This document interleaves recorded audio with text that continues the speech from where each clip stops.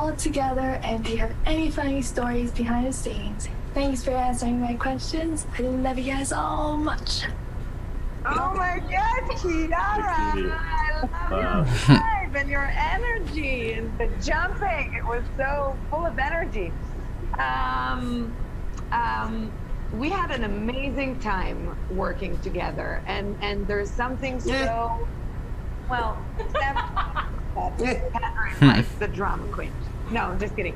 But we had such an amazing time, and we got lucky that we all have such great chemistry, and we all adore and love each other. That was my favorite thing about the shoot was you guys were so delightful to me on set, and then everybody became super great friends, and I would have to stay and work, and you guys would be off there having a good time, and I'm trying to pay attention to the camera, and I'm like, hey guys, hey, oh, you guys coming back with music videos, and everybody's laughing so hard. I mean, that was I get you, but I do like the, you know, behind the scenes type of stuff. All the cool kids were going off to the mall, and you had to stay after school. I had to stay after school watching longingly. It was so funny. Our next question, I just can't believe it, but we have a massive DC fan here.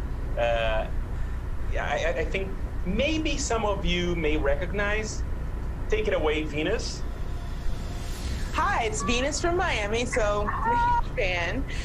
I have a question. So who would win in a tennis match between Wonder Woman and Cheetah? And do you think they'll ever be able to put away their differences? But question, guys, did the Snyder Cut trailer they got leaked? I got a question for you guys. Yeah, I get you, Reckless. You guys against each other? I think Cheetah. I'm gonna check Twitter real quick if it did got leaked, man, because that's crazy. That's so crazy. Because Wonder Woman would have she'd have a gold tennis racket. Wow, it did got leaked. Are you serious? And I'm fast, and I just think I would win. Very subjective. That's your perspective, and it's okay. I disagree with you on this one, but let's agree to disagree. Well, then I'll see you on the court. Okay, so now we're going to Poland with Mina, who has a question for Pedro. Does Pedro Pascal... Guys, the Snyder Cut trailer got leaked. Holy shit. Yeah. Wow. How? Bro, how? Do I know it? Holy I love fuck. it, and I That's appreciate crazy. it. Guys, don't It holds me up. go on Twitter, man. They're gonna spoil in some shit, man.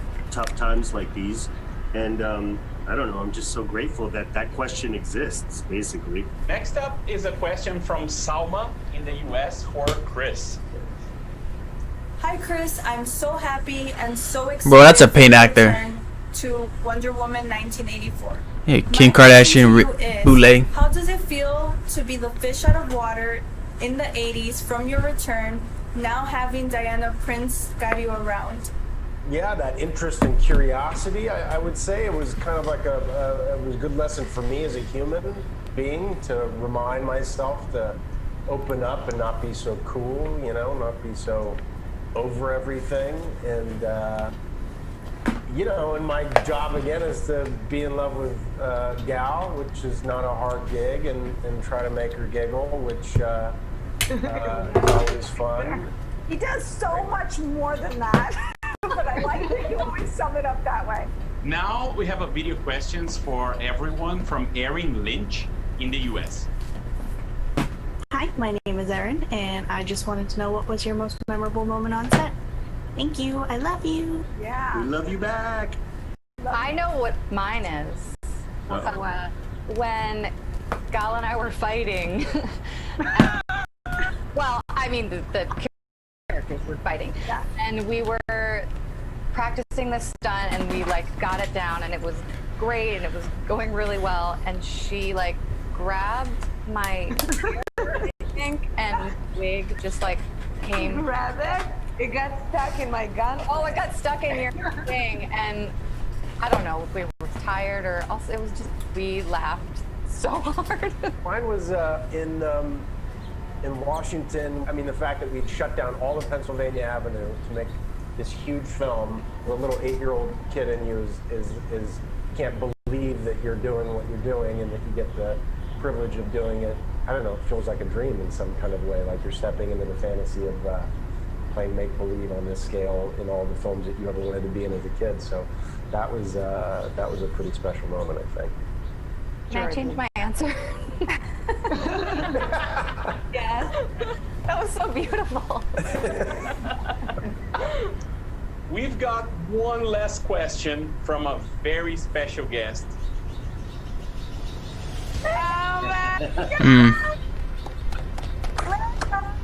Linda Carter. You look so beautiful. Oh my God. Oh my God, Linda, look at you. Linda, everybody, Linda Carter, the reason that we're all here. Hello, Chris. Hello, Patty. Hello, Gal. Hello, Mama Bear. Chris, Pedro. Oh my God, Gal. Hello, you beautiful woman. Hi, Linda. Okay, can we just get on to the trailer, please? Like, I To have you here. don't have no real emotional connection So great. to these people. I'm so glad. We think about you every day, Linda, and we talk about you all the time. R.I.P. Stanley, This yeah. would not be a Wonder Woman panel, truly, if we didn't see your face. So it's so good to see you. So good to have you. I'm so excited. I've never met you. I've watched your show when I was younger. I had Wonder Woman underoos, and I'm so excited to meet you. Kristen? Yeah. I was also Wonder Woman for Halloween when I was a little girl. I mean, I'm like so excited to meet you. Kristen, I think you're so great. So we have a mutual admiration. And anytime when I meet you, will you do me a favor? Will you just throw your arms around me? Yes, I would wish I could right now. I'm beyond excited. I'm beyond excited. You know that I have been a fan from day one of Patty's when she first got. Yeah, we cool. Sorry about that, guys. Film. When my daughter saw Gal as Wonder Woman, she said, "Mom, Yeah, shout out to you. I finally get it. I finally understand why everyone idolizes you. I finally get Boomer what Con. Wonder Woman means Funny. to everyone. You know? And that's my daughter. That's my flesh and blood. So, thank you. Boomer Con. Thank you, Oh, Patty. you guys got jokes today, huh? That's such a great story. Thank you, Linda. That's such a great story. And like the first time I ever called you, Linda, I said to you, I want you to Yeah, man, no know problem, we're no not problem. here Man, to it's still a ruin gem. Wonder Woman. I'm actually doing like a Superman marathon review, which is kind of on hold, but I'm gonna get to Man of Steel once I review it. Pass it forward. And watch it. That means the world to me because But I gotta, yeah. I was that person who was so moved by you and your performance and the show, the beautiful show that you guys did. So being able to know that somebody as important as your daughter acknowledged that we could be having that effect on her is like a huge compliment. You are a true life Wonder Woman, and I can't be more grateful to have your guidance and to be able to call you Mama Bear and knowing your children. Cringe. now. I know. It's a little cringy. You know, they're old. They're up there in their age. They don't really know, understand. You know. To the world, and this is Whose now teacher is make this? it whole because you're Yeah, here. talking about Linda Carter. Oh, Yeah, she doesn't look like. Ah, we love you, Linda. She looks like a Yeah. freaking math teacher. Yeah. Yes. We also had some submissions from fans that sent us pictures of their cosplays and fan art. They don't give a fuck about no. Oh my god, it's. Yes. Look at Chris Pine's reaction. He don't care, bro. Come on, let's keep it real. The star pants, they're so cool. Gorgeous. Rocking it. Hey, Chris Pine. Yeah. Do that. I love when I see people like a man or different people do Wonder Woman because it really does go to the core of like Ew. all Wonder Woman. And Yeah, I'm not saying anything, man, can but mean something different just on look all at Chris different Pine's levels. reaction. That's a great Wonder Who Woman mans is costume. this? I love it. I love the Rocking it. armband. my gosh. Because I felt like Wow, this is from the first one. yeah, the recreation on the beach and everything. I thought that was your stunt double. Caught the spirit. Like beautiful work, beautiful detail. So look at that. You can tell that Patty's really into it though. You can tell that she's actually a It fan. looks exactly like the original one. Oh, It's like the Norman Rockwell of Wonder Woman things, and so perfect because it's exactly why we're all here. It's like look at the shoes she's wearing. I know. So Always The was red heels. emotional about this character that, like, you know, we were talking numerous. Who ain't times Captain Marvel or about Superman? the fact Superman. that, What the hell? We've seen so many. Let's keep it real in here, man. Ain't nobody heroes, but we haven't caring about seen no enough, Carol female Danvers. superheroes. And for girls, for little girls, once they see it, they believe it, you know? So for little girls to be exposed to these type of movies. Guys, whether it's did a Star surprise Wars panel or got any pulled other from DC movie, fandom? in this genre is so important because then Or know, you think they're it's trying so to? empowering. Man, I need a Man of Steel 2 announcement today, man, to really make me jump up and Yeah, I think you know. close to this one. yeah, I love the beautiful, you know, like a different culture being brought to a hero because it is so universal. And so I love seeing different people take it on and turn it, you know, bring it into something so personal to them. And it's just beautiful art too. I love the bracelets. Yeah. So beautiful. I thought this was such a great one. Oh because my gosh, that's so I just love the spirit of, you know, maybe this is Nubia, you know, and I love that it's the different Wonder Woman characters, and it's a beautiful piece of work, and yeah, beautiful art. Before we wrap up, Patty, before we say goodbye, I know, and more importantly, the fans here know that you wouldn't have come to the DC fandom without a little something extra for them, right?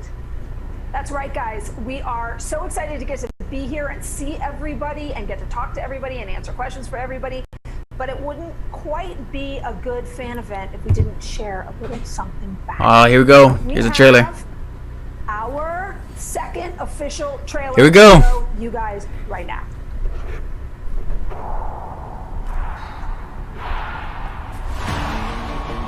This world is not yet ready for all that you will do.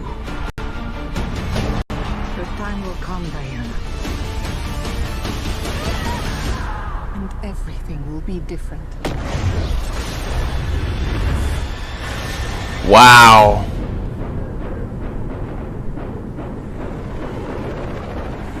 Citizens of the world, I'm here to change your life. Anything you want, anything you dream of, you can have it. Looked like you saw a ghost.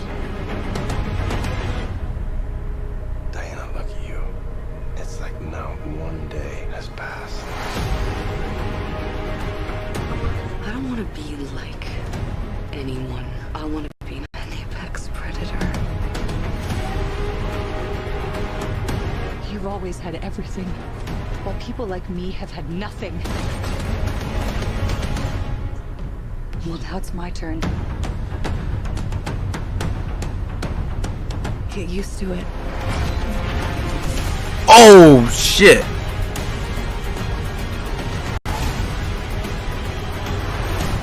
I've never been one for rules. The answer is always more.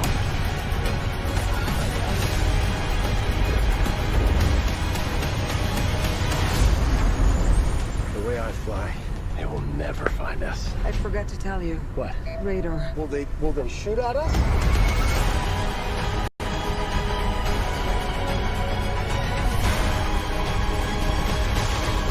Oh, there's Cheetah. There you go. What did you do? Oh shit.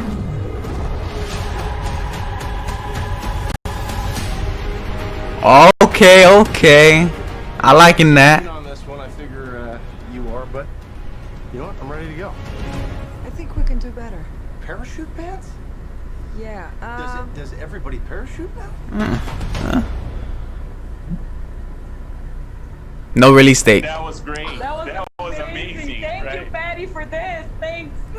Hey, but if you guys notice, the cheetah, they had it in dark because it might be some bad CG. So bad CG usually half of the time gets covered in night scenes. Still kind of underwhelming. I don't really understand Cheetah's motivation. Like, how did she get in a White House like that? Like, it was so easy. You know. Now, before we reveal our next huge announcement from Just tell me what you guys think, man. Can we talk about what we just saw from Wonder Woman 1984? Are you kidding me? I thought I was excited before, but now I literally cannot wait. Shut the fuck up. Oh my god, these guys. I'm so excited to be hanging out with all of you today here in the DC fandom. But yeah, man, now it was alright. It was cool. It was cool. It was better than the first trailer. Superhero movies and TV shows are made. So today, but I really am not feeling Cheetah too much. Her motivation is just, yeah. And creative cosplay. Take a look at this art from some incredibly talented fans.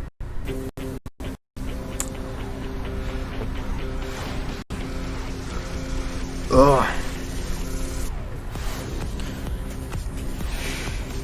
Fight scene was cool, but I just, you know, the cheetah CGI could be a little bit better.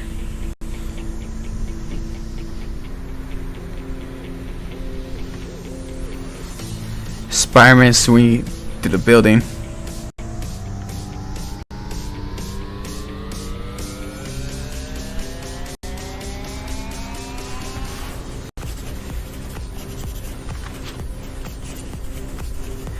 Yes, there is a leak, Justice League trailer out, man, and I'm staying far from it. I'm trying to react from here. Don't go on Twitter because you will get spoiled.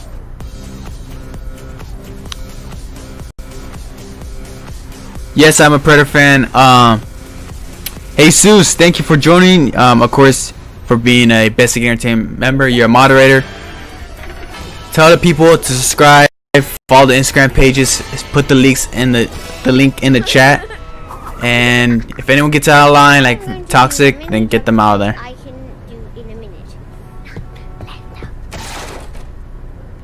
I'm not really a sporty person. I can fly. I do running things. My mask has cat ears. What the fuck is this? Hello? Yeah. I do running. Do. Is this normal? I run and then I jump off. Hello? Easy peasy. Now I'm gonna see how. What the fuck is this, dude? Who is this for?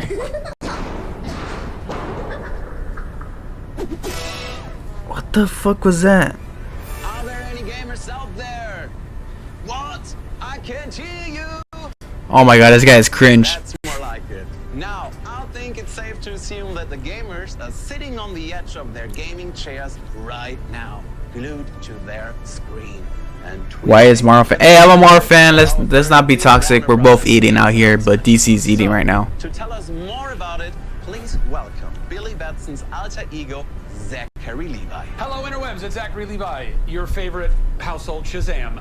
Many of you guys know I like me some video games. I'm a gamer ever since I was a little kid, which means I'm very excited to be revealing a brand new video game from Warner Brothers Games. We're going to meet the creative team in just a moment. But what does that mean? Brand spanking new footage from Hello? the game. We're about to play it right now. The hell is that? I've never seen it, so we're going to experience this together. Let's take a look. In breaking news, we've received reports of an explosion somewhere north of the city. We're still waiting for the police to confirm if there are any victims. This story is evolving rapidly. Please bear with us. We heard this really loud boom. Yeah, it is. There was smoke. Emergency services have confirmed that they've discovered a body buried in the wreckage. We're still waiting for further details. It appears that a large portion of the building has actually collapsed. In international news, an explosion rocked Gotham City earlier today. We're now able to confirm that billionaire philanthropist Bruce Wayne is Arkham game. Arkham game. Here we go.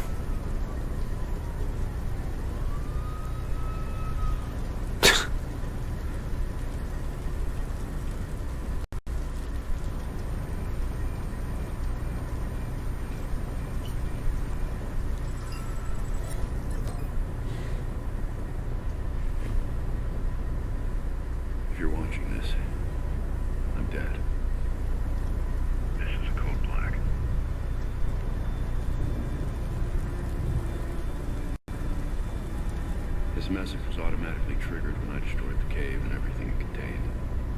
We both know it won't take long for Gotham's criminals to realize the Batman is gone.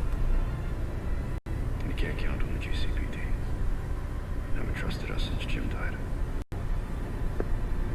Gotham will need its protectors more than ever. I'm leaving you the Belfry as base of operations. Some of the technology is outdated, but it has the gear you need and all of my files. You've always had my back when I needed you. And I know you'll keep Gotham safe. Good luck. And goodbye.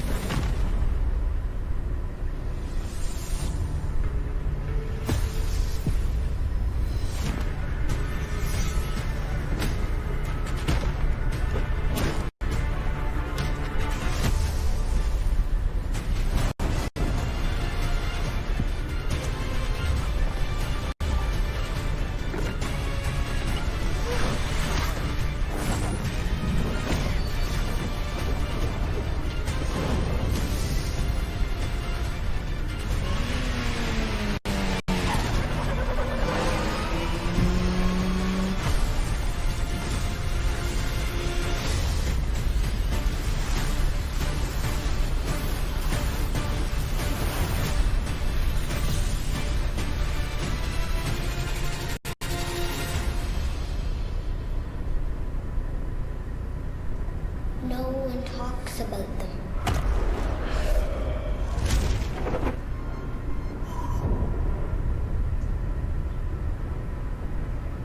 Not a whisper word is said.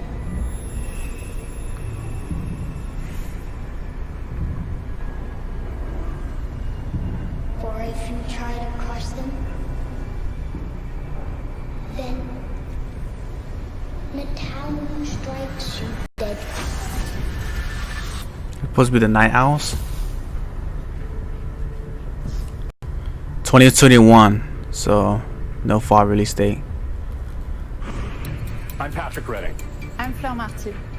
We're both from Warner Brothers Games Montreal. We're both thrilled to finally be able to show. I'm be honest, that was kind of underwhelming. You may be wondering why we chose to tell this story and focus on these characters. We wanted to shake up the status quo of Gotham City. We wanted to see what happens when you take away the safety of Batman's presence and then find out what happens. How you guys feel about that, man? That was alright. It was whatever's to me. Hood and Robin have to step up and take on the role of new protectors of Gotham. What's really exciting about Gotham Knights is that you, the player, will be it's more cartoonish. Robin's outfit is freaking trash. Oh my god, that outfit's trash. Holy shit. You're not trying to become the new Batman. You're becoming your own badass superhero. And as a bonus, we brought gameplay footage. This is captured in engine. Okay. A recent build, and we just can't wait for you to see this. Take a look. Here we go, some gameplay.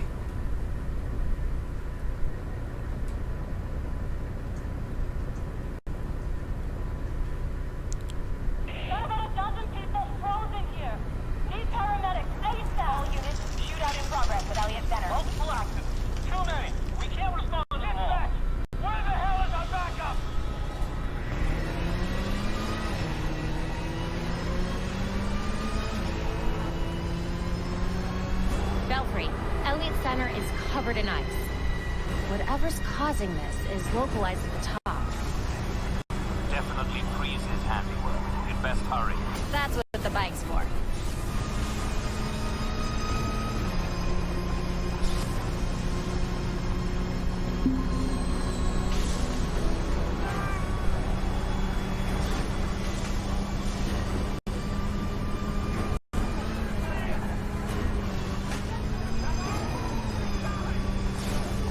All units at Elliott Center. Air support inbound. Hostiles opening fire on upper floors. Air support, can you do a fly around? On it.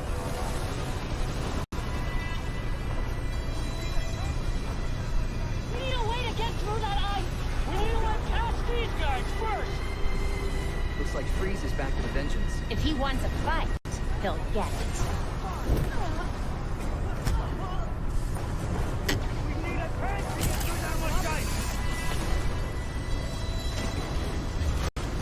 How are we supposed to stop ice guns?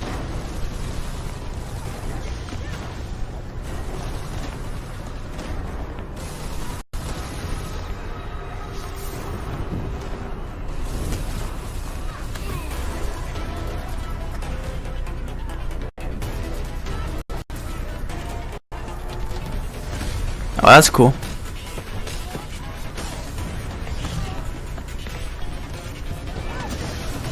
Whoa, this is more like an art. It feel has like an RPG type feel. You saw that? Montoya here. Heard you're down there having some fun. Fun's one word for it. Just a heads up. The chopper's under orders to fire on anything that moves inside. That's like an RB. I don't know if you guys seen that.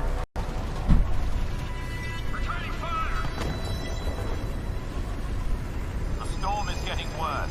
You need to hurry and find a way inside Elliott Center. The GCPD chopper made that part easy.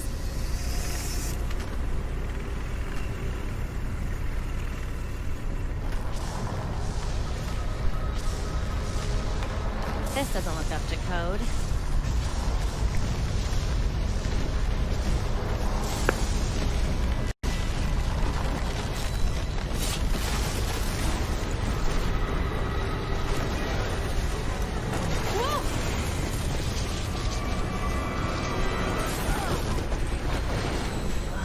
If anyone asks, I meant to do that.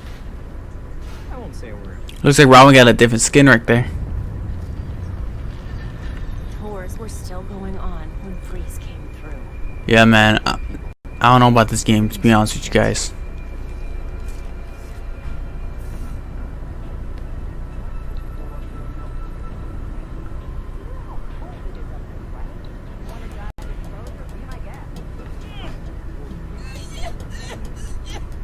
This will only take a second.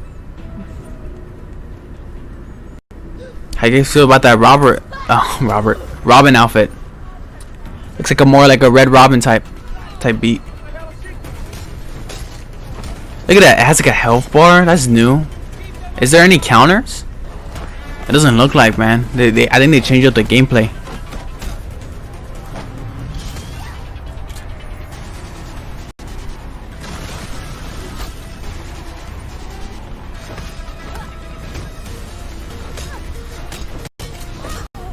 They seriously health bar on goons and they take. Yeah, I get you.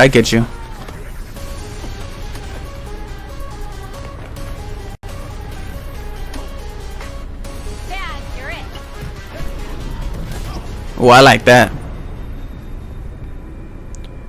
Kind of reminds me of that in Batman Arkham game where like Arkham Knight, where it's like you got Batman and Robin teaming up and they do like a duo combo move. Kind of reminds me of that.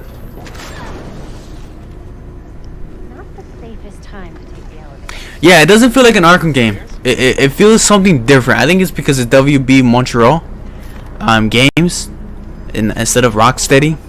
So yeah, man, it's a little bit different, man. It has a little bit different feel. I do appreciate them trying to change it up though. I just feel like this story is not gonna be that good. Like the quality of the story is not gonna be there. We need to stop this.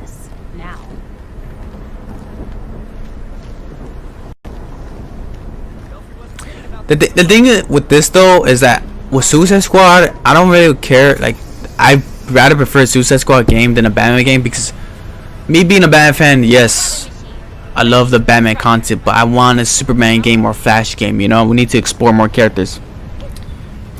Yeah, it does have an Assassin's Creed type beat.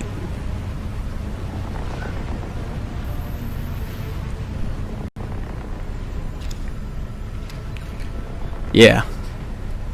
Wait, I want to ask you guys a question because I don't remember too much. Is this Barbara? This can't be Barbara, right? Because didn't she die in Arkham Knight? Oh, so I don't know who the fuck this is. Get away from my storm engine. That what you're calling it? Dude, what happened to oh my god. You don't want to be on the roof when this disruptor goes off. Trust me. Irrelevant. I already have. Mr. Freeze looks like your freaking Titanfall character. Storm has risen over Gotham. Nothing. What happened to his badass design in the city? See about that. You cannot run from me. Dude, this is not Arkham, man. This is a totally different game. Yeah.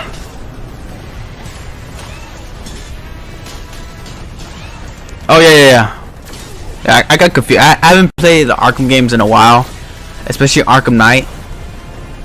So I don't quite remember the story. Yeah, me either. I don't know. Yeah.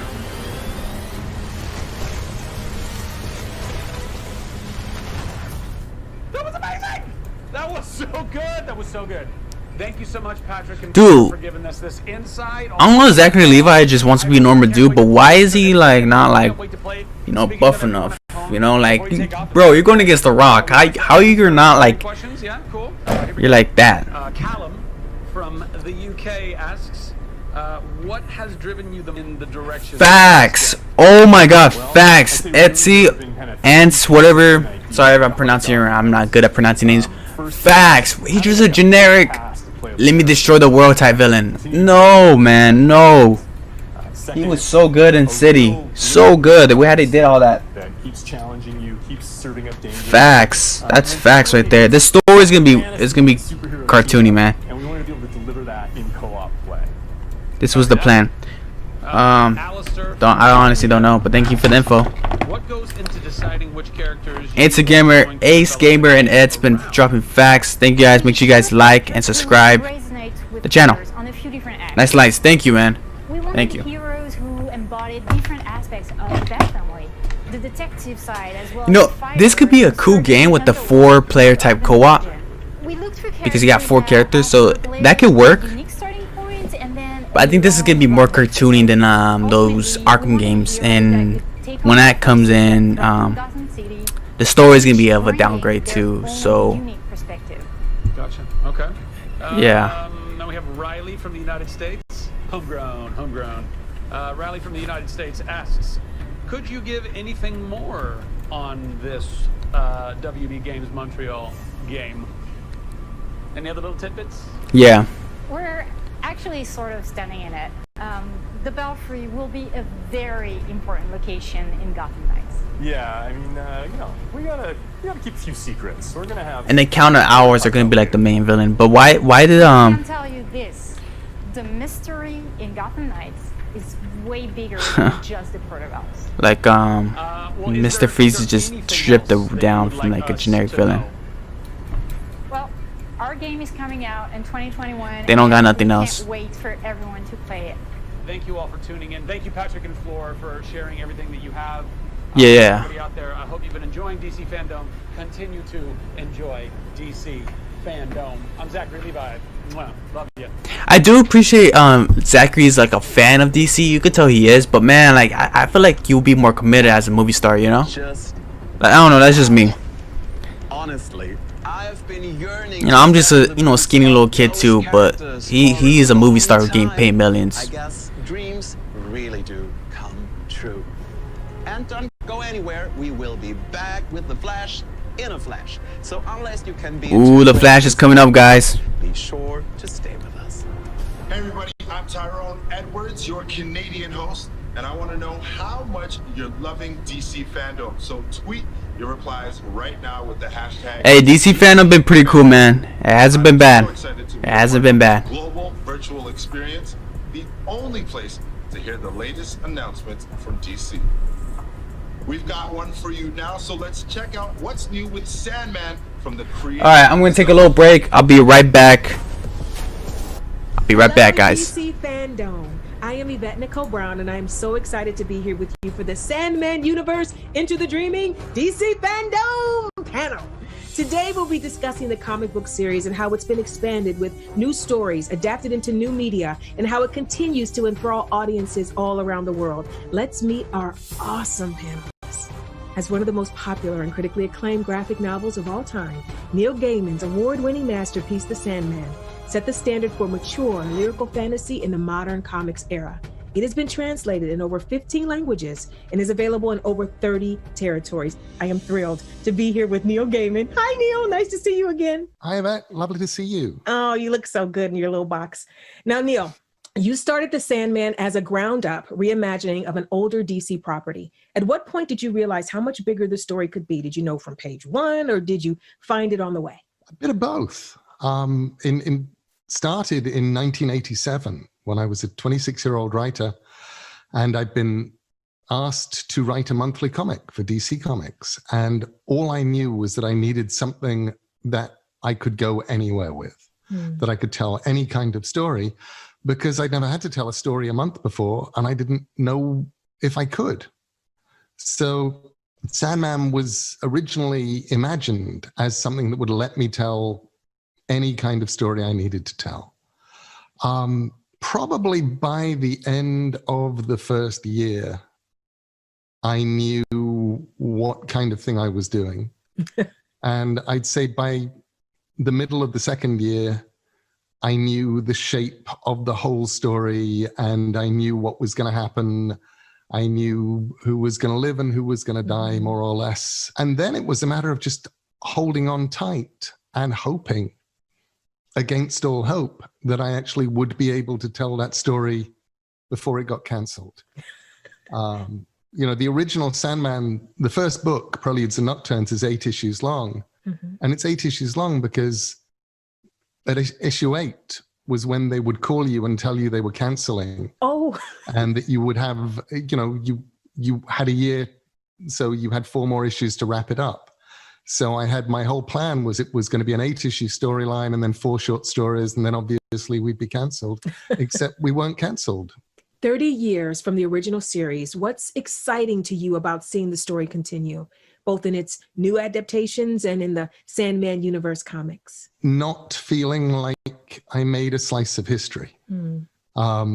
Because, the idea that a 30-year-old comic still has relevance, that a story that's 30 years old, these were your grandparents' comics, and that they can still have relevance is incredibly exciting. So that's been part of the joy of watching over the last few years the Sandman universe stuff, where people are just taking ideas and spinning off with them and going and having fun and building them, and the joy of having people like Cy and now like Willow writing some of these amazing artists is a joy. And also I'm getting to do Sandman in different ways. I've been getting to do it working with Dirk Maggs on Audible as a giant audio drama where we've done a very direct adaptation. And we're also getting to do it now with Netflix as a slightly looser but still faithful adaptation. And so all of that is a delight, and it all makes it feel like something happening now and not like something that happened a long time ago. The Sandman universe has a new series which started on August 4th, The Dreaming Waking Hours, and it's written by our next guest, G. Willow Wilson. G. Willow, I love your name. Oh, thank you so much. Hi, Yvette. How are you? It is so nice to meet you. Now, G. Willow, you first came to The Sandman purely as a fan in your teenage years. What did the series mean to you at that age? I first read The Sandman in the late 90s as a teenage goth. And for me, what's interesting looking back now is that by the time I read that series, it was already part of the culture. And so I was already wearing the death outfit without knowing what it was. So, you know, to pick up the series and be like, oh, this is where this comes from was really, really interesting for me. And it had a huge impact, I think, on my sense of how you tell stories in the graphic medium, of the scope of the kinds of stories you can tell, the way that you can put on a twist on legacy characters to make them relevant and fresh again for a new audience.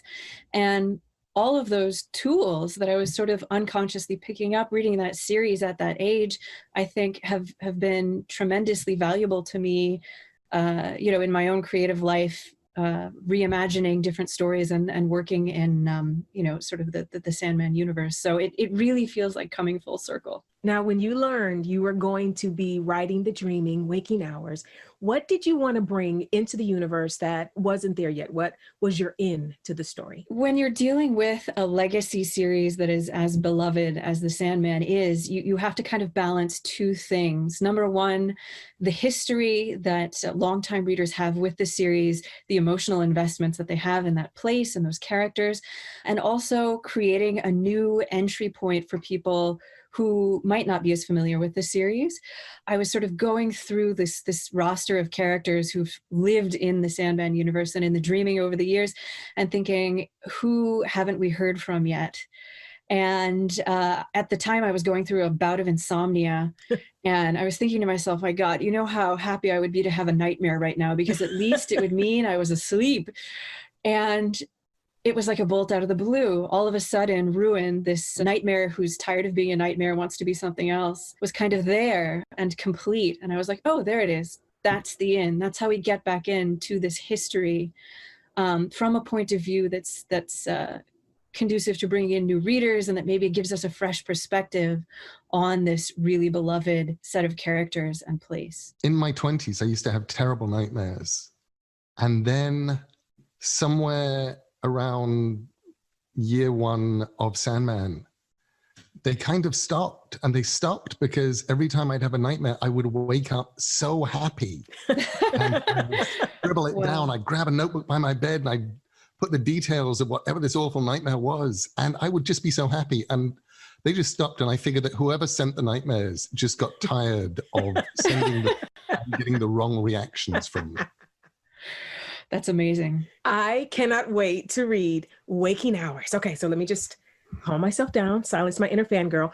We mentioned how the Sandman was transcending the panels of the comic book page. In July, fans got to experience the Sandman Audible series. Joining us now is the director of that series, Dirk Maggs. Welcome, Dirk. Thank you, Yvette. Lovely to be here. Oh my gosh, and thank you for bringing your hair because it's amazing. Neil and Dirk, how did you guys first meet? It was a hair retrospective. I knew we'd go there.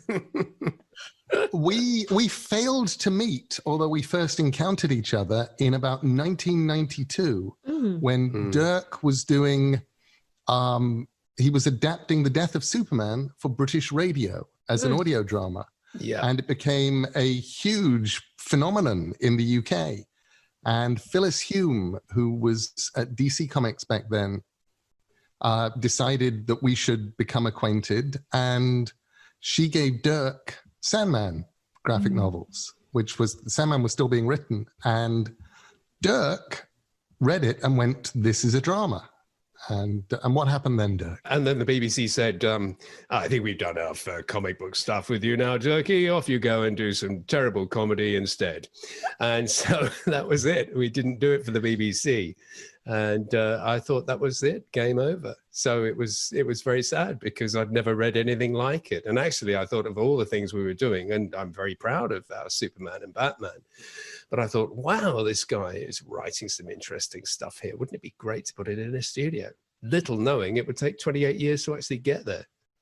Well, it was worth the wait. Yeah. Dirk, what was the process of taking the comic book scripts and turning them into an audio experience? Really, the process with Neil was very easy because Neil is still alive, which is an enormous amount of help. It actually means I can talk to the author without using a Ouija board.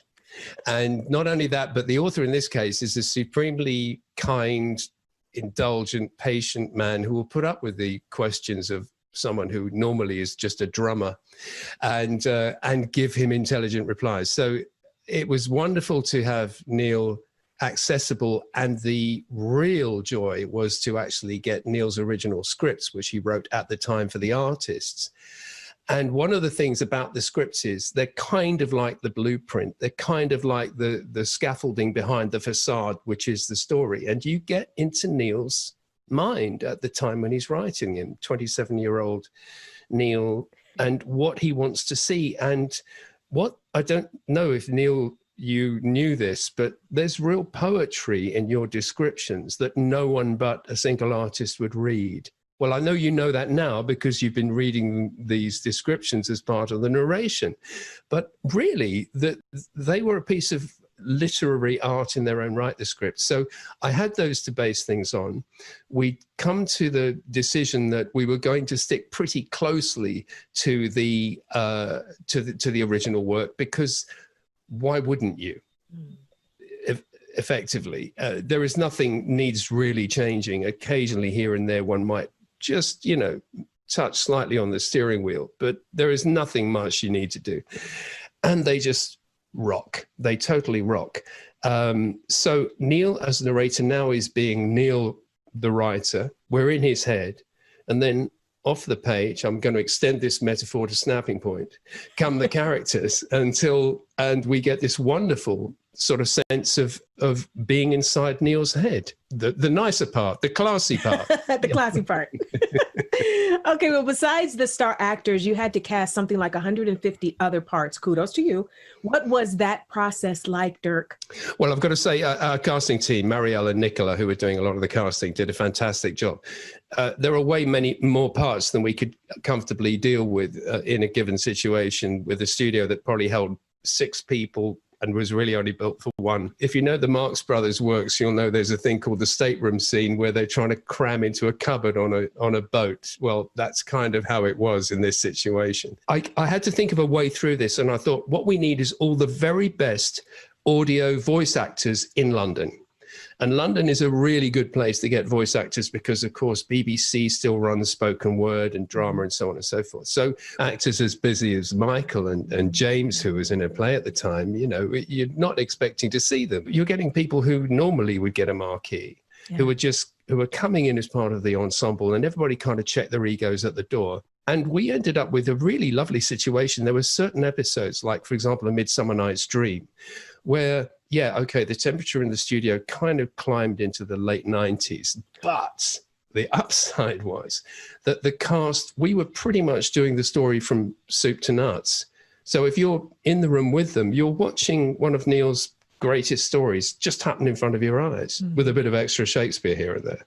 So it was a wonderful experience. Speaking of the amazing cast, we are joined by the devilish Michael Sheen. Welcome to the panel, Michael. Hello, Yvette. How you doing? I'm good. So happy to have you with us. So, Michael, now you are on the hot seat. How did you put your spin on Lucifer? I mean, I remember when I first read Sandman, I'd left Wales to come down to London to go to drama school.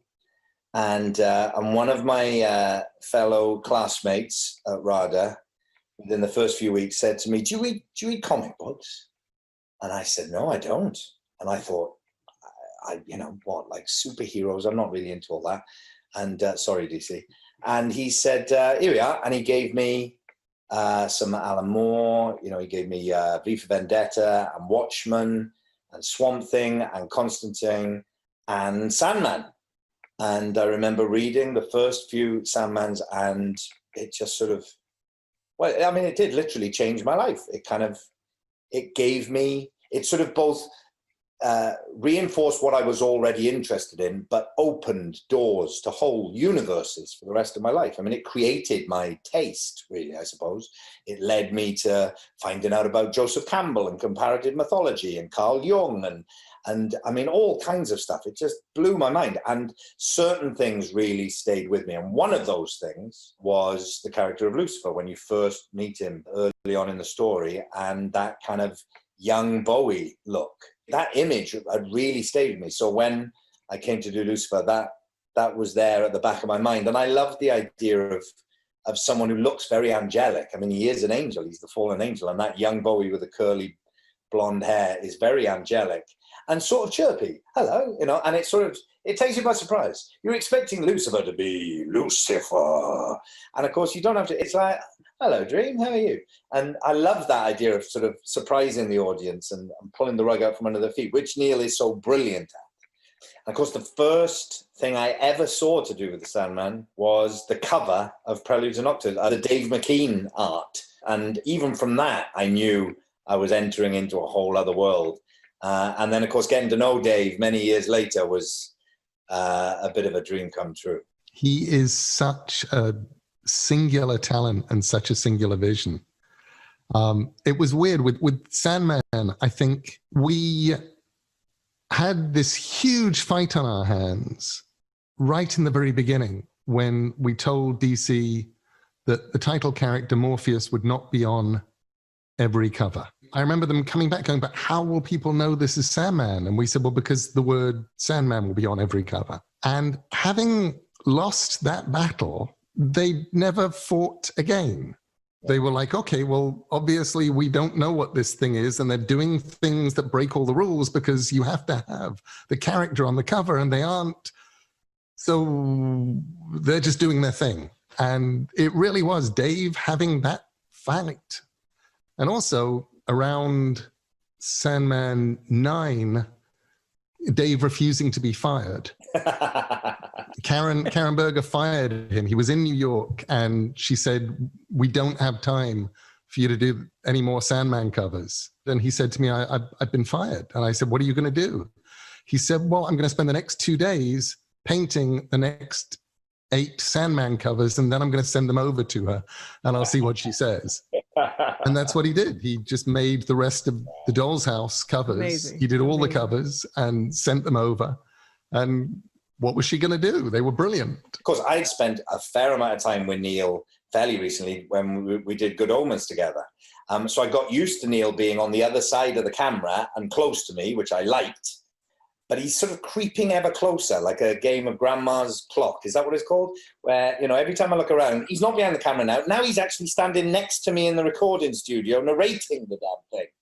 I mean, if he gets any closer, we'll have to have an operation to be separated. I love the fact that I get to work with Michael. Michael and I have been friends since 2010. And we've been working together since 2017, and just I get to just admire him as an actor more and more. And the very, very peculiar feeling of having my friend Michael standing next to me in the studio and opening his mouth, and this voice that basically belongs to David Bowie playing Lucifer coming out of his mouth. And I'm just sort of looking and going, how does he do that? How can that work? And I forget that my friend Michael is also one of the greatest actors of our age. It was an absolute delight. We were incredibly lucky at the kind of cast who came out for Dirk, and also who came out for Sandman, because we're lucky in that there are Sandman fans everywhere. And we get to punch above our weight. You know, we get to get Willow coming in and writing The Dreaming because she was a Sandman fan and she wants to write Sandman. We get Michael Sheen, we get Kat Dennings, we get these amazing people coming in and fighting to do it because they love Sandman. And we are so lucky in that. Like we said earlier, The Sandman is in dozens of languages and has been in print continuously for over 30 years. Why do you think The Sandman not only endures, but transcends media? For me, the answer is that I really didn't know what I was doing. And I didn't know what I was meant to be doing, and I didn't know how to do it. And I did it anyway. Mm-hmm. And that just doing it also meant that everything I was seeing, everybody I met, every thought going through my head made it onto the page. And every way that I could tell stories, I was telling stories. I was trying new things. And I think that it hasn't aged and it hasn't dated in probably the way that it should. You can absolutely see places where it's completely of its time, and you can see places where my heart was in the right place, but I didn't have a clue what I was doing. And I think that's fine and that's forgivable, because overall, I think I, along with dozens of astonishing artists and along with people who are unsung, like Todd Klein, our amazing letterer who did miracles that then nobody notices are there, you know, creating lettering font styles for characters like Delirium or Dream or Desire. I thought I was making something completely disposable. If I'd known I was making something that would last, I probably would have had a lot more attention, and it probably wouldn't have worked. How about the rest of you? Why does it transcend for all of you, you think? Like I said, it sort of changed my world, really. It gave me an introduction to things that have had a huge impact on my life and who I am today. And it led me, you know, it is a story about stories. And as such, you know, as Neil said, he wanted to come up with something that allowed him to tell whatever story he wanted. And because of that, it roams across time and space and through mythology and history and Shakespeare, you know, every single, it was such an explosion of the imagination and creativity. And yet at the same time was grounded in a real kind of edgy, earthy realism as well. So it had something for everyone, but instead of being a kind of jack of all trades, it seemed so specific. And it was just like, I mean, it's like when I, as an actor working on Shakespeare, you can literally feel your brain expanding, like your consciousness growing because of what Shakespeare does in his plays. And reading The Sandman was a similar experience for me. It, like, I could feel my consciousness getting bigger because of what was in it and what it introduced me to. And because it is about sort of primal, deep things like the dreaming, like reality and concepts like fairy, and you know, it of course it's timeless. I mean, it's about the endless, and the story itself is endless, and so it will go on forever. Speaking from the point of view of adapting it to another medium, what's great about it is that it's doing everything that Michael's just described. It's this enormously, the conceit of it, and I'm not using conceit pejoratively there, but the scale of the imagination, all of Neil's misspent years in libraries as a kid, all that reading is just pouring out on the page, a sort of torrent, like a dump tank of ideas. And to have started this journey in audio, particularly where we're sticking very close to the originals, is great, because I know, well, we all know where it's going to go, but the journey of discovery is getting an actor. I mean, when Michael comes in and starts playing Lucifer, I'm thinking, oh, wow, I can't wait to hear where this is going to go. And of course, we have all that to look forward to, and the rest of the cast as well. So, I you know, hats off to Neil. You know, it's an astonishing piece of work. Willow, how about you? Why do you think The Sandman endures? You know, to me, what was really astonishing about Sandman, especially the first time that I read it through as a teenager, was that unexpected people were at the center of the story. I think, you know, we're kind of taught to look to the most obvious figures to be heroes, the politicians, the famous people, all of this.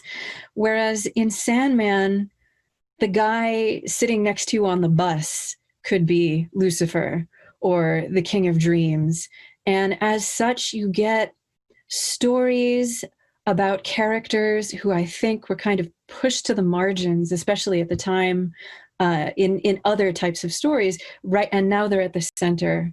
And that makes you look twice at the world around you. It makes you sort of question, you know, who is telling the story, and what point of views are we missing, and who is unmourned. I mean, that also really struck me, is that, you know, like this came out in the middle of the AIDS epidemic when, you know, a lot of people were trying to push, you know, these deaths and this terrible thing that was happening under the rug. And Sandman said, no, pay attention. This is important. These people are important. And that was very striking to me. And I think that's part of the reason that it still feels so relevant, because it kind of reminds you there are still stories we haven't heard. There's still things we're afraid to talk about. And it's the people around you who could be the true spinners of tales. And that really has stuck with me through the years. Well, that answer was amazing. I've thought about this a lot. Oh gosh, it was so good, Willow. I want to thank all of you for this wonderful time. I had the best time talking to all of you. But before we go, we can't forget about the dedicated fans. We asked and they responded, and we get it. You want to know about the Netflix show. So Neil, can you tell us anything? We've been asked about when it will be released. We've been asked about the cast details. What can you tell us, Neil? Well, I can tell you that due to COVID, everything, as with every other piece of television being made around the world right now, somebody pushed a giant pause button. And we've taken advantage of our pause button just to try and get the scripts as close to perfect as we possibly could, which has been really fun. And that right now, as the universal pause button is starting to come off, we're starting to cast again. I'm getting these inspiring and wonderful emails with production designs, with places that I've only ever seen in the comics before, now being rendered in 3D, and I'm being asked to comment on it. That's amazing. There's not a lot I can say. Something that I will say is part of the joy of doing the audio adaptation was going, this is going to be the nearest thing we can do to an audiobook of those first 3 graphic novels, and hopefully all of the graphic novels. And we're going to start it in 1988. And it's going to end in about 1991 or 1992. Sandman is a very compressed story, even though it takes place all through time and space. That's where that story takes place.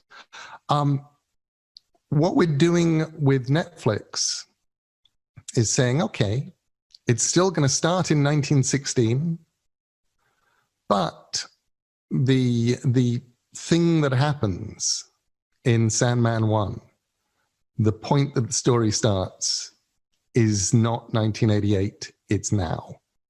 And how does that change the story? What does that give us?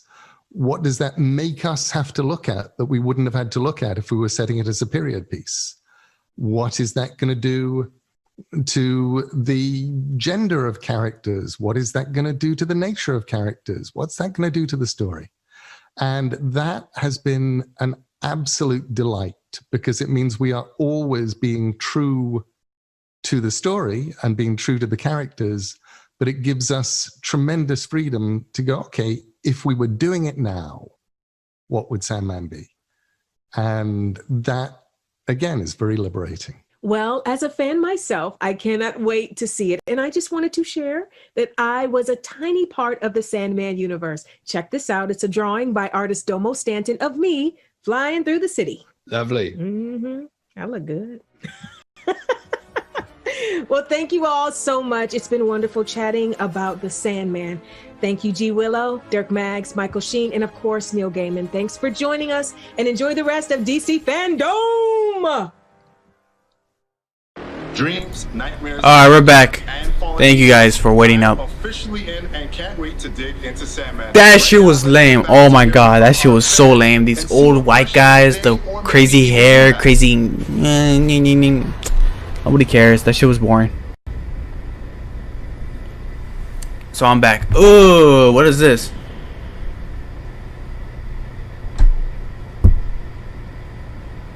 Already, Batwoman kind of stands out because she doesn't technically have like a superpower. Batwoman. Everything that she Hello. uses to fight bad guys is more of her intelligence and Luke and her physical. Should I take another break, or how fast is this? I do look forward to seeing that for playing in that perspective, like from a Ryan perspective, from like this street kid's perspective, from a person that saw these superheroes growing up, because that was also really important for Ryan, you know, to see Batwoman be an out lesbian, and to have a, you know, a superhero role model to look up to. And then now all of a sudden I'm filling those shoes. So to not only fill those shoes, but to play amongst the ones that have already been doing it, I think that that's going to be a lot for her. I'm sure it's going to be a culture shock for her, but I also think that it's really cool because it's really like when that world meets the superhero world in all of its dynamics. Hola mi gente, I'm Gabby Cam, your host from Mexico City. For nearly 60 years, DC has played with the intriguing concept of the multiverse. It allows multiple dimensions all to exist at the same time, which means multiple versions of me could actually exist right now. And not only that, on these other worlds, I could be a different gender, ethnicity, a villain, or even an alien. I wish I knew what kind of alien I would be. Maybe in this panel, I will find out.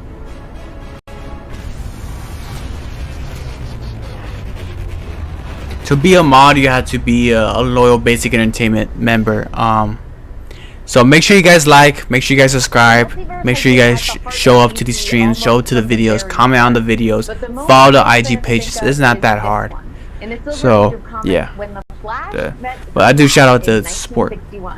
In Flash of Two Worlds, DC created a story where the Flash could be Barry Allen and Jay Garrick at the very same time, and created the architecture that would allow DC to be expansive, inclusive in their storytelling and in their universe, and is the world that fans now know. Come Also laid the groundwork basic for mods. The ambitious crossover event, Crisis on Infinite The basic Earths. army.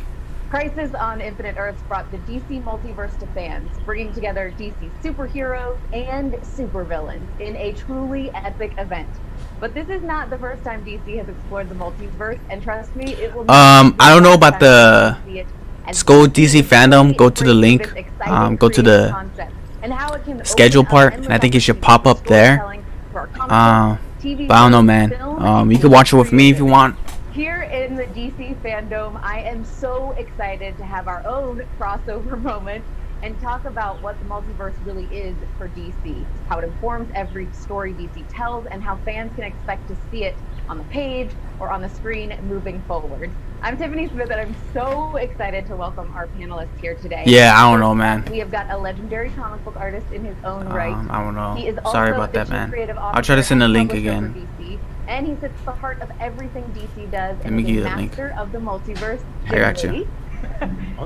Thank you.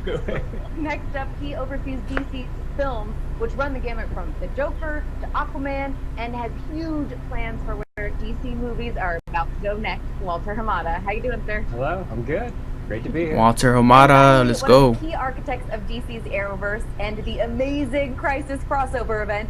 He is executive producer of nearly a dozen fan-favorite DC shows like Batwoman, The Flash, Supergirl, Doom Patrol, Titans, and the upcoming Superman and Lois. Yeah, thank you. Many, many more. It's Greg Berlanti. How are you? Very good, very good. Greg Great to be Berlanti. here. Screw DC fan. I want my. Hey man, you know what's one thing I'm very interested in is how is Marvel gonna respond, because DC is putting pressure on Marvel, and this is the great thing I like. You know, they know the names, the costumes, the powers, origins, and about like what's it sort of called? monolithic kind of thing. But one of the things that really is distinct, It's like is that it's the first. You know, when you come, when this competition, more majority of the time you go a little bit harder. So I really want to see that. And you know, I don't know if you guys want to, if you guys any of you guys care or not, but I actually met Jim Lee. I actually got a post on Instagram that I archived. Let me see. But maybe in slightly different I don't know if you guys if you care or not. Be different gender on another planet. But I actually met the guy. He did some comic book signing at a local comic book store. I don't know if you guys can see that. Spectrum of characters that you can That's Jim Lee right there, guys. That was me right there. That was Jim Lee. And to create So different versions. I met the guy. He was cool. He was alright, you know. Change up the mythology and the pantheon. That was like WonderCon. It was like a comic store Diversity. near where I live. Got some comic sign from Jim Lee. I shouldn't have brought him out. They're like generic ones. A lot of people were like bringing the ones like the valuable ones. I just brought like some X-Men ones. I would say that when we started out just with Arrow, Yeah, I agree with you on that one years too. ago now, it wasn't our intention to replicate what everyone had done so brilliantly in comics, and it wasn't until But like the Flash, Marvel, they're doing fine. and we they're cool right now. They're cool right now. They're all right. Two of them on screen together. But it's like that I remember watching with DC, they're coming out the heavy hitters, Batman and Man of Steel, if we get one, and it will force Marvel to go a little bit harder and maybe even take some risk. Because Warner Bros, the one thing I like about Warner Bros. DC, they don't get scared. They'll make a rated R movie. They won't flinch. So you know the importance of these heroes and the myth of them. And that's been really exciting, and again the element of surprise.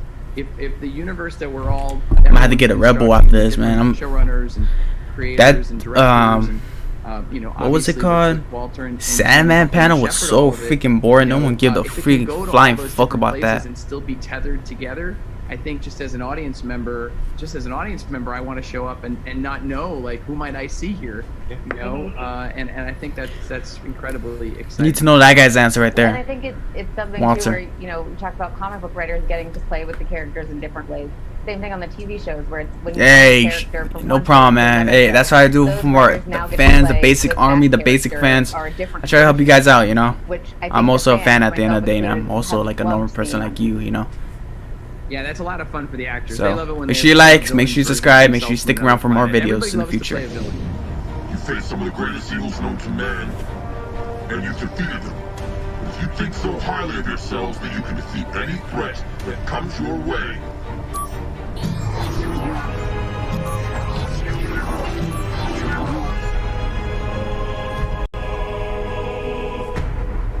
How do you feel about us? And like you said, you weren't really thinking at the outset about getting to this place of Crisis on Yeah, Infinite this is the Earths, multiverse seeing all panel. that. When you talk to There us should a be little little bit info about while leading up Walter, to when he that starts and everything that talking, happened before, maybe, like, about some when you movies. got to the point where you're like, yeah, this is something. But we then the really wanna Flash talk panel is about. next, so Well, it I is mean, really, it was so much of our motto behind the scenes was to anticlimactic. try and I haven't watched the show. episodes and seasons and shows that we And if you guys wanna feel like watch. donating, And so there's a it's just stream inevitably super chat kept on the going bottom in right, that direction. right, My yeah, fellow corner EPs, Mark of the Guggenheim, comments. is my own personal encyclopedia for a lot of knowledge of these things, and was really, you know, the centerpiece of production-wise pulling the scope of those things together. And I would be remiss if I didn't just say just how much his own passion for all that has been, you know, very inspiring. But you know, we sort of kept, you know, just building block by block, and then truly in the last couple of years, and again, Oh, really? in working with That's fine. Walter, Don't worry about and it. with Jim, it's really just Ain't no kind of e-bagger taken over a here. whole new level. We never thought we'd even be allowed Just a reminder. to do Crisis, you know, like it was a pipe dream. We just kind of kept finding new ways to get all of our characters together, and then, you know, the year before we did Crisis, we said, well, what if we just say coming next year, Crisis, you know, and everyone was like, okay, yeah, you can say that. Well, and I was like, well, I guess they've approved it then. Now we get to go. And that it was really epic. I mean, there were just so many, obviously, you know, so many Easter eggs and so many different little characters. But then, you know, the guys calling about saying that if we could we possibly fit in Ezra? Is that a possibility? That's really for the first time historically combining a TV character and a film character in that way. You know, I think it feels like the beginning of a whole new generation of how we can begin to do these things, and that's just as a storyteller, that's really, really exciting.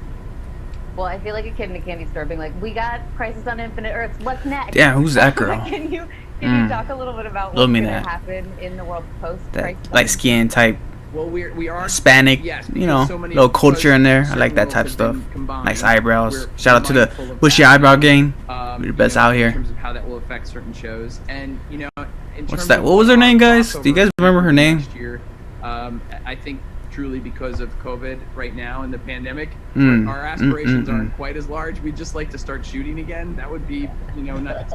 Who is that, bro? Who is it? What was her name? Oh my god! That, you know, I'm crushing over this girl. I think G, that's my type right there. I like that little nerdy culture type vibe. Happen with Ezra, and talk about the conversation of when you guys were like, could this work? Can we get him here? We'd been developing on the feature side our Flash script for a while, which was leaning into the idea. Walter, of the multiverse let's go, and baby. Playing in that sandbox, and again, I'm focused very much on the movies and what we're doing, and Jim was just like, would you bushy prop. We're leaning into the multiverse. That's not right. Do you think Ezra would ever do this crossover? I picked up the phone, called him, and before I could even finish the pitch, he was like, "I'm in. Tell me when, where." Like, he's just such a fan. Why he was choking a woman. Universe, and he I don't know how they're gonna explain that, man. His agent team should have came out and say something. Sort of in that idea of the multiverse, that he immediately jumped on it, and then at that point, it was just Jim ran with it. We were in a meeting. I think it was Walter, me, Peter Roth was there. We kind of threw out this idea, and Peter was like, let me talk to Greg about this. And this was last minute too, right? But we had shot the crossover. So Yeah, exactly. This is like right before the holidays. I do believe Under the Control of Walter Hamida. I think it started, I think, want to say Aquaman or Wonder Woman. We were on the holidays. I knew that you could tell like the movies, like we got Wonder Woman, Shazam, Aquaman, Joker. The movie's been better for DC. The fans, just because Flash meeting, that Flash's meeting created the multiverse.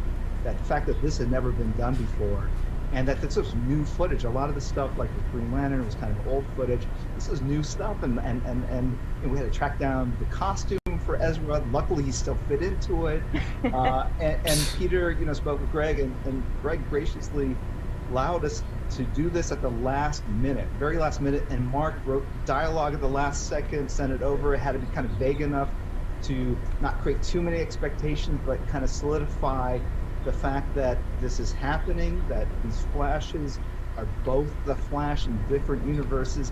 And the cool thing is, Ezra's Flash was never named the Flash in the movies. He got his name from meeting trash. Brad, Oh my god, it was so trash. And like, that's like so cool Ezra's freaking to have that introduction booty juice into the canon, right? And so that was it, and it came together the last minute, and it worked out great. Those guys kind of improvised and the lines, and they definitely improvised. There's a lot of improvisation. It was touching and funny, and it was just a great moment. And then when it went live, man, people's heads exploded. And then I think, well, there were a lot of people who worked on the show and had shot the episode and didn't know that it was in there. So they were watching. There were people that had been in the episode that were watching it live that night that wrote me, "I didn't know about this. Did you keep this a secret from me?" And I was like, "No, I wasn't. We just did it last week." Yeah. Is this cosplay? Oh, do you want a selfie, bro? No, I'm sorry. We're not. No. I'm also the Flash. You're also the what? The Flash. Flash? How would he not get? Oh, that's so stupid to me. Comfy. Yours is pretty cool. Smooth. Seems safe and breathable. About Barry Allen. No! What does that mean? How can this... This should be impossible now. It should be impossible now? Look how Grant Gustin's more of a serious Barry Allen. This dude's like a freaking clown. Well, and kind of talk about that, Greg, because I know God damn. crossover events are such a big to-do anyway. Oh my god, I don't want to hear about no freaking Batgirl. And everything working together at the same. Can we just get on with this? Let Walter talk a bit. No? As well. How about that? I feel like all of you guys, just from talking to you and knowing you a little bit, that you're a huge fan. So you're like, we'll do anything to make it work. But what was that moment like for you? Well, I was honestly, I really do experience these shows just as a fan first, and so when I heard it, I just thought I would want to see that. I would want to see that, let alone be a part of it. And whenever anybody in this business is doing stuff from that place of like, how can we make this thing the best it can be, and how can we deliver something to everybody and that understands and loves these characters as much as we do, then the impossible stuff that seems impossible ends up becoming possible. I think up to this point, we were the company was just organized in a way where TV was TV and film was film, and oftentimes DC and Jim was sort of the arbiter of like, hey, they want to use this character, using this character, and it became this like really weird situation where the fans they love the characters, they just want to see the characters, and this sort of opens the door for us to do more crossovers, to really lean into this idea and just acknowledge the fact that there can be a Flash on TV and one in the movies, and you don't have to pick one or the other. You can love both, and they do both exist in this great multiverse. And I do think that moving forward, there's more opportunities for us to do things like this. And really, at the end of the day, it's about the fans, and I think the fans want to see it. and it gives us a way to sort of explore maybe some different stories and different ideas, and use the medium in a different way than it's been used thus far. We can just dive in a little bit more into the film, DC films. Walter, for you, what does the multiverse really mean? What the multiverse allows you to do is sort of lean into this idea of you can tell just great stories, and you don't have to really be as focused on it has to fit within a singular continuity. On one Earth, we have our Gal and Jason and Ezra version of the Justice League, and we can continue telling those stories. While on a separate Earth, we don't have to worry about the continuity. We can have a more grounded, real Year 2 Batman and build out that world and not really worry about continuity, story elements, and et cetera. And so it's really kind of the best of both worlds, and allows us to take advantage of everything that's great about what we've done and really allow us to sort of expand moving forward. And we're trying to keep it as simple as that. Like, there is that one Earth, the greater Earth of sort of this existing Justice League, and then the beginnings of another Earth that is sort of happening, that's early stages of Year 2 Batman. And then obviously there are outliers like Joker, which it doesn't exist in either Earth, but that's okay. It's all part of the multiverse. Matt Reeves can continue to build out his Gotham, and he's got great plans to how to build it out, and build it out in a way that's sort of innovative. And they announced recently that there's an idea of taking that Gotham and exploring it at HBO Max as a show. Like, those are things that you can do because we don't have to worry about how that would impact Aquaman 2 or how that could impact The Flash. So I think it just opens doors for us in ways that you have a singular universe. So let's get into some of the questions that we've got from fans. The first one is for you, Jim. It's from Van in the US. Now that Doomsday Clock has concluded, will we So see pretty any much more the of Batman Alan is not Moore's comic connected with that. crossover? It doesn't look like they really want to try to connect it for now. We'll see what they do with the Flash panel. Crossover side, you don't want to, But man, dip into the wild. don't really like that, man. I don't like the sound of that too much. Regular thing, it becomes too commonplace. You want to save it for really. But I think we already knew that, so. Great creators Yeah. like Jeff Johns, who's able to come in and really deliver, a story worthy of that kind of concept. But we are, there's a spin-off. There's a Rorschach series that Tom King is writing. It's not like necessarily a crossover per se, but we are exploring more of the Watchmen universe. It's obviously got kind of second life with the HBO TV series, and so it's been kind of fun exploring that. But yeah, that's all I can share at this point. The next one is for Greg from Swarup Kumar Singh in India. The Crisis on Infinite Earths finale showed that the multiverse is gone, and there exists only one universe and one Earth Prime. But since other shows like Titans, Doom Patrol, and the DC still goes on, is the multiverse actually gone, or is it recreated? It's not gone. That was to really help us, sort of like the original reason for Crisis, when they were like, oh, we have too many worlds, let's start combining things for the purpose of the books. I think for the purposes of the CW, those worlds are now one. But off network is like being off planet in a different part of the multiverse, but it's still alive and flourishing. The multiverse. Every existence multiplied by possibility.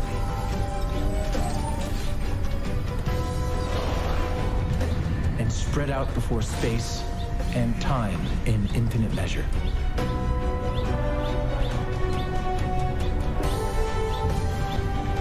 Civilizations rose and fell. And rose again across reality's grasping expanse. Life, a precious gift, persevering in the face of every obstacle.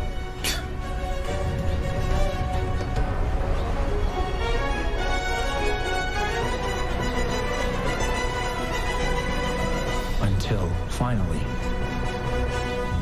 the age of heroes was born. Okay, well, the next question is for you from Sumik Day in India. Will we get more multiverse movies or even Elseworlds movies like Superman, Red Sun? I think it's the possibility is there. It's not, it really comes down to, like I said, our focus is great stories. And so if we come across the right filmmaker with an interesting story that doesn't work within our existing timeline, and it would work as an Elseworld, we would definitely explore it. I can say we're not currently developing Red Sun, so that isn't one of them. But it really comes down to when the right filmmaker and the right idea comes together. That's the beauty of the multiverse, is we can explore it. We can go down the road and take a shot at it. But what we don't want to do is be in a place like Jim was saying, like it should be special. It doesn't. You don't want I don't think you want an Elseworld movie every year, like clockwork. Like it'd be much better for it to be a special thing. And we also want them to be great. We want them to be special. We want to make sure that it doesn't just sort of feel like we're just cranking out a volume of different versions of these characters. There has to be a reason for it, and I think it has to be a reason that we're excited about, that we think the fans will be excited about. So, yes, the answer is yes. There will be opportunities. That one is not one that we're currently exploring. We've got one more question for all of you guys. This is from Ryan Keller in the U.S. I think we just gotta wait for the Flash panel, man. We gotta wait for that panel. Managing a wide variety of characters, stories, and universes for DC, and how would you work to help keep the audience connected with such a large variety of characters and stories? I imagine that you guys all have like a board somewhere in your house that's like, you open the doors and it's like, here's the characters in the whole world connected with yarn. I don't think that any of you have that. If you do, please show us right now.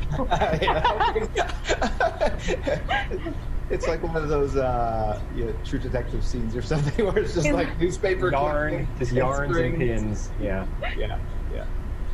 No, I think that is the challenge. There's so many characters, so many versions, but we have people through film, TV, within Berlanti's company. These are the assets we track and try to make sure that there aren't inconsistencies, and that we are constantly communicating between ourselves so that we deliver something that's satisfying and maybe paints a bigger picture. And now that this has been established, this multiverse across all of the content, I think there's going to be a greater need for coordination to kind of deliver even cooler surprises going forward. But, I just want to really thank and applaud, Greg, for really laying the groundwork for all this, because they didn't have to do this. From what I hear from Mark Guggenheim, it's a crazy amount of work, and bringing all these people together to deliver something that could potentially be very confusing or complicated, and being able to tell a story that I don't know, man. How you guys feel about this panel? I think it's shaping out. That they've been able to do it year in, year out with different kind of crossovers and big events has been a real blessing, I think, for the DC universe, and has kind of shown that it can be done, but we just need to be on top of the storylines and where the characters are and how they're being used. But that's part of the job, and a lot of fun, and there's a lot of fun involved as well, because we get to really explore really deeply into the DC catalog sometimes. When we were first pitching the idea of certain characters, there was a sense of like, okay, well, this was. How you guys feel about this panel? But like, we might use this character in the movie space, so maybe we won't then use a character there. And I would say, well, I can. They're taking too long. They're talking too long. And I don't confuse. I honestly hope that everything isn't part of the multiverse. Yeah, I would like for everything just to be like the Batman stuff and the Justice League Snyder stuff to be connected, so you can try to get rid of Batfleck in a way. But I think the Flash panel should cover more than this, to be honest with you guys.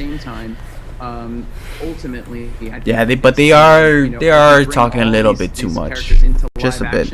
And to life, it's just so much more enriching and rewarding for everyone. To feel like, okay, the best idea wins, and the best version of the story is going to be what we're all really trying to serve. I think in the past there's been like, well, features might do something with that, so stay away from it. It could be years before that character ever showed up on the screen, if it even showed up on the screen, and it was clear to us, like, it doesn't make sense to hold that back from fans. Let's explore that. And by the way, if they fall in love with the character on TV and we do something in the movies 3 years down the road, all the better. Like, it's just a greater awareness of characters. And so it's kind of boring. For us, our board is much smaller because we have fewer things that we're working on. We have, within a movie, it's 120 pages and there's a handful of characters, whereas in TV, there's a bunch of other characters that pop up. So it's a little bit more straightforward for us. I think really Jim is the great sort of, he's the center of everything. So he has to know everything that we're doing in features, everything that's happening in TV, and everything funnels to him. And I think that's great that we have this guy who sort of knows the world better than anybody, who can sort of look at it and kind of go and come up and say, wouldn't it be great if Ezra showed up when met Grant? And like, you don't get that without Jim sort of being sort of at the center of all this. And so I think it's just a great collaborative team, and it's really just the beginning of what we're doing here. I think with just the stuff that we're working on now, the idea of the multiverse, and really HBO Max being this other venue for us to really start to meet in the middle. I think if there was that sense that TV was TV and film was film, Max sort of becomes this place where we it's like, it'll be our clubhouse. Well, everything will gather into that space, and we'll be able to explore different opportunities and cross back over. And I'm excited about the potential of all the things that we can do with DC in the multiverse. Awesome. Well, I want to say a huge thank you to the three of you guys for taking the time to chat with me and all of the fans here in the DC Fandom. This is such, like, we're talking about different platforms for things, and this is a whole new platform for fans to get to experience the DC multiverse as well. So thank you guys so much. This has been awesome. Thank you, Tiffany. Thanks, Tiffany. I want that, Tiffany. So much.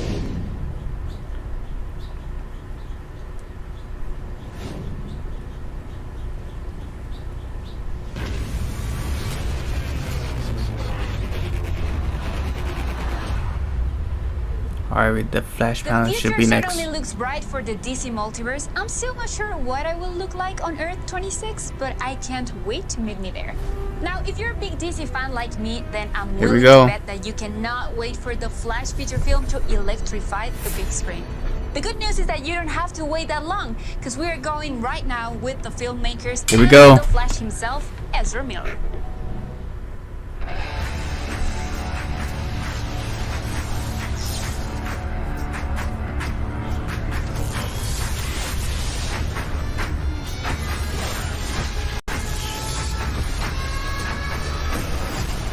Hello, fans around the world. This guy. It's me, Ezra Miller. Can you just move out your hair on the left side a little bit? You know, like this? I'm Andy Muschietti, director of the Flash movie. I'm Christina Hodson, the screenwriter of The Flash. I haven't spoken to humans in a while, so I'm going to be rusty. I'm Barbara Muschietti, the Facts. producer of the Flash movie. I don't know. Barry Allen, aka The Flash, in the upcoming Flash movie. And I love you, and I'm excited to be here digitally with you. Flash fact, if you go to the bottom of Andy Muschietti's Wikipedia or IMDb page, you'll see that he actually has a PA credit on the 1996 Madonna movie Evita. Must ask you more about that, Andy. Telling the story of one of the greatest superheroes of the DC world is a challenge. The most important thing is that it gets to your heart.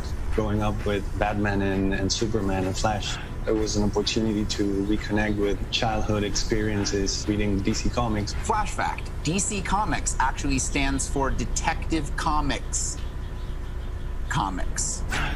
The tone for the film, I think, is very much Andy's signature. He can jump from funny to scary to emotional really fast. And it's also a time travel story, which I find very exciting. Andy managed to put these tiny little DC Easter eggs into the It movie. I like your glasses, Mr. Keene. You look just like Clark Kent. I don't know about that. One, he was vying for the job way earlier than any of us knew. Or two, while making the Flash movie, he discovered time travel for real, went back in time, and went to put all these things in just to mess with us. Either way, well played, sir. You meet Andy, and you immediately can understand why he's the perfect choice for this movie. It's his compassion, his priority in this film of finding the heart of the story. I'm also excited to see Andy's version of the Speed Force. He happened to have done some doodles that I may or may not have taken and kept. They are literally unlike anything you've ever seen before. Flash fact, did you know that according to actual comic book canon, Superman is both a vegetarian and a Metallica fan? Which is, of course, impossible. I don't know if this is supposed to be funny, but like, can we just talk about the movie? Batman lost his parents.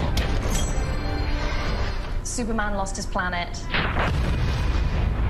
Harley Quinn lost her egg sandwich. But Barry, because he's got this ability to go back and manipulate time, he's the only one who can actually go and change his own personal story. His mother was murdered, his father was framed and incarcerated, and all his journey from then was of a man trying to make things right. And it sounds like a cliche, but script is everything. When I got to read Christina's first draft, I was just blown away. The script has really captured his loquacity, his personality. So you're fast. That feels like an oversimplification. I fell in love with The Flash when I read Flashpoint. The combination of giant spectacle, action, and fun with this incredibly personal, intimate story of a boy just trying to save his mum. He's someone who has the power of changing the events of the past, but by doing so can deteriorate the very fabric of the space-time continuum. The juxtaposition between his vulnerability and his immense power is really what's exciting about superheroes to me. Flash fact: the hippopotamus is faster than the human being. Beware. Every actor, every director, every writer brings something different to the character. Barry as a character, and especially the way Ezra plays him, he's a guy with so much heart, so much humor. Spending time with Ezra is kind of like spending time with Barry Allen. Really, I can feel his passion and his enthusiasm and his creativity. He was born to play this role. Flash fact: the first appearance of the multiverse in DC Comics is actually a Flash comic. Flash Comics number 123, The Flash of Two Worlds.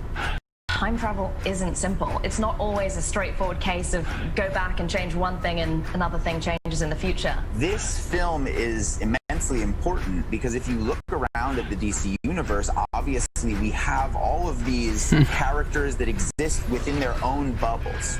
We even have now multiple iterations of the same story. I'm Batman. And Batman. I'm Batman. Sound like a cool guy. This movie, by opening that door that Flashpoint did in the comics, all of these stories and characters can start to collide. Hello? Nothing much to talk about the multiverse. Batman's not connected to the DCEU, which we already know that. But they got this going. Oh my god, don't do this to me. I don't know about the what. The Flash panel. Multiverse is going to be born out of this movie. It's born out of Barry's story. It blows our minds. The levels of possibility. Oh no, they're gonna connect the Watchmen? Wow. I can't wait for all of us to be able to sit down in a theater and enjoy these movies in the dark with a lot of people and with great snacks. So obviously I don't want to spoil too much of the movie. I want you to be surprised when you see it. There's something that I can show you. Facts. Nothing too much. Oh my gosh. Oh, nope, sorry. That's my fault. They got Ezra trying to do jokes and they're not funny. It's not my personal playlist, but it might, yeah, that might have been my fault. Back to you, Andy.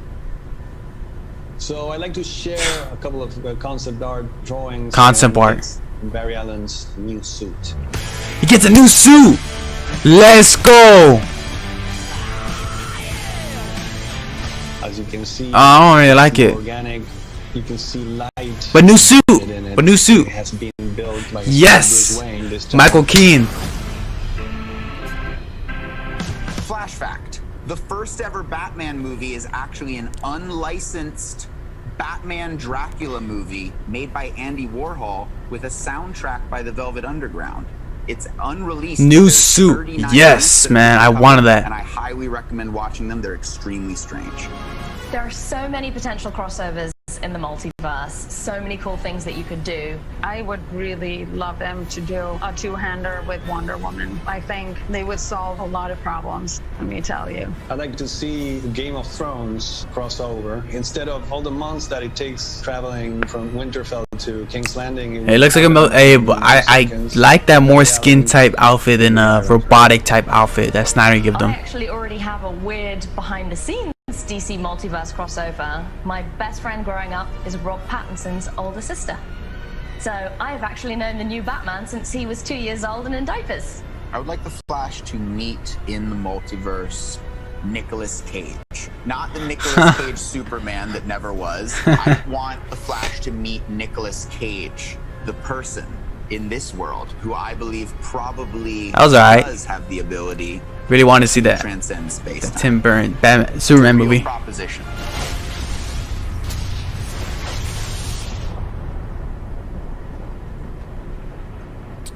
So, new suit. Michael Keaton give them the suit. Andy, Barbara, Christina, and Ezra. So new suit. That's it. Michael Keaton's confirmed. Ben Affleck's coming back, which they didn't know that before. Did you know when he recorded this? So Michael Keaton, Batman, is gonna suit up, fighting hand by hand with Ezra Miller's Flash with a new suit. So that should be cool.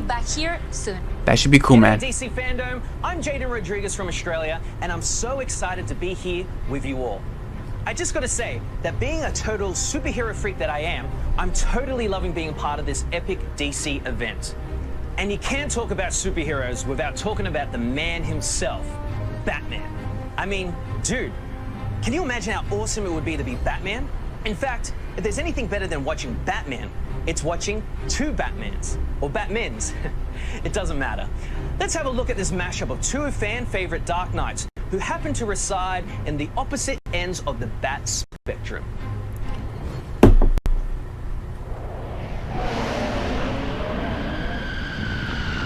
Terry, this is top priority.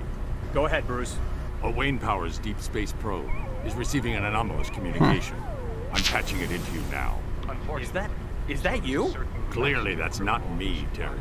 But apparently it's what passes for me on this Earth. You think it's a Batman Beyond movie? Oh, who's the dweeb? That would be Robin's counterpart. The Joker. No way. That's the Joker? That's not the Joker. It's a Joker. I don't know, Bruce. Your friend with the Liberty Bell hair said the... It's a remaster of the original. No matter which universe he's from, he's a vicious and deadly psychotic. He's throwing fish at you right now. One thing's for sure. This Joker could up his thug recruitment game. Yeah, pick up a fish. Oh my god, so bad. Already, slacker. Wait, is he stealing a fish? Oh, this has got to be the dumbest heist. The fish snapping of the century. Careful, you don't... Hey, swell costume, by the way, Bruce.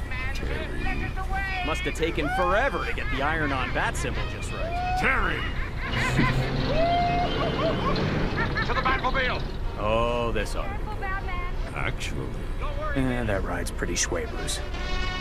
Don't let them catch you from behind. Bro, what an odd thing to say. anything's open, man. There's like 3, 4, 5, 7, 8, 9, 10 Jokers. It might get convoluted, man. They need to play this multiverse right and smart. Are the eyebrows painted on? Don't be. Oh, they are. You know, my great aunt does the same thing with her eyebrows. Totally works for Aunt Phyllis. What the? So they're just doing a comment. Alright, I'll be right back. I'm gonna go take a piss. I'll be right back, Whatever guys. it is, it must be built on a hill. Joker could really stand to run a comb through that wig, huh?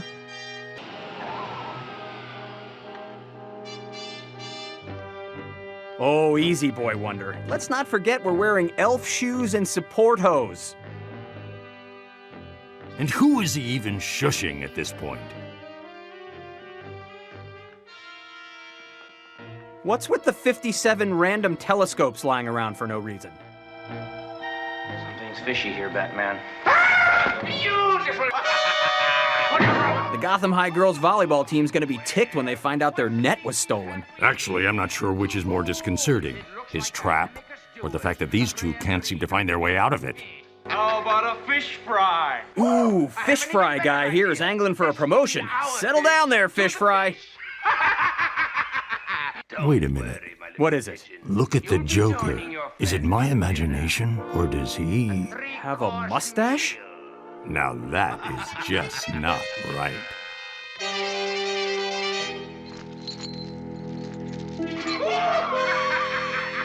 Wow, worst hot tub party ever. But on the bright side, Robin is already wearing his bathing suit.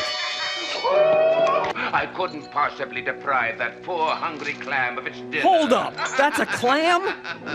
Very touching. Oh, Boy Wonder. What a succulent hors d'oeuvre you should make. It really is quite unsettling.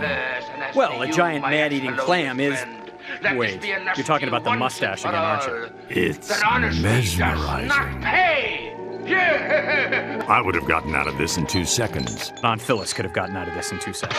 By the way, Bruce, what do you feed papier-mâché? I would have hideous face! Oh, be nice, Venus. Robin's sitting right next to you. Only you get it? 'Cause she was talking about... Never mind. mollusk? Some mollusk! Push yourself away, Robin. Is it weird that part of me is rooting for the clam? Him against the side! Robin! How many of you? I was actually feeling bad for Robin, but then I saw those elf booties again, and well... Hey, what happened? That's the end of the transmission. What do we do? Not sure, but I know what we won't do. What's that? We never tell anyone what we saw here today. Seriously? Not even the mustache? Never. I can tell you're serious. Know how? Your eyebrows, very expressive on their own. Why you ever chose to paint? Don't you start.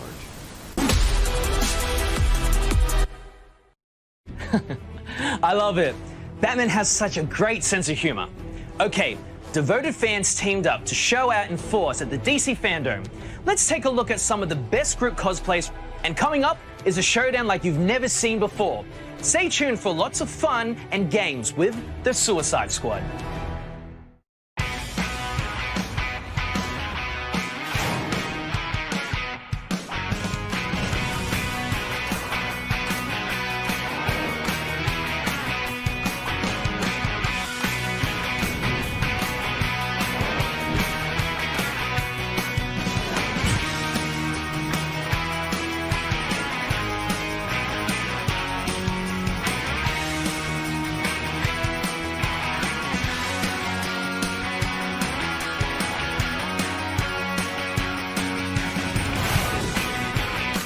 Alright, I'm back, guys.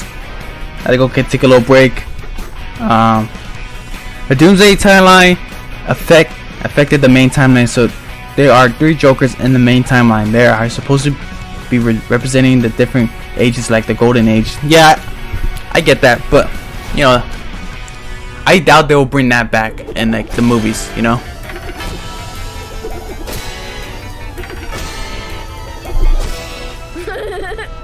But thank you guys who just joined. We got Boost. I don't know if you guys see that. I have a dog right there. Crybaby dog. Still love him though. But you guys can't see him. But anyways, thank you guys who just joined. Make sure you guys, of course, like the stream, subscribe, comment. Tell me what you guys think about how DC FANDOM been so far. I got me some snacks. So I need a refill. Got me the goody Red Bull, non-sugar. I'm on a sugar diet. So yeah, man, I was getting kind of tired. What was it they called? The Sandman thing was really kind of like stopped me. I'm excited for Michael Keaton coming back. Snyder made the 3 Jokers.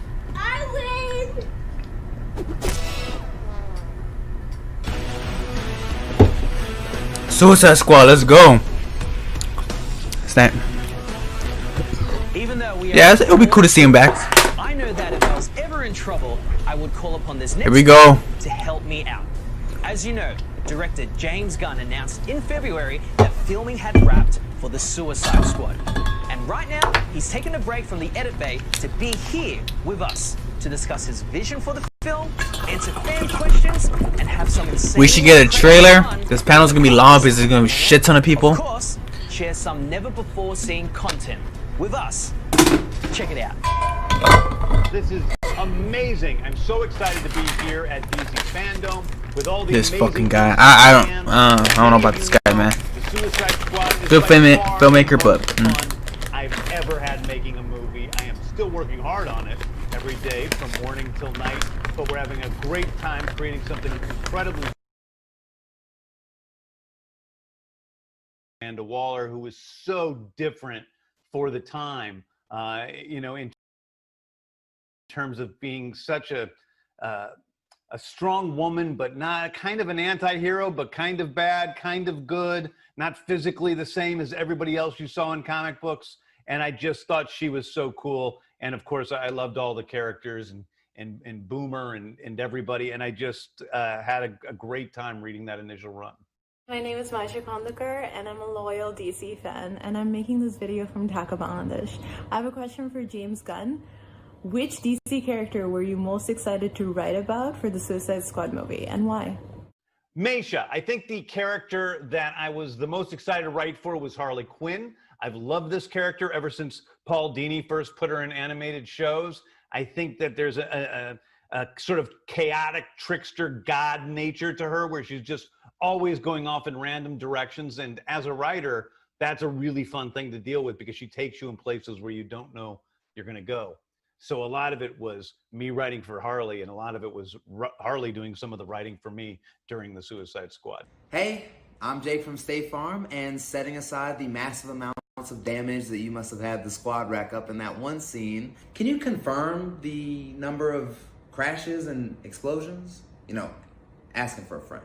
Hey, Jake, I cannot confirm the exact amount of explosions and crashes, but I will say that we have about as many explosions and crashes in this film as in any film ever. In fact, the guy who did all of our special effects on this film, Dan Sudik, who has done almost all of the Marvel movies, great movies, says there are more effects in this film than all of those movies he's done combined. So we have quite a huge special effect explosion extravaganza for you guys. You've said Ostrander's run was influential, but what else inspired you to feature these under-the-radar characters? That is an amazing question, and one I'm excited to answer because I actually had a long talk with John Ostrander, about this because he came and he visited the set, and I said I don't think of this movie so much as an adaptation of your comics. I think of this movie as a sequel to your comics, to your run in the comic books. What would John Ostrander be doing with these characters, if it was 30 years after he first started?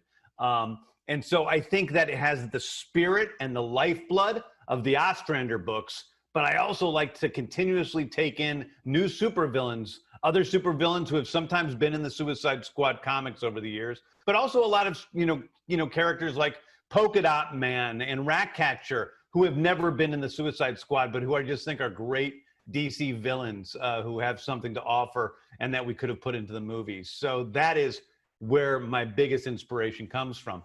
Who were your favorite villains as a kid, and did working on this movie teach you anything new about these quote-unquote villains? Wow, who were my favorite villains growing up? Well, I was a huge Batman fan, and I'm going to tell you who my favorite villain was, and maybe it's a little embarrassing, but I'm not embarrassed by it. It was Batmite. I loved Batmite. I thought he was hilarious and creepy as heck. So Batmite was definitely my favorite supervillain. And don't think I didn't think about putting the Batmite in the Suicide Squad, because I did. I saw the set photos of the Suicide Squad and I absolutely love the direction of the movie. But is it true that Flora Borg is playing Javelin Man? And if so, why? Also, is Nathan Fillion playing Blackguard? Hey, Milan. So, is Flula playing Javelin Man? Well, his name isn't exactly Javelin Man, but in mere moments, we are going to see who Flula and Nathan are playing in the film. And I'll give you a hint. One of them you got pretty correct, and the other one you didn't get correct. And there's a lot of people all over the internet who have theories about who people are playing, and sometimes they've been right, and sometimes they've been wrong. And so I guess we're going to answer all those questions in a minute. But I will tell you one thing, which is Flula Borg is the funniest guy in the entire world and incredibly strange. But he's become a good friend through all this, and he's a great guy. And Nathan, of course, has been in all my movies. He's already been a friend. Here it comes, the time that so many of you guys have been waiting for. Who is who in the squad? You've heard a lot of the actors that are in this movie. You don't know who they're playing. Maybe you have some good guesses. Maybe you're right. Maybe you're wrong. We'll have to see. But here it is, everything. You know the deal. Successfully complete the mission, you get 10 years off your sentence. You're my dream, you're my nightmare. Life is a breeze, you don't fight fair. Welcome to Task Force X. These are your brothers and sisters for the next few days. Run away from the pain, I don't care. 'Cause I think I need some guiding. No, the kids don't stand a chance. All the man, something back at you.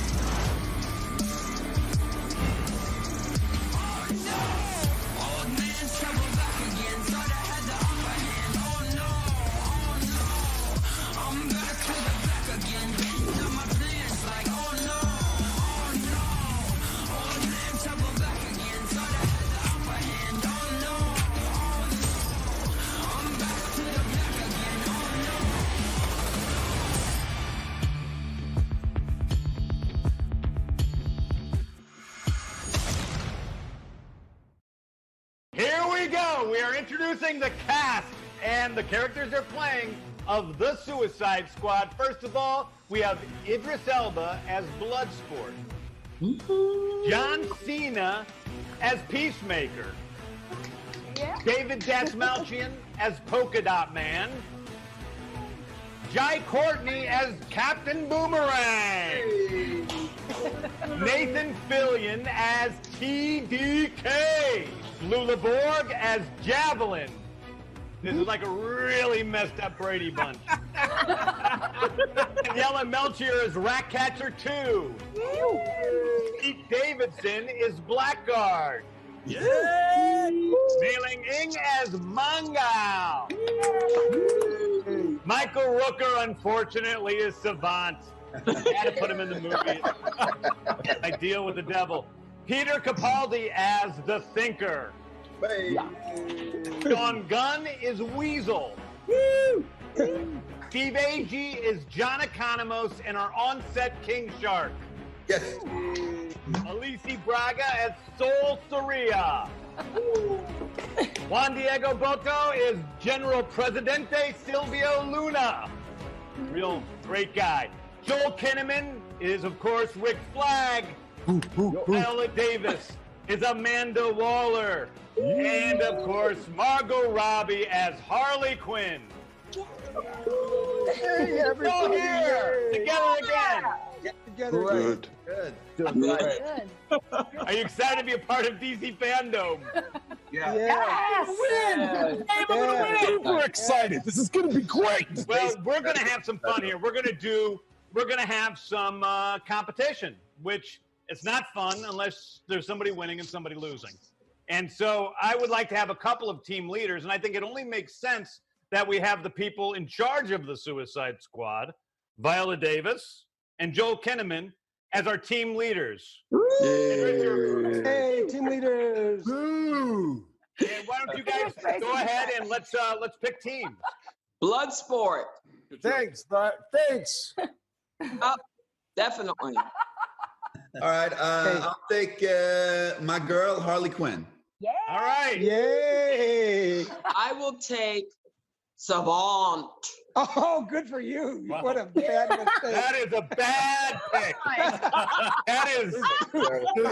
And you guys have scenes together, too. I can't believe you made that mistake. I gotta tell you, you just made a big mistake. John Cena. I'll take John Cena. I want to reassure you that is a horrible decision. I already know. I'm going to take my boy, King Shark. Okay, I will take my man Boomer, Jai Courtney. All right. Ratcatcher. Yes. Ratcatcher 2. 2. I will take Flula Borg, the Javelin. Yes. I guarantee we will lose. Yes. I'm going to take Polka Dot Man. Thank you. Yes. I'm gonna have to grab the Weasel. Oh, good man. That's not on Rooker's team. Yeah, the Weasel. Yes. Is that everybody? Run out of names. What about you made me feel really bad. There's left. There's only So one sad. left. It feels like high school again. Did someone? It totally feels like high school. This is what it was like, the basketball team. Yeah, the Thinker. Great idea. Viola picks the Thinker. Nathan You guys are losing already. DK. Sol Soria. El Presidente. Okay. What about Mongo? You got picked by Joel. Yeah, thank you, Joe. I'll just watch. Pete, this is sad. Victory cigarette. Oh man, yeah, okay. I was a good pick, Blackguard. Okay. That went well. I think that went really well. And let's start off. We're going to go head to head, and we're going to start off with the team captains. Let's do Joel and Viola. I'm going to pick. This is a good question. Okay. I know both of you know so much about the lore of DC Comics. There's a multiple choice, so you don't have to look terrible. Out of all the squad members, Who are the only characters to have had their own comic series? There's 2 of them. And I'm gonna list 4 options. A, Harley Quinn and King Shark. B, Harley Quinn and Amanda Waller. C, Harley Quinn and Peacemaker. Or D, Harley Quinn and Boomerang. Which 2 have had their own series? Harley Quinn and Boomerang. Harley Quinn and Peacemaker. Boom! Yes! Yes! That's correct! Wow! Even look, even I knew that one. Okay. Man, it'd be awesome if it was, though. Polka Dot Man. Polka Dot Man! Again? Mr. Sean Gunn. Weasel versus Polka Dot Man. Old friends. Oh, I want a softball. Oh, yeah, you have a special guest. ¿Qué tal, amigos? Hola. ¿Cómo están? How are you? I've got a question. What career military man probably wishes he'd never followed in his dad's footsteps? Joaquin, the great Coachy Loco. Rick Flag Jr. I had Super Grover. Is Super Grover? It's not Super Grover. You're wrong, Sean. Junior. You're wrong. Wrong canon. Points for creativity. Now, there's no multiple choice. You just got to answer right away, and you have to have it be the right choice. Okay. Who has more tattoos, Harley Quinn or Pete Davidson? Harley Quinn? No. Pete, Margot gets another point. I was thinking about his character. Oh. As much as I enjoy the cast talking and joking with each other, I feel like this is eating up way too much time. Who's next? The Bond. Fillion, TDK. What's the government's official code name for the Suicide Squad? I thought it was the Suicide Squad. No. That's the only thing I know. Mei Ling's dying over there. There's Extremely. Task Force X. Task Force X. I can't say that even if I knew the answer. You said it. Task Force X. You say it in the movie. But Nathan Fillion with a mustache is pretty Hey, great. can we go to like one of our secret guest questions? Hey guys, which team member would you sacrifice first? There's a correct answer. Rooker. Yeah. Are you serious? Is that what you said, Steve? That's what I said. What's the answer, Jen? I would have to go with Savant because he's played by Michael Rooker. And if anyone here has ever had to spend a day working with Michael Rooker, I think they'd probably have the same answer.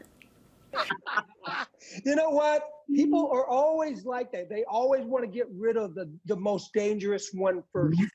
Yeah, I understand where this is coming from. Morale. All right, we're going to have Flula versus Elise. Oh, boy! Which character made his or her first full appearance in Superboy number 9 in 1994? A, Mongal. B, King Shark. C, Bloodsport. D, The Thinker. May I ask a question, Mr. Gunn? Oh, no. Yeah. When you say full appearance, does this mean like everything was exposed? Is it the character was not fully exposed? No, the character had some items of clothing on. Got it. Then I would answer King Sharky. I was going to say B. B, King Shark. How did you guys know that? No. Oh, I said King Sharky. That's incorrect. So okay, so it goes to Elise. Yeah, sorry. Jeopardy rules, guys. Pronounce it right. Like not even going to get. Wait, he doesn't get that? You can't just give away the point. What? You can Flula. You can't give away your point, dude. Why not? I give away snacks at lunch. Have my point. Hey. Is he even on your team? Yeah, Flula's on my team. No, what are we doing right now? What's happening? He's not. You keep complaining. He's not on our team? Oh, never mind. You're on Viola's team. Wait, I'm not on Rooker's team? No. I thought you were on my team too. Oh. But no, you're not on my team. Okay. Wait. We have another special question. Why don't we do the last special question? Hi, guys. So now I have a serious question for you guys. I'm going to test your smarts. Who shot Superman? Was it J.R. Ewing, Peacemaker, Bloodsport, Amanda Waller? Let me know. That is Storm Reed. My daughter. Which of your characters is in prison for shooting Superman? Bloodsport. Bloodsport. That's correct. Bloodsport is in prison for shooting Superman. With a Krypton bullet. Storm Reed turns in an amazing performance in the film, and some of the most memorable scenes. Like really, she's like amazing in the movie. Really, truly. What movie is that? Oh my God. Is there anybody left? Pete, who's left? Blackguard. Against two. Flula. Oh, Flula. great! Oh, Okay. Flula! Who will lose first, Pete? What comic book series did the Suicide Squad debut in? A, The Brave and the Bold. B, The Bold and the Beautiful. C, The Bravest of the Bold. Or D, Time to Die Hard. Yeah. The Brave and the Bold. Pete, it's yours. Pete, you did it! Oh, wait. Idris Elba, Bloodsport, versus Mei Ling, Mangal. Okay, question. Which character... Oh, this isn't fair. Oh, well. Question. Which character goes into the mission armed with the most weaponry? Bloodsport. Oh, isn't it polka dots? Yeah. Polka dots got all the dots that can do and bombs. More of a condition. Polka dot can do. Like, he's got hundreds of weapons on him. Well, it's just one weapon. It's polka dots. Bloodsport pulls off all the different kinds of weapons. Sandals. I didn't get the script. The Mandel's weapon that he wears in the movie? Oh, come on. Leave those I was actually... Really? I was editing a scene yesterday, Idris, where and I noticed for the first time that you're going up the side of a wall in your mandals. Yeah. Well, he always was. I guess he was always wearing his mandals in that scene. Always. I just never noticed till yesterday. Danielle loves those mandals, don't you, Daniela? Yeah, I love it.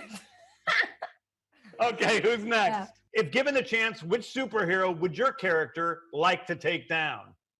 It's not about taking anybody down. It's about trying to bring yourself up. You know, just spread some positive vibes. Cena for president after that answer. I'm going to vote for John. That's it. Which new addition to the squad was the biggest surprise to you?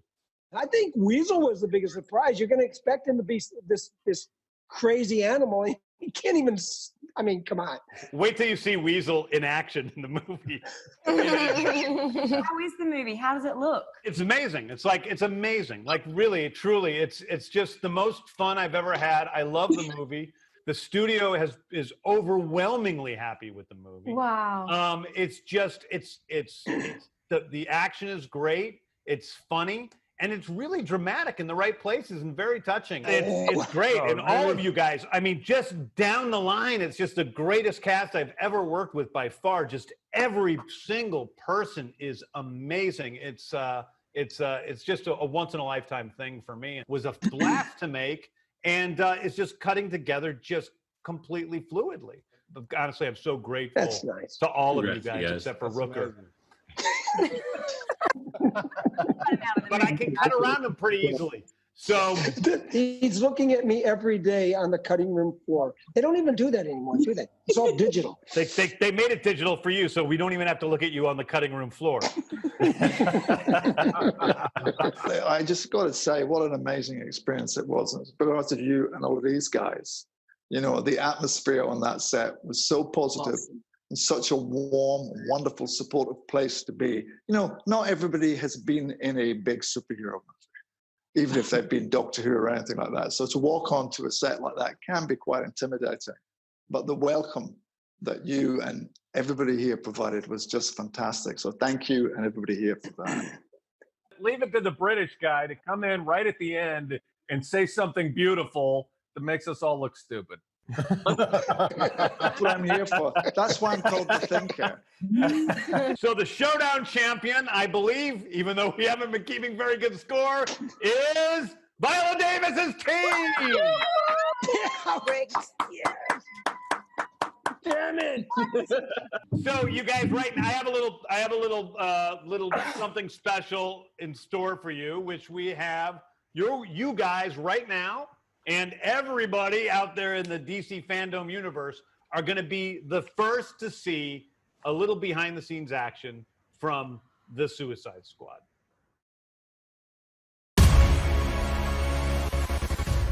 I think it's going to surprise people. You kind of sit there and go, how did they do that? It's going to be different from any superhero movie ever made.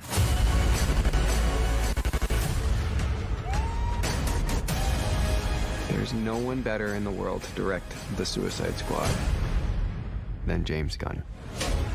I was excited with an opportunity to be able to do the Suicide Squad in the way it could be done from my point of view. This one is completely unique. This is a gritty 1970s war movie combined with the brilliance of James Gunn's characters and comedy. You need your director to set the vibe. The Suicide Squad is just a twisted fantasy of characters. Within each of our characters, there's a certain beauty. Within most of them. Some of them are just pretty crappy through and through. Be like a douchey Captain America. The guy who believes in peace at any cost, no matter how many people he needs to kill along the way. Okay, I got it. Don't ever settle back like you think you know where this is going, because you don't. As soon as you have some sense about what's about to happen next, James comes in. Everyone's exploding. Genitals, heads, arms, legs. It's like a big, massive graphic novel brought to life. This is by far the biggest movie I've ever made. I don't think that you know what to expect. Don't get too attached. This has been truly the greatest, most exciting journey of my life making this film. Cut. That was great.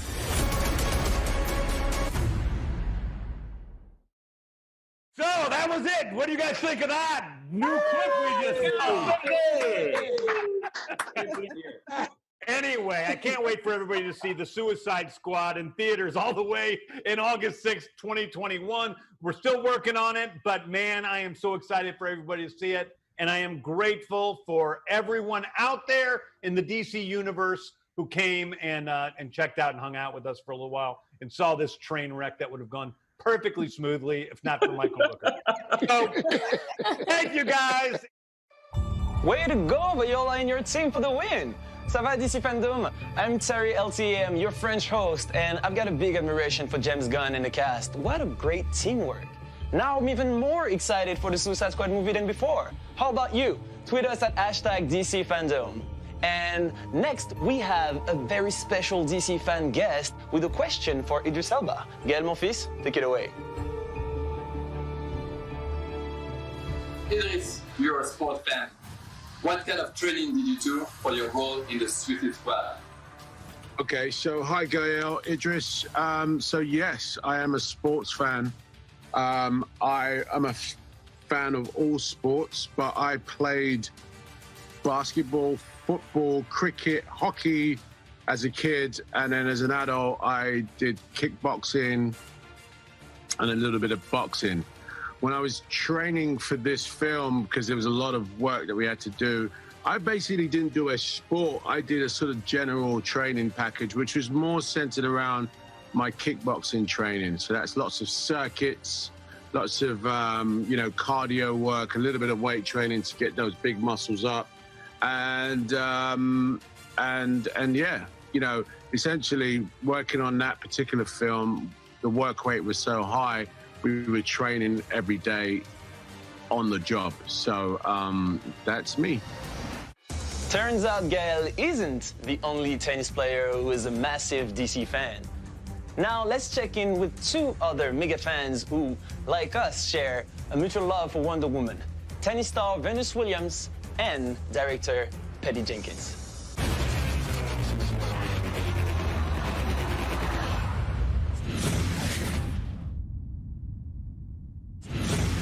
Venus Williams, I'm so psyched that I get to meet you. It's amazing. It's so funny because here I am making Wonder Woman, and I'm constantly inspired by the different Wonder Women in the world, and you're like a quintessential one. Thank you so much. It's so nice to meet you too. Congratulations. You look amazing. I love your style, but more than anything, I love your work. Thank you. To talk to you about it because I've got questions. I know, me too. So I love the fact, like, it's very funny because now has come this time that I'm getting to make the Wonder Woman film, but there are so many people like both of us who grew up looking at Wonder Woman, and I don't think that people understood the significance of who she was in the world. So I would love to hear, I'm like so interested that you were a Wonder Woman fan too, and like, what's your history? How did you get into her? Yeah, so for me, I grew up on Linda Carter, Wonder Woman, right? Oh, yeah. She was beautiful and she could do anything and she saved the world. And that for me was my first introduction to Wonder Woman, and it was so iconic. And then after that, actually, I was more introduced to Linda Carter as Wonder Woman and then on to DC Comics. So actually, Wonder Woman was my first introduction into comics at all. And it really just started there. If you had to create a superhero, like, what would you add to the party? I gotta say, I was just talking to Jim Lee and we created a superhero named, ironically enough, I can't believe no one thought of this, Venus. That's amazing. So this superhero, she is antimatter and, you know, the monitor and the anti-monitor. So she's somewhere in between and lives in the space between matter and antimatter. We just started talking and creating this character. So I think that's it. I love the sound of that. And I also love, like, it's funny that we've had so few, like, there are plenty of great female superheroes, but so few of them have risen to a huge amount of focus. And I like that adds this whole other thing to the party, like many other the male superheroes have branched out to all of these different dimensions. That's a great one to bring forward. I think so. And I think in my head, to me, there's good and bad in her. So she's trying to always stay towards the good, but she has tendencies. It's been interesting kind of modeling power and grace and beauty yourself. Like, how has been taking on that role yourself in this world been? I really just try to be my best. Yeah. Be who I am. And most of all, I want to be proud of who I am and what I do when I look back, and not cringe and say, my God, did I do and say that? That's not the memory I want. Yeah. I want to look back and be proud of how I've handled all of my moments. And in doing that, it's motivating to others. And you never know what's going to be motivating to someone else. And there's so many things that have motivated me that other people have done. They never even knew that they touched my life. And so just by the simple act of being positive, allowing the wins and the losses and the tough spots to just roll off of you. You never know who's watching, who you inspire. And quite obviously, Wonder Woman does inspire lots of women in that sense. Yeah, and you do too. And that's another thing is, like, what I like is Wonder Woman always surprised me. You know, she always surprises me by not having to be showy about her power, and not having to be belittling, or not having to be all these things that we sort of saw power meaning.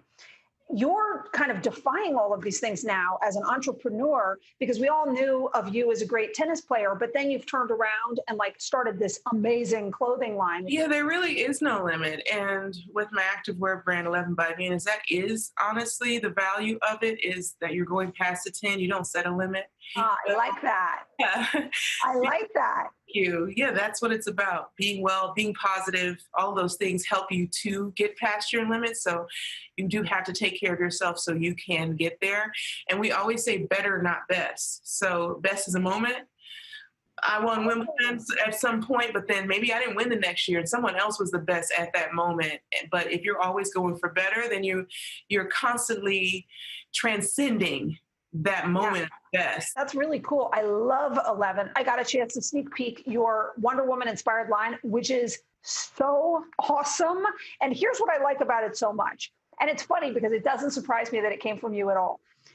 When I first came to the Wonder Woman brand, people either wanted to go too hard or too soft. It was like, is she masculine or is she feminine? And it was an interesting thing that it was when a bunch of women showed up that we were kind of like, no, it can be both. So I love that you as a designer are, of course, like speaking my language of like, oh, that's got such edge and awesomeness to us, but to everybody, but it's not leaning, it's not about being a woman or a man. I agree with you. Women are powerful and men are powerful too. So you don't have to try to be either or. Yeah. We all have an innate power in ourselves. So how did you approach the line? I really wanted to do something that really represented Wonder Woman, but in a less traditional sense. Yeah. So it's away from the red, white, and blues, but focused on the stars.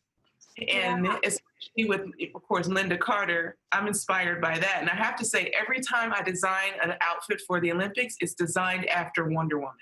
So I have like this inspiration behind it. And every 4 years, this outfit that I wear is inspired by Wonder Woman. But this time I wanted to stick with the symbolism of her and not necessarily that color palette. So that's how we came up with this sparkling star, black and white.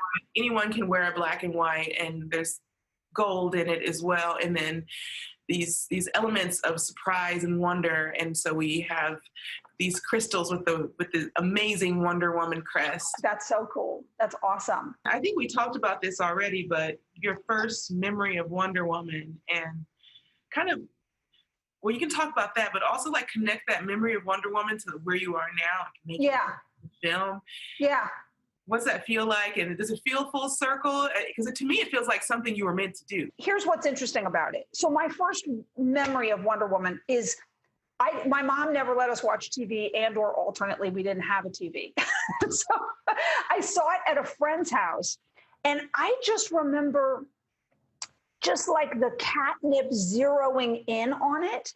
And immediately the thing that it turned into was the role play on the schoolyard. I was in elementary school and everybody would play who they were. And I remember it became imperative to get out onto the yard first so that you could declare you were Wonder Woman. So all these years later, when it became something I got to do, there were lots of Wonder Woman fans, but it was very important to me that whoever did the movie was a fan, and I was. So I found myself in this situation where it's both totally surreal that you get to be the one to do it after having a childhood connection. On the other hand, I was like, well, I don't know who else is a fan here trying to direct this movie, but I know that I am. So I'm happy that it's somebody who can be a guardian of that legacy, you know? And that was the first thing I did was call Linda Carter.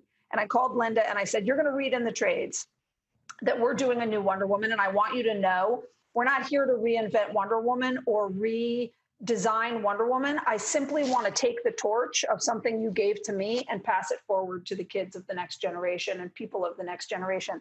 And so I want to continue that. She's been a dear friend ever since, but it was about kind of honoring that legacy. Okay, so why do you think that it's important to not only have real but fictional role models that are like Wonder Woman? My mother is a feminist and like really shielded me in a way from a belief that I would hit limits. And so I feel like between the Wonder Womans of the world and the way that I grew up, nobody was ever telling me I couldn't. And I was so I was able to look at other women in the world doing incredible things. And, you know, athletes and actresses and, you know, scientists and all of these things and think like, oh, okay, cool. I wasn't focusing on that it wasn't possible. I always thought it was perfectly possible. It took many years for me to see how far behind we still were in so many ways. And that's too bad. But I think that that's always been my goal, is to be a part of like, let's not fight and let's not justify and do all of those things. Let's just assume, of course, it's possible that all of these people can do so many things. So it is the seeing it and seeing people like you out in the world doing incredible things that, of course, makes it seem attainable to other people. I love that. I feel like we grew up in the same home. Yeah. I wasn't allowed to say, Kent, you're in major trouble if you said that. We weren't really allowed to watch TV unless it was educational programs. So I think we have a lot of stories. A lot of stories we could share. I know. In the multiverse, you lived like right there too, but just another planet. Yeah, exactly. Exactly. I think that your parents, or of course I faced a lot of blocks, but it wasn't like I wasn't thinking there was going to be sexism that held me back at all. I was absolutely just propelling forward. And so I think that that's where like having an idealized world and being raised in a place where you believe that that sort of thing is possible makes a big difference of like, you can do things. And so, yeah, modeling it for kids and people is amazingly important. Extremely important. What do you think sets Wonder Woman apart from other superheroes? I think it's her moral hopes for mankind.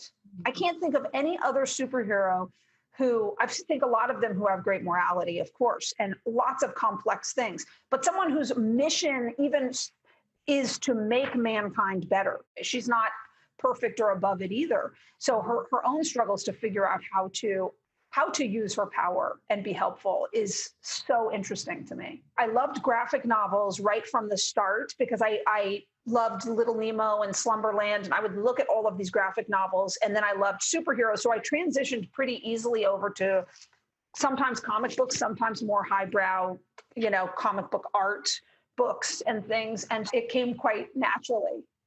Quite naturally. Yeah. I think you touched on something earlier too, where you talked about you didn't know what blocks you would face. Yeah. And I think that happens with Wonder Woman too, that she doesn't know what she's going to face. How were you able to deal with some of the things that you faced on your road to where you are now?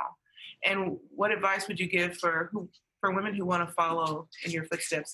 And I hate saying women, because if you're a director, you should be the best director. If I'm a tennis player, I should be one of the best tennis players to ever play. Why should I have to be singled out for these other things? So regardless, sometimes this is how the world looks at us. And we know that women do face more challenges to get to the top. So what is your advice, and how did you feel when you faced those roadblocks? How did you get through them? It was after I was successful, actually. After I had made Monster that I started to see, oh, I'm a woman director. Oh, I wasn't thinking about that. And all of a sudden I started to see limitations or hopes or wants or expectations on me because of that. And that was when it really surprised me. It's because I thought, oh, I wasn't thinking about being a woman. I'm just a director. And yes, I make movies starring women, but we're not women films. We're just making films. Almost Wonder Woman-like. I've always tried to say, that's their problem. Like, this is their problem. I'd love to help you with it by surprising you with what I can do. But I have to focus on what I'm doing over here and do the best job I can while you get over your expectation of what people can do. I can't be bothered. And I want to always be a part of the voice of change in as big of a way as I can. But also not let that get in your head. So I try to just aim to be end-minded, Last questions from my end is, let's talk about the Amazons and Wonder Woman and how amazing that they look in their outfits and how boss they are.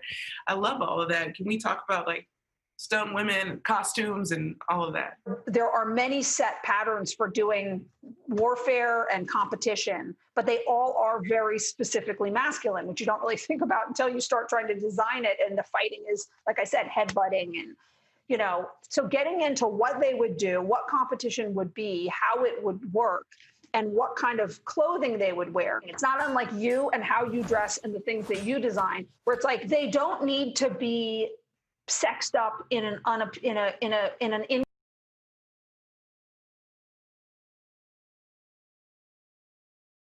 inconvenient way, but they also wouldn't not care about what they look like.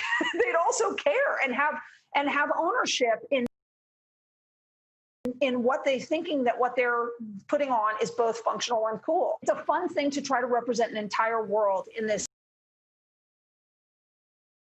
incredible tribe of Amazons. It reminds me of the kind of sports I've watched you do. So that makes me so happy. Stay in touch. I love this whole conversation. I really do. We're in the same home. I know. And I mean it when I say, like, it's so funny because I really do sit around and talk about what Amazons are and what Wonder Woman is. And you literally are out there in this world walking around, like demonstrating it all the time.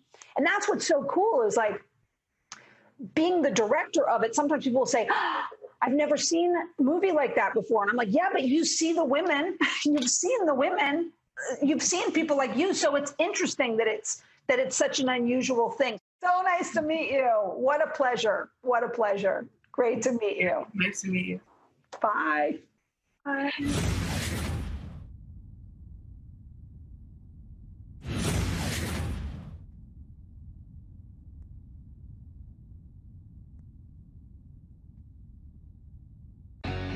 Wow, I had no idea Venus was such a huge DC fan like us. Not only do we here in the DC fandom want to know what you out there in the fanverse think, but we also want to know what you can do. We asked and you didn't disappoint. You sent in the best of your best cosplay and fan art, and here just a sample of the amazing talent out there in the DC fandom.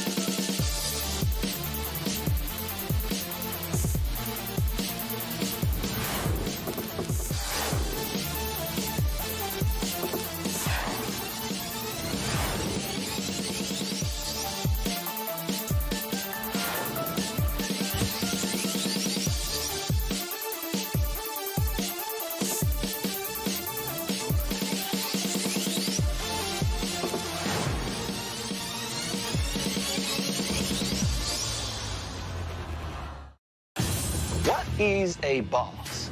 It is someone who's confident, reaches their goals, and uses their inner strength as a superpower to get through life.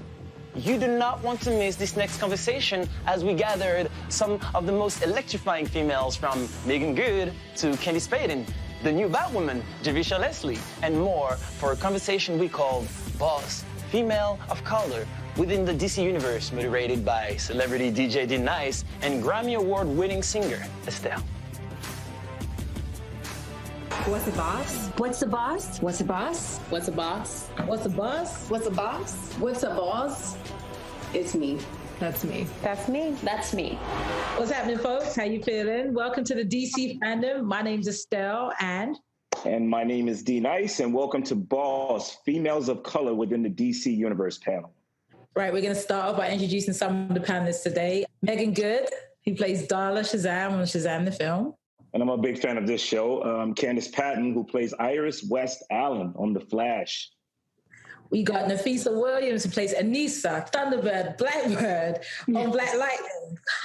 Yes, and we have Chantel Tweed. She plays Grace Joy on Black Lightning.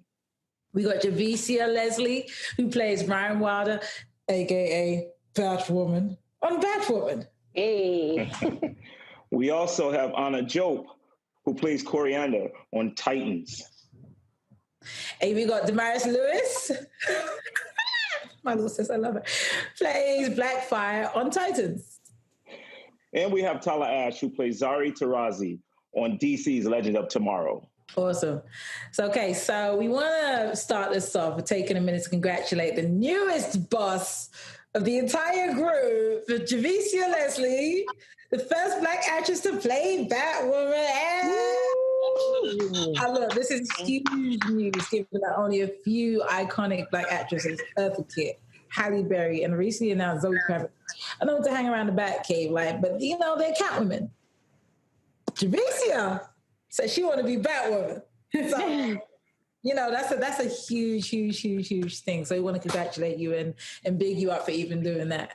You know what I mean? You. Thank you so much. So awesome. Or who was kind of like your blueprint? Who do you think, who is a person that you said, oh, this is why I want to do this? I've always truly admired Eartha Kitt. But I admire Eartha Kitt even outside of acting. I love her for her activism and the fact that she used her art for activism. And just her mentality in general, the things that she would say and how dynamic they were. And then just as a woman and the power that she had as a woman. That's incredible. Do you got a question? Yes. So I have a question for Anna. How's playing the role of Starfire changed your life? It's a big question. I think as many people know, when I was cast, there was a lot of backlash because some people were upset that it was a Black woman that they cast. And I had to lean into my friends and my family and my faith, I guess, in a way that I haven't ever really had to do before. And Also, it's been incredible to see what that meant for a lot of people. A lot of marginalized people reach out to me, be it Black or gay or trans or whatever. And it's incredible to be, even if, you know, some small inspiration for them. So I guess in those ways. It's definitely important during this time as well. I'll throw one up to anybody who wants to answer. Like, when you're a BIPOC, seeing someone who looks like you play a character you've grown up loving is super powerful. I know that playing Garnet. Now, how does it make you feel knowing that you may be someone's first introduction to the world of superheroes? Like, what is the thing? How does it feel when the kids react to you or the people say? I remember really early, we started our show in 2014, and I remember shortly after we aired, I remember getting a tweet from a mom, and she was saying that her and her daughter were watching The Flash, and her daughter was watching my character, and she was like, Mommy, Iris West is so beautiful. She looks just like me. Does that mean that I'm beautiful too? And she tweeted that to me, and I get teary-eyed to this day thinking about it. And I remember tweeting her back and saying, yes, tell your daughter we are beautiful. Like, remind her we are beautiful. My daughter's 8 years old, and when I told her that, you know, I was doing this with you guys, she was like, are you serious? Can I come in? Can I sit with you? Okay, so for Damaris, all right, so you've been in this industry as a whole for a while, right? Whether it's you being a model, you've danced for Prince, like you've been a dancer, you've done some things in your life, and you know, I've been part witness to a lot of it, and now you're a superhero. I remember seeing you on the screen and thinking to myself, she better work. You know, that's literally my first thought upon seeing you in your role. As you move forward in your career, what exactly was the point of pivot? What was the point where you said, I'm going to do this? Go. First of all, full circle moment, just the fact that you and Dee have been part of my journey. I think are always showing up. The pivot for me was when I started getting booked for being different. And that's when I realized that being different was my superpower.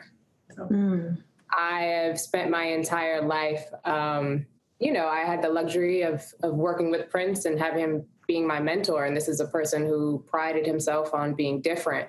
But until it happens to you, you don't really believe it. And so, you know, modeling is one beast. Dance is another beast. Acting is another beast. And I've always been that kid in the corner. I've always been that person that thought a little bit differently. And unfortunately, there's not a lot of examples of what happens when you think differently. I will tell you, you were a superhero when I first met you. I met you because of Estelle at one of Prince's shows. Wow. And yeah. The way you were walking across the stage, it was like, well, who is this? Like, it was just so confident to walk across the stage like that with Prince. And to see the type of success you're having right now, it's you know, we all knew it was going to happen, and we're all proud of you. I love y'all. Thank you. No, it's awesome. So, Chantel, I have a question for you. So, who were your role models?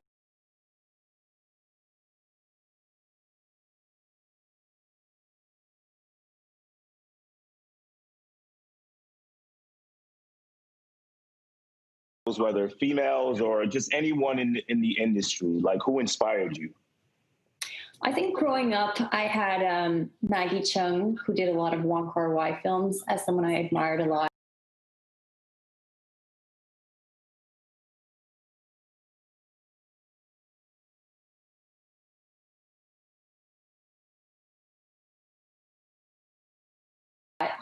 And Sandra Oh, who, you know, broke a lot of barriers with the work she's done. But I also love doing theater. So a lot of actresses who've done theater and film and television is something I admire a lot, like Tessa Thompson or Felicia Rashad and Kate Blanchett.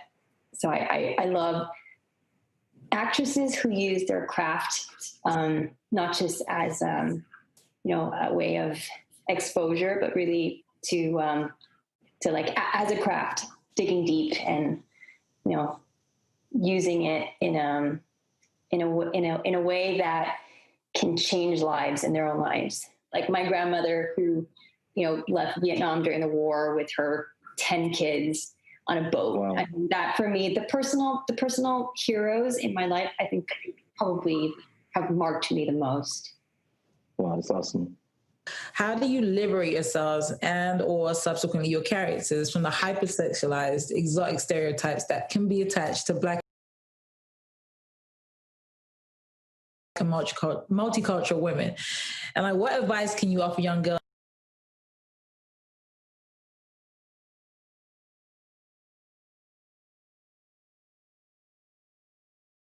about how to reclaim their sexuality, power, and confidence? For me, one of the reasons that I was really excited to play Darla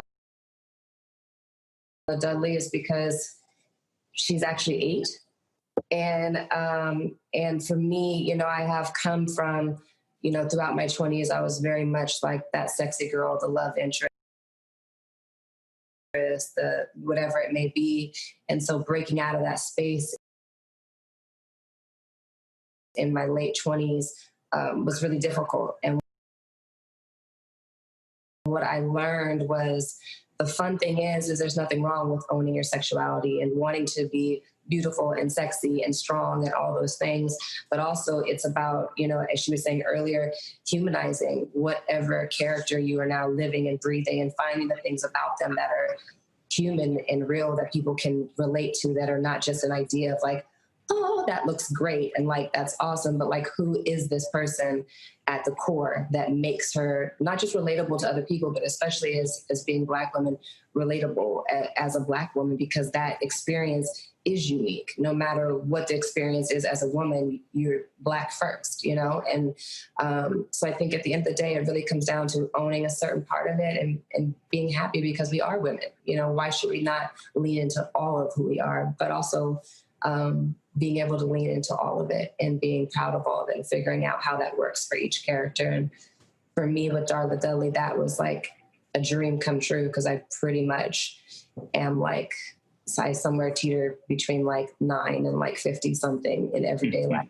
So it was nice to not lean into the sexuality at all and lean into the goofy side of me that really only my husband and like my close friends get to see all the time. Now, firsts are important. And I think a lot of us here are firsts, seeing Black superheroes and people of color being superheroes, period. And women of color being superheroes. Nafisa, as half of the popular Anissa Grace couple on Black Lightning, what have you learned from our brothers and sisters in the LGBTQIA plus community? What's been the feedback? What's been the thing? I feel it when I play Garnet, which is a whole other character. But like, what's been the feedback? What's been the thing? Because that's something that is wide and broad, and you stand for something major here, you know? Thank you. And I'm really honored to play this role, the first Black lesbian superhero, right? Because when I think of that, I think about all the Black lesbians who have not been able to visually see themselves when they go to the cinema or they watch their favorite TV shows. And for me, it's one thing of knowing that there was a void for it, but when you're in that role and you're getting the feedback, you realize the importance of it and how much it's necessary and how much it's needed. And for me, the feedback that I once got, and I feel like Candace, I get emotional, and this is one that sticks out to me every time someone asks me this question, is I was at a Comic-Con and a young woman came up to me and she was full on tears and she said, I feel normal being a lesbian after seeing Thunder. So for me, my job is done. I feel like God has used me in that sense. As storytellers, I believe it's our purpose and it's our duty to tell stories that are important, especially for our culture. So that's the biggest reward of all, knowing that people are seeing themselves, little girls, when they see my character, they see themselves in the hood with cornrows. We didn't have superheroes who looked like us before. Amazing. So speaking of first, as the first Muslim superhero on television, Tala, how important is it for your role as Zari be authentic to your heritage? It's really important. I think it's more important that it's kind of authentic to her heritage. Obviously, I bring myself to the role and what I am, which is an immigrant, which is an Iranian American. But when I heard she was going to be the first, and I say Muslim American because I think it's really important that we keep the American part of it, because it's so easy to to otherize in these situations. And so when it was first Muslim American superhero, I felt the weight of that. And I think the really smart thing that my show did, which every show should do, is that when they hired me, they hired a Muslim American writer. Wow, that's great. Shout out to Oba Muhammad, who is a wonderful human and a wonderful writer. So when I heard Muslim American superhero, to bring it back around, I was like, we have to get this right. Representation matters so much. It's so important that like little brown girls all over this, not just girls, all little brown children all over the world are seeing someone like me and being like, oh, that like opens my mind. That opens possibility. But also people who, you know, are in maybe parts of our country who will never be exposed to a Muslim American. If they can connect to the character, I feel like we've done our job, you know? And yeah, that's just what we're trying to do. I think it's great that you recognize that it's not just about little girls, you know, because there are some, you know, boys of color that are watching all of you that are feeling inspired because of the roles that you're playing. So, you know, thank you to all of you for doing that, being great representations. So I want to throw a question out there. Anyone can answer. So which of your characters' superpowers would you like to have in real life to combat like social injustice that's going on here today? Yeah, everybody has to answer this one. This isn't my I got here. This isn't my superpower, but I'm on a time travel show. So I have a lot of changes I'd love to make to history. There's a lot of dates. I could there's a date in 2016 in November. I'd go back there first. Well, Corey can set people on fire, which sounds really violent and terrible, but why not? I did steal my husband's superpowers in one episode and became the fastest woman on the planet. So I guess if I had super speed, I would clearly super speed a lot of people out of precarious police interactions. So my character, Thunder's superpower is super strength. So I use my super strength to arrest the police officers who took the life of Breonna Taylor and countless others. Yeah, that's all I'm really concerned about these days. So that's what I would use my strength for. As I'm using my personal strength to do it, I think Thunder's strength is a bit more intense than mine. So I definitely borrow her strength for that. Yes. I take from a different part of Blackfire has some issues with her family. And that means that she's had to spend a lot of time going inside and trying to figure out why she has those issues. And so that's the thing that I would take and I would give everybody right now. I'd give everybody the ability to go inside and truly ask yourself how we got here. Yeah, I would use shape-shifting power to swap some people out of the office. That's a pretty good one. I feel we were talking about this, you know, Batwoman doesn't necessarily have a superpower, but I do have the ability to put a mask on and do things that I feel other citizens are too scared to do based off of, you know, it ruining their reputation or it putting their family in danger. What does being a boss mean to you? I think being a boss is making more bosses. You know, I think that we have to everybody on this call right now has to give it up for the people who came before us, who took the crap, who showed up every single day with the circumstances that they were handed. I don't think they get enough credit. The stunt people, the people behind the scenes who are editing us, the people whose names never get called when people are accepting their awards at award shows. We are here because of previous bosses, and now it's our obligation to reach down and make even more. It's like making sure that every move that I make, you know, the algorithm is real when it comes to social media, and whether we like it or not, we have no idea who's following us or what it's showing up as. And the reality is they're taking what we do and they're mimicking it. So how do you want to be mimicked? And really, how do you want to show up if bossing is a thing that you want to be forever? So first of all, shout out to all the other bosses on this call, and thank y'all for showing up. Being a boss means following your heart and also being of service to others. I think, to me, being a boss is knowing that it's bigger than you. I was going to say that, the word boss, and when this panel came up for me, it reminded me, we also get called divas. And the flip side of that is we also get called difficult, bossy. And for me, being a boss, especially a boss as a Black woman, a woman of color, means standing in that, being okay with being labeled as difficult if it means that I have to stand up for what's right and do the right thing. I've had to learn as I get older to not be afraid as a Black woman to speak up, because I've been taught so much in my life to be quiet, be grateful, don't say too much, don't ask for too much, don't disturb too much, just go with the flow. And, in the last several years of my life, I have been able to find my strength in being able to stand up for myself and for others, more importantly.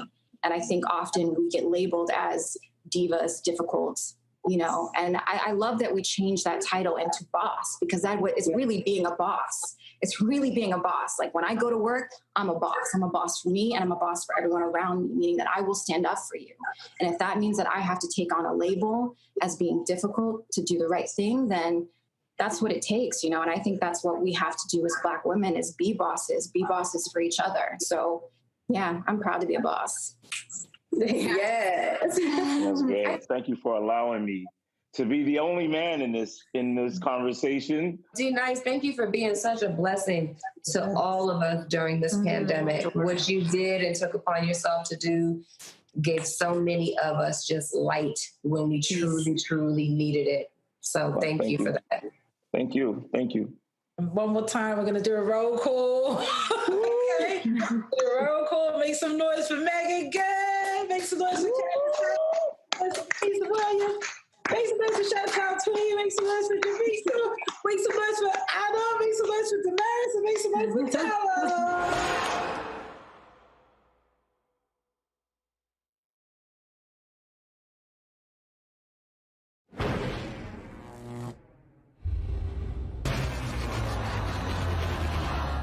Hola, mis amigos. I'm Damian Moya from Madrid, Spain. Where are you watching us from? Tweet us your location and your favorite DC superhero with hashtag DC Fandom. One of my favorites is Batman. He's smart, successful, cool, crafty, and I don't know anyone who looks better in a mask. But I have to confess, I'm one of those guys who isn't really sure how one Bat can star in so many different stories and in so many ways. Comics, films, TV, games. Don't worry, I'll watch it all. But I can't help think it takes some real world's greatest detective smarts to pull off a strategy like that. How do the folks at, well, we're about to find out, because up next we have a panel dedicated to the legacy of Batman and the Bat family.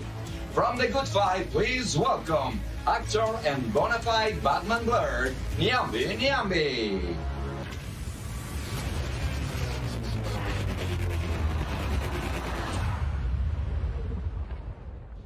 Hello, everyone, and welcome to Legacy of the Bat, the DC Fandom panel where we take a deep dive not just into Batman's history, but how he has created and inspired protégés that have grown into an extended Bat family. I'm Nyambi Nyambi, and I am pleased to introduce our esteemed panel of Bat experts. So first off, much like the Cape Crusader himself, our first panelist is a legend in the comics industry, Jim Lee. Hey, how you doing? It's exciting to be here. Thank you for having me. Thank you, thank you. She's the first person to pull Batwoman from the pages of the comics and bring her to life on your TV screens. And soon she'll be ushering an all-new vigilante crime fighter into the world. Please welcome the showrunner for television's Batwoman, Caroline Dries. Hi. Caroline. Yes. You've already seen the big announcement from this next panelist's new video game, Gotham Knights. So please welcome back the creative director for WB Games Montreal, Patrick Reddick. Hey, how's it going? Please, everyone, I want to welcome the legendary John Ridley. Thank you. Our next panelist portrays one of the most well-known longtime members of the Bat family. He pushed this character into a whole new light when he uttered just 2 little words. From Warner Brothers Television's Titans, it's Nightwing himself, Brenton Thwaites. Hey, guys. Brenton, you are the first person to play a live-action version of Nightwing, but it's been a journey over the past 2 seasons of the show. And a pretty bold decision was made to kick off the show by having Robin say 2 little words, the now infamous Batman. Dick Grayson is not just fighting crime, he's stepping over the line a little bit here. And the Batman was thrown in there to show that he is attempting to break away from Batman and he's kind of sick of fighting crime in Batman's shadow. And that's kind of what season 1 was about. And then at the end of season 2, obviously, he develops into Nightwing, which is a character that, for me, kind of symbolizes putting away his past and finally developing into this character that can lead and that has a moral compass and that can fight crime in the way that he truly believes. And then having a new Robin come into play with Jason Todd. What was that like to explore in terms of, that relationship? Jason Todd is a rebellious character who doesn't have the same respect for authority that, let's say, Dick Grayson has. And I think Dick Grayson tries to mentor him and tries to offer up that open channel should Jason want it. And, I think that he watches Jason make a few mistakes and tries to step in, and Jason doesn't want that. So, Dick Grayson and Jason Todd were both mentored by Batman, but there's another member of the Bat family with a different origin. I'm speaking, of course, about Batwoman, because Batwoman's not a sidekick. She never was a sidekick. She entered the Bat family a fully realized superhero, right?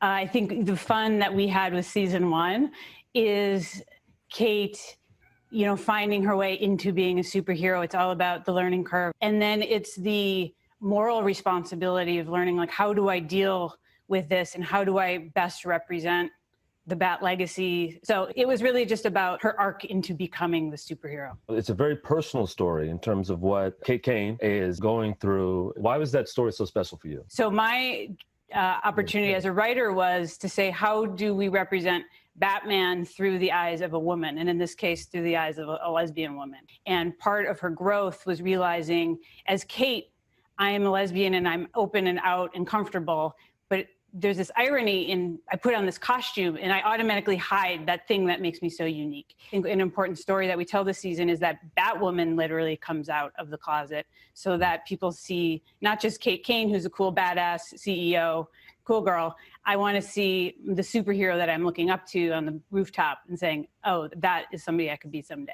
You're now poised to break even more ground in season 2 with the first Black actress to ever play Batwoman, which is huge. It's huge. It's awesome. Kate Kane has disappeared in season 2, and it was controversial to the fans because, of course, they love Kate Kane, and so, of course, we're going to keep her part of the show. But it also gave us this really unique opportunity to create a new Batwoman. And I decided to make up a character named Ryan Wilder, who is the opposite of Kate Kane. Ryan Wilder is a character that Batwoman needs to protect. And so it just really provided a new rich storytelling device for us, and we couldn't be happier to have our new Batwoman. And as a special bonus treat, she just said it, we have Ryan Wilder herself, the new Batwoman, with us here today. Please welcome Javicia Leslie. Yeah.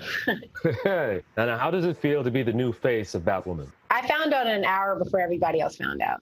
So I was pretty shocked along with the entire world. And then I was like looking through some of the articles, and one of the publications put Javicia Leslie is breaking history by being the first Black woman to play Batwoman. And then it changed for me. Reading, the comics and seeing these superheroes as a Black man, I wouldn't see him as a white guy. I would just see him as Batman. And so then it allowed me to then imagine myself as Batman. So then for the world to actually see someone playing Batwoman, it's such a huge thing to me because I feel like it lets people know that any of us can step into the shoes. What I love about DC, what I love about WB, what I love about Berlanti is that you have these iconic characters, and they've done this amazing job making them so many different ethnicities and shapes and sizes and things that weren't as typical as you may have imagined when you were a kid and seeing them. And what DC has done, what WB has done, what Berlanti has done is they've showed us that you could be anything, no matter what the color of your skin is. Now, how do you see this incarnation of Batwoman fitting into the full legacy of the Bat? Well, at first, she doesn't fit. That's the story. She doesn't fit. Literally, she makes it fit her. And in making it fit her, she makes the Bat accessible to this whole other world of people who normally might not have had a hero to look up to. And so she, puts her stamp on the legacy. All right, Jim. Okay, you've been doing this for a few years, right? Yes. Right? For a few years. Yeah. You've been around the block. Yes. How many times do you think you've drawn Batman? I've been at DC since 1998. So I figure I've drawn, 22 years? So at least 22 times, but I think no more than 10,000. So somewhere kind of in between the two, yeah. So what is it about Batman to you that makes his legacy such a lasting one? At the core of it, he's the ultimate underdog, right? He's in a world with all these crazy characters with amazing powers, and all he has is his wealth and his smarts and his ambition and sort of obsessive need for justice. So I think we can all relate to him because he's very human in that respect. And I think he also really has something for everyone. What's also dope about, growing up with Batman is actually growing up with Robin, and how Robin is sort of grown into his own person, becoming Nightwing. Talk about that growth. The introduction of Robin really kind of changed the tone of the character, from a brooding loner. Now he has this responsibility to a young ward that he's mentoring. It makes him more human and is a path to redemption for himself, right? To find his humanity. It was kind of an important turning point in the character, and has led to this extended Batman family that you see. So we're super excited to announce that we have acclaimed writer John Ridley coming on board. In January of 21, John will be working with artist Nick Darrington, who's fantastic. I'd love to hear from John kind of what led him to this character and how he's going to approach it. A big part of my life has been around Batman, has been around people who choose to do better. And even if some of that is just wish fulfillment, it is part of what we want our young people, kids to believe in, that everybody can be part of the process. And for a long time, as was said, for those of us who are outside of the prevailing culture, it didn't matter the race of Batman or Superman or Wonder Woman. We just identified with the idea of trying to be the fabric of an environment that was better. I think it's a pretty safe bet that if I'm writing Batman, it's probably a little better than a 47% chance he's going to be a person of color. That's what I would say. What's very exciting for me is that I'm going to have the opportunity to delve into the Fox family. So you have Lucius Fox, this character who has been, other than Alfred, probably the person who's been at Batman's side maybe the longest.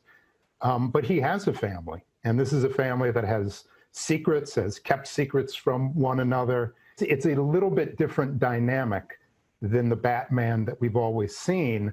So everyone loves Batman. He has millions of fans. He has inspired one of the most badass entourages since the OK Corral.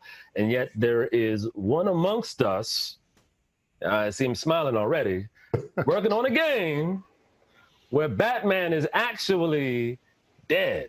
We wanted to take away any certainty, any feeling of safety, so we could take a Gotham City, where Bruce Wayne has been operating as Batman for like 15 years, with all that history, with his whole network of allies, and then take him out of the picture. It really demands players figure out, how would I step up and how would I protect Gotham City? Let's take a quick look at what's coming out of WB Games Montreal next year. If you're watching this, I'm dead. We both know it won't take long for Gotham's criminals to realize that Batman is gone. Gotham will need its protectors more than ever.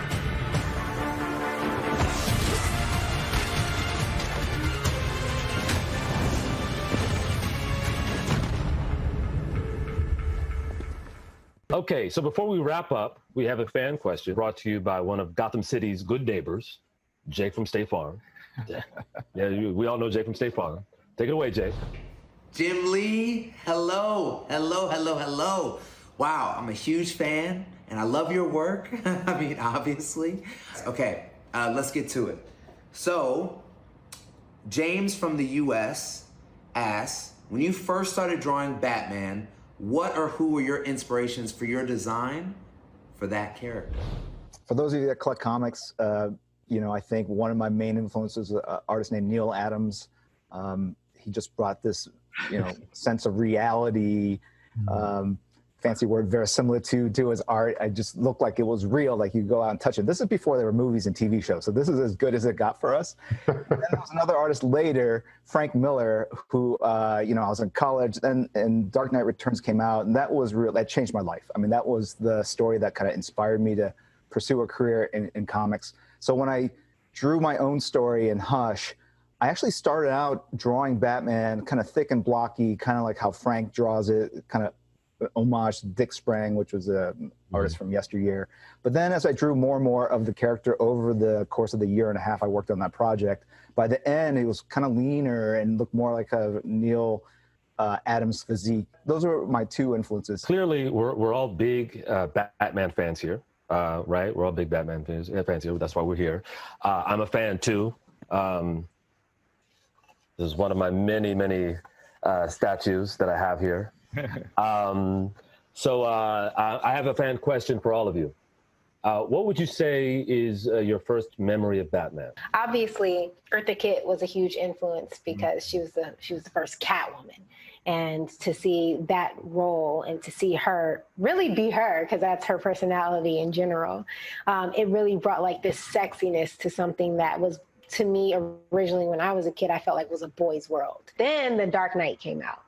And that's when I was insanely addicted to the world of my craft, of my art.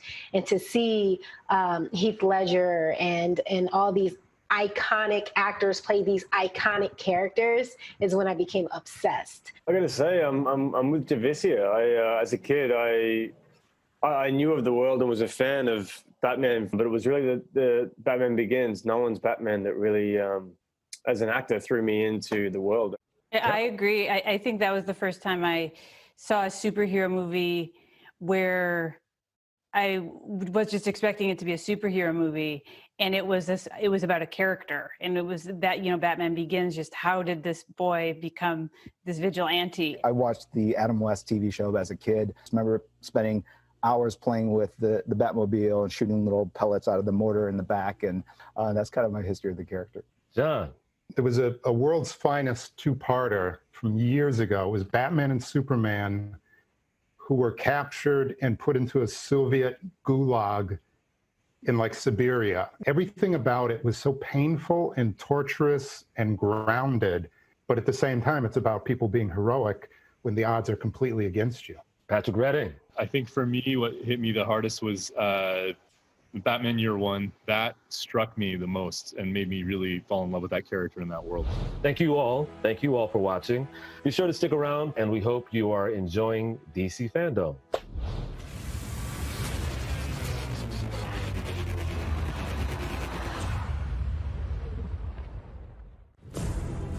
So many amazing, world-changing things coming down the Bat Tunnel. But if you can't get enough of the Bat, don't worry, we've got more Bat-related news, never-before-seen content, and director Matt Reeves all right here in the DC Fandom. And it's all coming your way, so stay with us.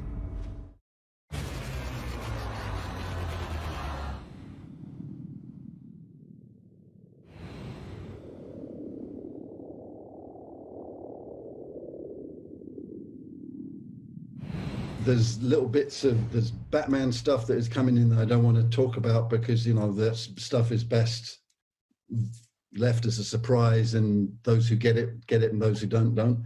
But the big Batman mythology character that is coming that we're going to meet this season is Lucius Fox,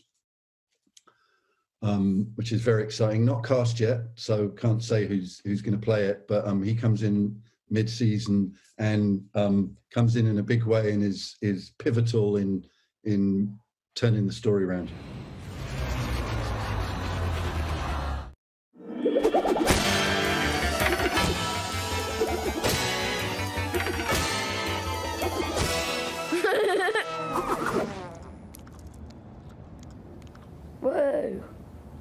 Is that Wonder Woman? She's not got much clothes on, has she? Alright, so I guess this is like commercial break. Breaks in between. But DC Fandom's pretty interesting so far. Well, I don't know, I just like them. The different kind of panels they have. Some of them are a little long-winded, I'll be honest, but We both like them. I guess some are pretty necessary. I can fight the wind. like say what you want, but I think push the wind the away. women of color within the DC Universe panel is like very needed. You have to be like sly and like But overall, I never think trusting anyone. we're going to be getting to kind the of good really, stuff like, on the soon. ball. Because we started strong, and then we're going to have some draggy middle, but we're going to have some good stuff later. But back to the fandom. Oh, okay.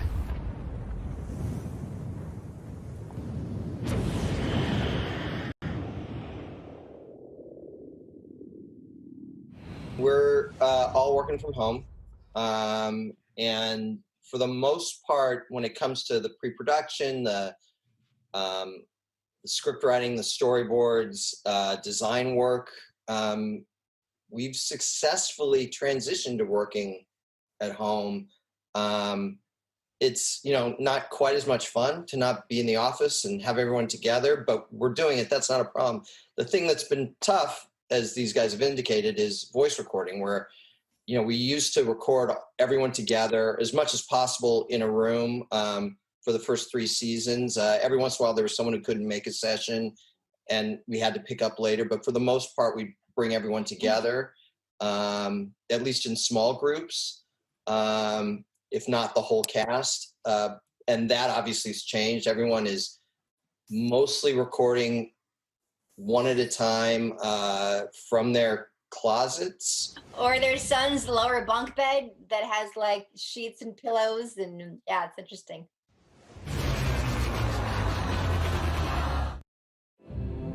Next up, we have a special musical performance by Grammy-nominated multi-platinum recording artist Chris Daughtry.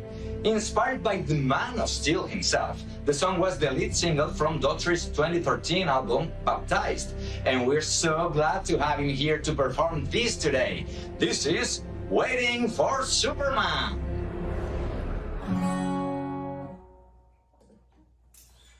This is called Waiting for Superman.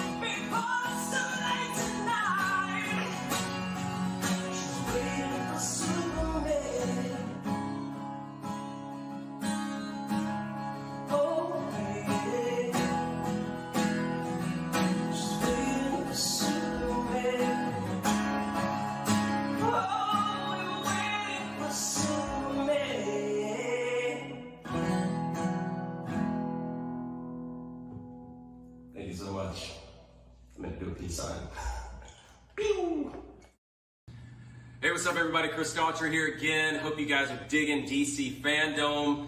Please check out our live from home version of our latest single, World on Fire. Hope you dig it.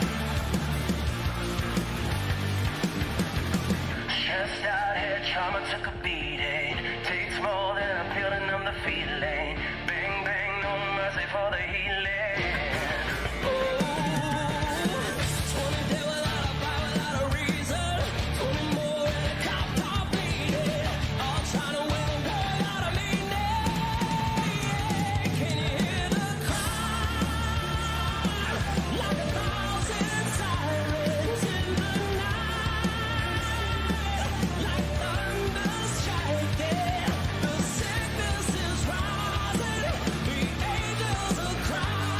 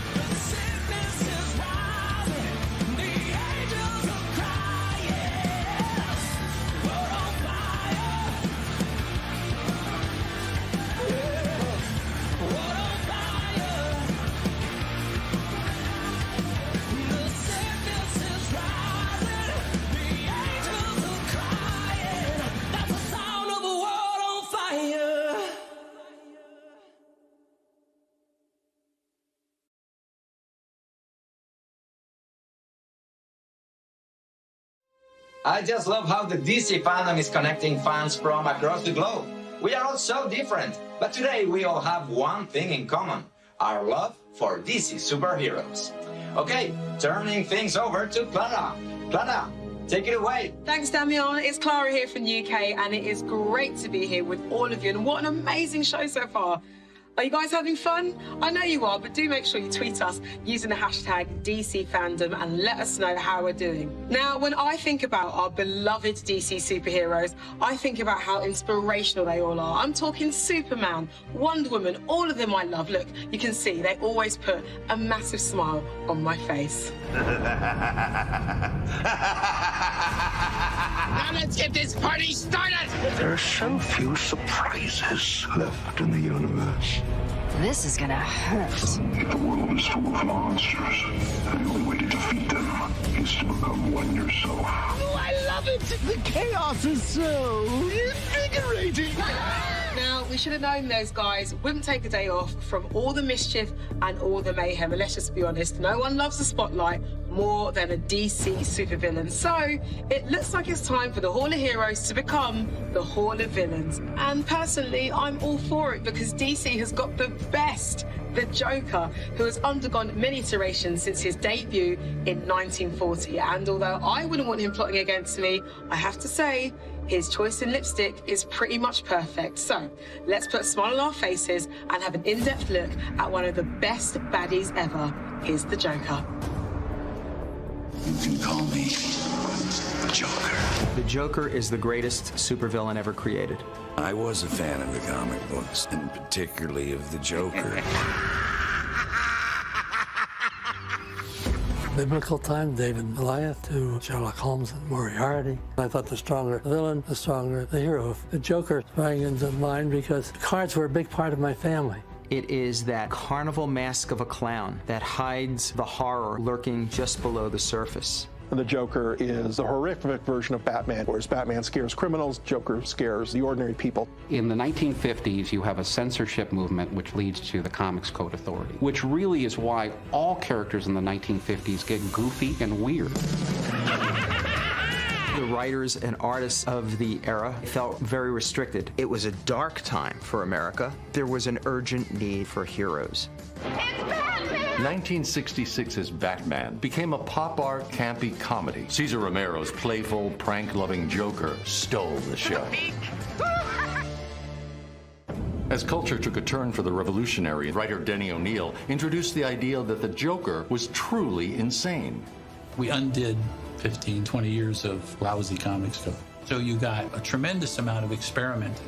It left the way for people like me, Alan Moore, to do stories that were beyond the understanding of an 8-year-old. Batman, the Killing Joke, showed us how deep the Joker's depravity could go.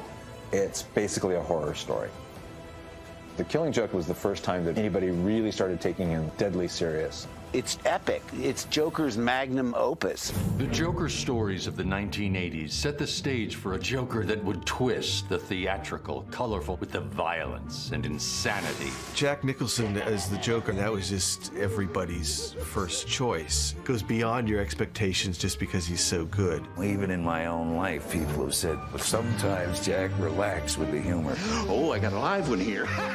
This does not apply to the Joker. Gotham City was brought to younger audiences in 1992 when Batman, the animated series, debuted on Fox Kids. One of the things that informs the Joker is his laugh. His laugh should be like a musical instrument. It should illustrate his mood. We struck a nice balance between the clown and the killer and really made him a scary character. Filmmaker Christopher Nolan elevated the comic book film. The gritty, realistic Batman of this Gotham City called for a villain who could challenge him in a way no one else could. From the outset, the choice was clear. And to me, it was creating a sort of psychologically credible anarchist, a purposeless criminal, a psychopath. To me, that is the most frightening form of evil. It's somebody without any rules whatsoever. Somebody whose motive is just pure destruction. Without Batman, I'm not sure that the Joker would exist in the way that he does in our movie. You complete me. Joker is one of those rare opportunities you get to reinterpret, bring back to life some character that provides some counterpoint to the good of the world. The trick was to be incredibly respectful, yet at the same time, reinvent the Joker. Audiences were in for a laugh when comedian Zach Galifianakis voiced the Clown Prince of Crime, bringing his own brand of humor to the role and new meaning to the words, "You complete me." They do depend on each other. And what would happen if they both took a step back and understood that to be the situation? I hate you. Me too. The Joker had been taken in brave new directions, but there was still room to push the character even further. I have never really thought about doing a comic book movie. For me, it was more about this idea of doing a film, but about somebody people have no idea who, what, where he came from. It's a wonderful exploration to take probably the most famous villain. What happens if we humanize this person? I think part of his transformation is finding his voice, finding Joker. And I think prior to the emergence of Joker, he's struggling with what it is that he wants to say and how he wants to say it. Every kid loves this guy, and I particularly love just the name, Joker. It's fantastic. There's no definitive Joker. He will be reinterpreted long after I'm gone because he's just such a great character.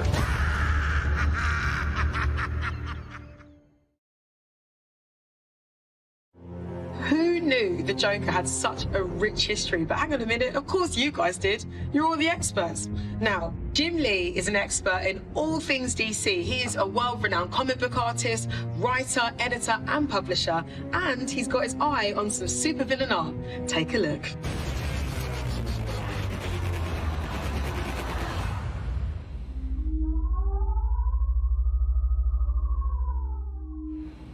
Hello, everyone. This is Jim Lee again. I'm here with Mohammed Haq, and we are going over his fabulous submissions to the DC FANDOM. He is a big Batman fan, and he has a day job. So he does this spectacular artwork in his spare time.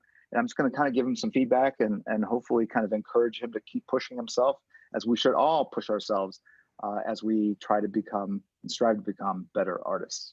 And you are here in the U.S.? California, LA. Okay, that's part of the United States. Yeah. Yeah, okay, it's all good.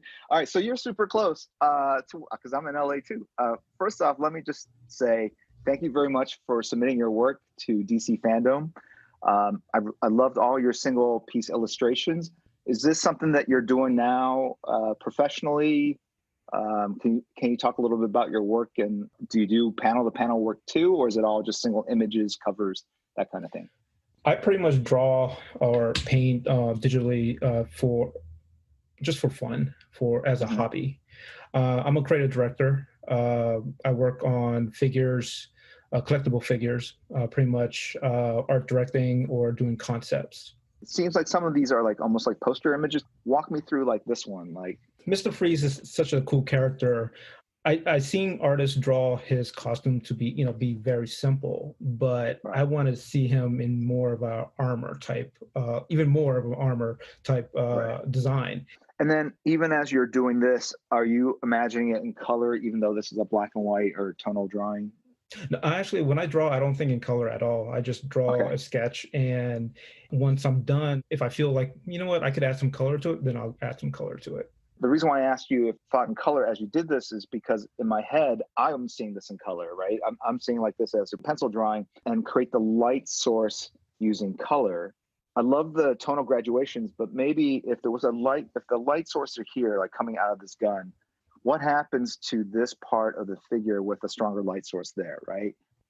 This part here like suggests to me like you were on this path of, hey, there's light up here and it's casting the shadow of this torso on this kind of pelvic area. If it were brighter here and then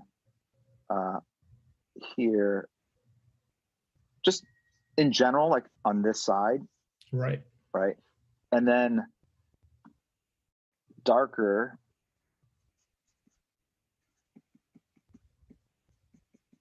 maybe that arm, like Totally. What inspired this? The first issue of Deceased.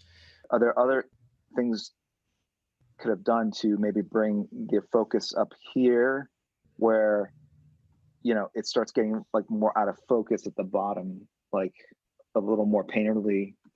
Just something to think about. I just think the, you know, your use of color and textures, creating that glistening kind of gum line, you know, it's really, really well done.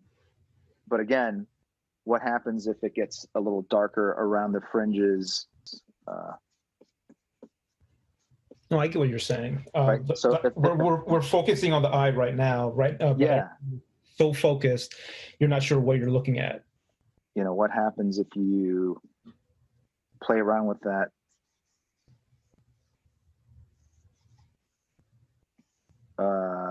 You know, I'm trying to have like that light streaming off to the side, right? Yeah, that's pretty cool. Just like make certain things pop and kind of play around with the contrast, the values of your colors, right? Push it more to the extremes. You're really super solid in this middle ground. What happens if you push the extremes of light and dark to the image? So things to think about as you do it, but really, really solid piece. So this Joker piece, same thing with Mr. Freeze. You've got the lettering in here. I feel like you started and then kind of stopped. You were in there, maybe you were gonna go all the way to the top, and then you're like, I've said my piece. I know what would look like. Generally, you should use it as a real part of the composition, right? Even those lettering, right? And what kind of shape it occupies, and it just kind of fits naturally in the same kind of space. You know, kind of creates this squared composition, and I kind of wonder if you know, you have something like that, and then maybe the you know, all that, maybe it falls in like a big ha, you know, or something, right? Where all the lettering or it creates the bat symbol or something like that. Or even like a shat, or even his shadow, right? Like if he's uplit, and then in the coloring of it, the lettering would be darker, and that's how you would see that shadow. Just something to think about. You know, I think because if you're going to add the lettering, I feel like, you know, once you start, you got to think it through and say, okay, what am I doing with the lettering? What role does it play in the composition? What kind of extra thing does it give? What does it unlock? And I think it unlocks a lot. I'll just end with this one. I think this is my favorite piece. I get a Frank Quitely vibe from it, but I also love the way you did the coloring, and I think you did push it on this one. Like the that thin white highlight on the edge is just perfect. You know, it really picks it up, and you know, it's not monochromatic, but you have a red kind of light across all of it, and that's the kind of stuff I love. You know, it's not about local color; it's about colors interacting with the light that's on them, and I think you just really nailed it. And the expression, and even again the subtlety of her, you know, kind of her hand gesture. I think you really sold it in this one, and that's why you know, that also really works for me as well, right? You know, Mom, I want to thank you for sharing your talent with us. You know, I looked through all the submissions, and I picked my 5 favorite, and your work really stood out to me as something really unique and special. And I hope that you do more of it beyond just, you know, as a hobby for fun. I think there's a lot of great potential there, and just little things like would elevate it to like the next level up. And just ask that you think about it and maybe challenge yourself next time you sit down and draw. No, I really appreciate it, Jim. I really do. It means a lot. I'll say I'm self-taught drawing and coloring, all that, but it's your work that actually helped me get where I am right now when it comes to drawing. Awesome. So, thank you very much. It's very flattering. Yeah.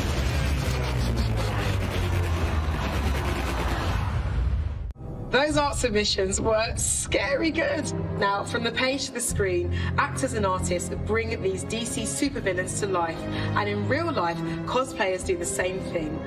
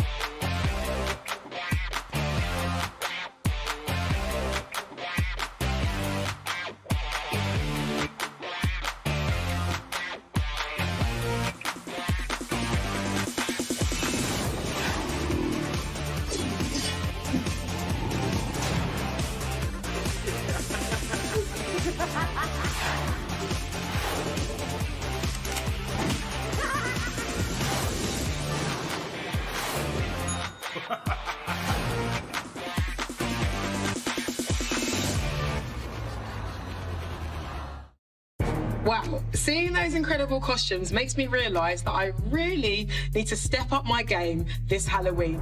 Ciao dall'Italia, mi chiamo Andrea De Logo. It's great to be here with all of you in DC Fandom, the ultimate destination for all of us who can never get enough DC. And now, there is even more to love with the new comic series from Milestone. Take a look. Hello and welcome to DC Fandom and this Milestone Media panel. My name is Mark Bernardin. I've written on TV shows like Castle Rock and Carnival Row and Star Trek Picard, and I co-host a podcast named Fat Man Beyond and another one named Battlestar Galactica. And I've even written comics, including a short run on Static Shock. But today we're talking about the history of Milestone, as well as taking a glimpse into the future the publishing initiative started in 1993 by Dwayne McDuffie, Dennis Cowan, Michael Davis, and Derek T. Dingle to challenge the status quo, how superhero stories were being told, as well as the ones who got to tell them. We're going to talk about a bunch of stuff in the next few minutes, but before we do that, let's introduce our panelists. We got Reggie Hudlin, Milestone Media, Dennis Cowan, co-founder of Milestone Media, Jim Lee, chief creative officer and publisher of DC Comics, and Phil Lamar, the voice of everybody under the sun, including Virgil Hawkins, Static Shock. Hey, fellas, how are you? Great. We're good. Well, thank you for taking the time to talk about this. I mean, it's near and dear to my heart, and I assume it's near and dear to yours. Dennis, can you tell me a little bit about the early days at Milestone? It actually started at San Diego Comic-Con. I don't remember the year. It's probably like 1990 or something. I'm at Comic-Con. And the idea of doing Black superheroes or doing a group of Black superheroes was something that was on my mind a lot. So I called my friend Michael Davis, who happened to be at the con. And I said, meet me downstairs in the lobby. I mean, we walk around the whole convention, the whole convention area, and I'm pitching him my idea about doing a Black comic book company. And Michael said, you crazy, man. Ain't nobody gonna do no Black comic book company. No, it could work. It could be a Black comic company. So he says, okay, well, who else do you want in? I said, let's call Dwayne. Dwayne McDuffie happened to be at that convention. So I called Dwayne. He met us downstairs in the lobby. The three of us walked around the same block. Serious. And Dwayne, at the end of this long walk, which he didn't want to take, I said, so what do you think? And he said, you're crazy. Nobody's going to do a Black comic company. So I'm in. So, that's what he said. We knew how to write and draw comic books. Dwayne and I have worked on Deathlock and, various projects at Marvel, but mostly Deathlock. So he knew how to do that. But we didn't know about business. But I knew a business guy. It's my friend Derek Dingle that I knew since third grade. He worked at Black Enterprise in management and stuff, so he must know about business. And he wore a tie. So, it's the truth. So we called Derek, who said we were crazy, but he was in because he's my friend. And that's really how it started. The best thing about Dwayne's involvement early on, when my idea was to do a Black comic book company full of Black characters, and if Black people bought it, great. His idea was to expand that, to make it inclusive to a lot of marginalized people who are underrepresented in comics. He took my idea and just, boom, blew it up to a much bigger tent than it originally was. It expanded our universe and it set us on a path that, we're still following now. Reggie, talk a little bit about Dwayne McDuffie. I mean, he was one of comics' greatest storytellers, and a gift he would take to animation as well. But talk about, his legacy a bit and his influence and impact on the vision and goals of Milestone. Well, I mean, first, I want to tell my meeting Milestone story from the outside, which is, I met Dennis, and he was, one of the first comic book professionals I met who was actually my friend. And he would take me to Comic-Cons, like he took me to San Diego for the first time. He took me to New York Comic Convention. I didn't know anyone. I'd never been to one. They didn't have comic conventions in St. Louis, where I grew up. So I was just new with all this and very excited. So when they started Milestone, I was excited because I was like, oh, this is a great idea. It's like United Artists. It's like all the, most talented Black folk in the industry coming together to start their own thing. And at the time, when you looked at Def Jam that was happening in music, I mean, you saw that same idea being expressed in a lot of different places. The 70s was like black people getting free, and 80s was time for black folks to flex. So it was great that the black folks in the comic industry were flexing. So they invited me to come by their office. And I remember sitting around their desk and talking to Dennis and Dwayne, and these are folks who I was fans of. I remember reading their Deathlock book and like, oh man, you guys killed it on Deathlock. And they were starting their own company, and they were talking about how they would get phone calls from Clarence Thomas, who was a fan of their character Icon. And I was like, what? And like, yeah, we thought it was a prank call. And then we called back, and then they said Supreme Court. And they're like, what? And so it was just a really beautiful idea. But more importantly, they created beautiful characters that would stand the test of time. And for me, coming from the movie business, and we were, fighting our way through, me with House Party and Spike and John Singleton, we're all fighting to make a way. So when I saw these guys fighting to make a way in comics, I was like, yeah, do it. And then they were like, well, Reggie, why don't you come with us? I was like, look, I'm just figuring out this movie thing. I'm a little, maybe I should figure out my day job before I start doing stuff on the side. So I stupidly passed on a chance to join Milestone from the beginning. But what they did was amazing, amazing work. We did ask him to join us. Like, it was all official and everything.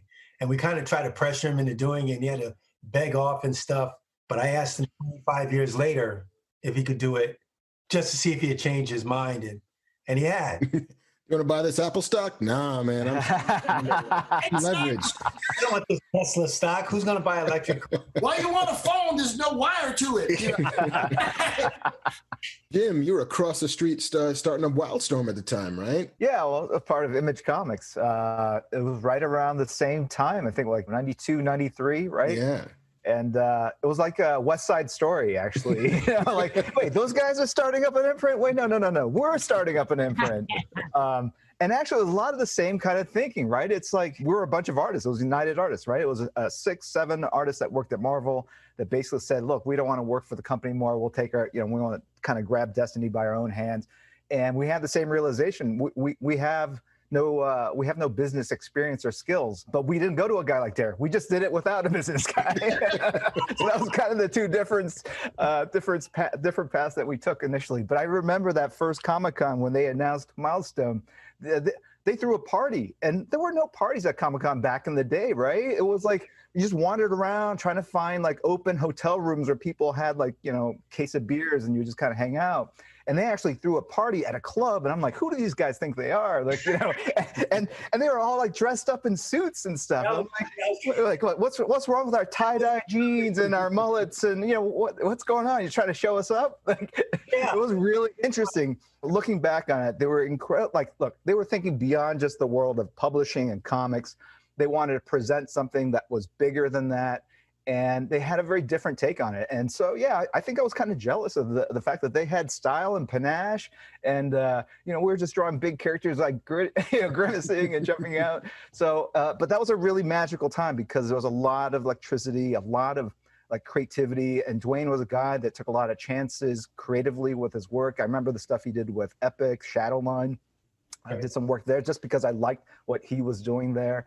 And so it was a really great kind of golden era for people going out and doing stuff that was new. That first Comic-Con when we had that party, Jim is being a little bit disingenuous here because what they did, Image guys introduced us to the public. Remember that. But there's photos of it. The Image crew with us, we're all in suits, but the Image guys didn't have no suits on. And they're presenting. We're lucky to have a shirt on, honestly. That's the truth. That's a separate panel, but that's the truth. No. I remember thinking we chose the suits and all that. Yeah. Because we thought, okay, the Image guys and everything was Image, they could wear T-shirts and stuff because they're white dudes. They could do it on the mostly, yeah. Right? We're gonna have to try extra hard to be taken half as seriously. Yeah. So that's why we wore the suits and stuff. None of us. You guys had passes. It was exclusive. You couldn't just come in and walk in. You actually had to. It was like What? That's cool. Way ahead of its time, both conceptually, creatively, and marketing-wise, for sure. That's just brothers at a club. Showtime at the Apollo. Phil, how aware were you of Milestone before you took on the role of Virgil Hawkins in the Emmy-winning, Humanitas Prize-winning Static Shock animated series? Actually, and it's sort of embarrassing, I was not real. I mean, I knew about it because I was a comic book head from way back. The early 90s, I was just out of college trying to make, my bones as an actor. So I didn't have the money to be buying new comics. I was still reading all my old 20-cent stuff.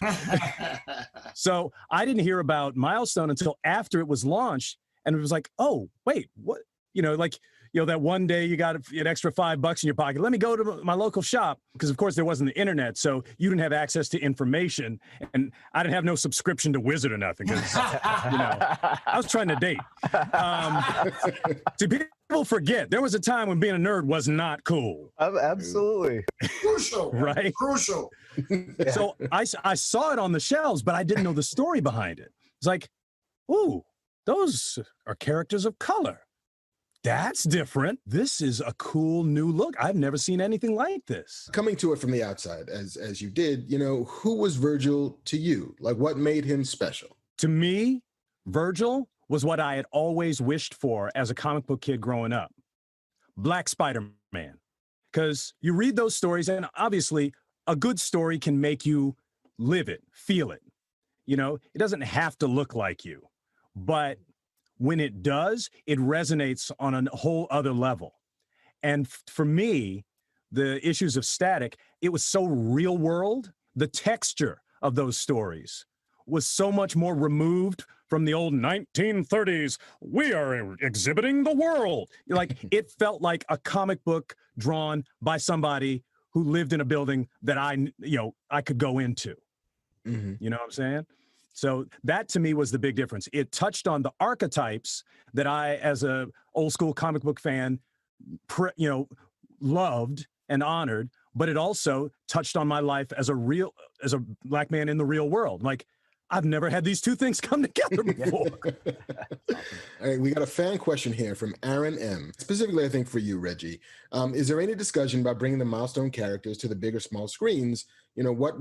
What's new and what's upcoming in the multimedia front? Well, one of the things we're really excited about is, we really want to live up to the name of the company, Milestone Media. So when we, spoke with Jim about reviving the Milestone line, we said, look, we all know that this, has been, hit comic books and a hit animated series. It's time to expand back into all those areas and then some.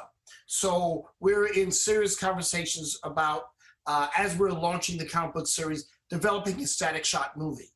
That'll be a theatrical feature film. What we're talking about is unbelievable. We're also talking to all the other divisions of Warner's. For example, the animation department. They make those amazing animated feature films for home entertainment. And we're talking about doing one of those feature films, involving the Milestone characters.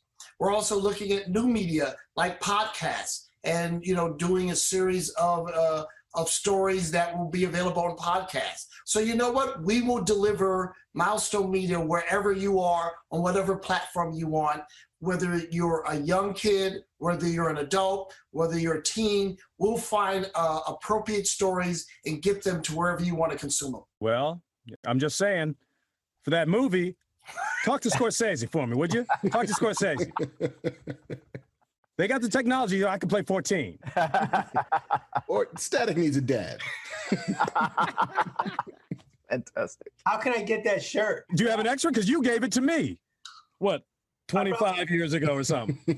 Yeah, we're talking about everything and everything and anything under the sun, even YA content, right? This is something that we couldn't envision decades ago, but it's a critical part of the audience, underserved by us, historically. Having YA content out there for the first time would be very exciting. And obviously, all the other stuff, the merch, the T-shirts, we'll get Phil a new T-shirt after all these years. I feel bad you've been wearing the same one for 20 years. And it still fits. That's the beauty.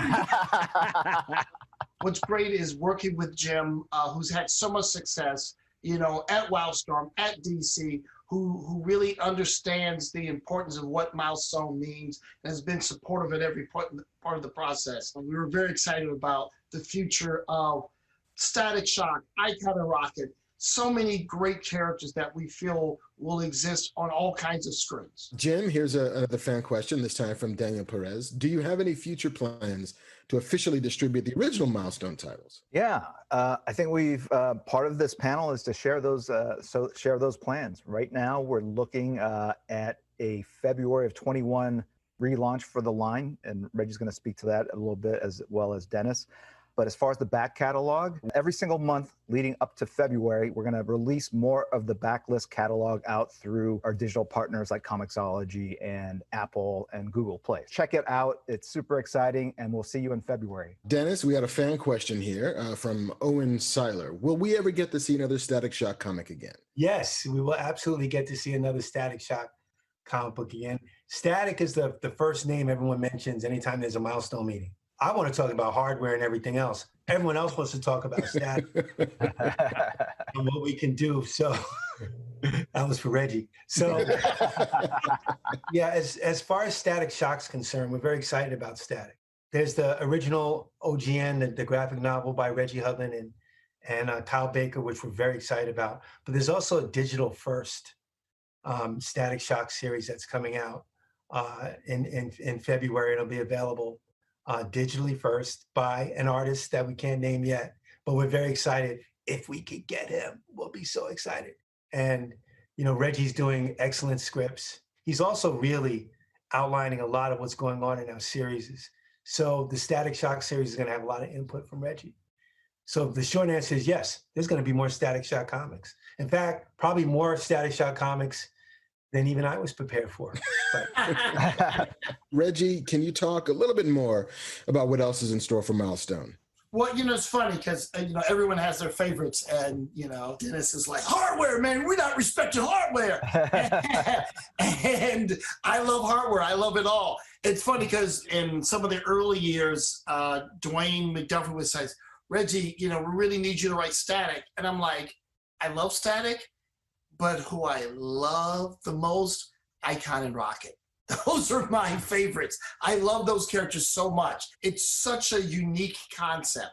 This man who's actually a 300-year-old alien who's here on Earth, who ends up partnering with a 14-year-old girl from the hood. They end up fighting crime together. Not as sidekicks, as partners. I got to tell you, the stories that I'm writing and that Dennis Cowan is drawing are unbelievable. I love, looking at the scanner when Dennis's pages come in. You're like, oh, you made that look cool. Oh, so it's always fun for us to work together, and it's great to do it on characters I love so much. Working on that was a trip. The first artist we got fell a little bit behind, so I came in and took on a story arc for Icon and Rocket. Very casually, like, yeah, I could do Icon and Rocket, no problem. Then I realized, except for the covers, I had never drawn Icon and Rocket.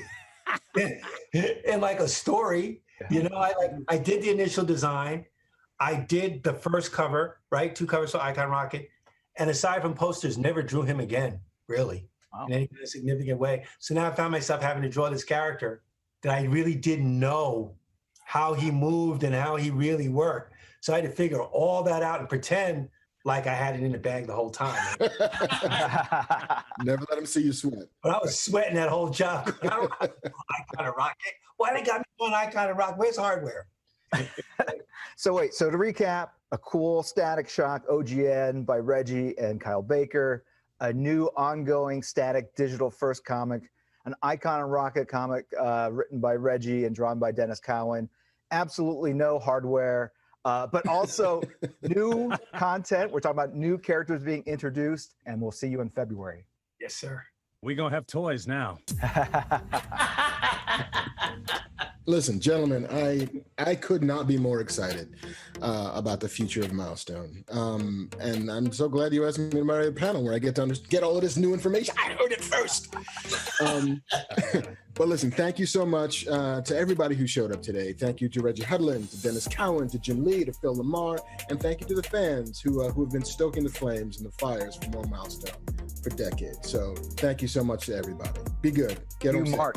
Thank you, Mark, for corralling all this. These are the best horses to have to corral. Indeed. I can't wait to see what DC has in store for Static Shock and the rest of the Milestone crew when it returns in February 2021. And now it's time for a little Ask and Tell. We have got more questions from our DC fans. Check it out.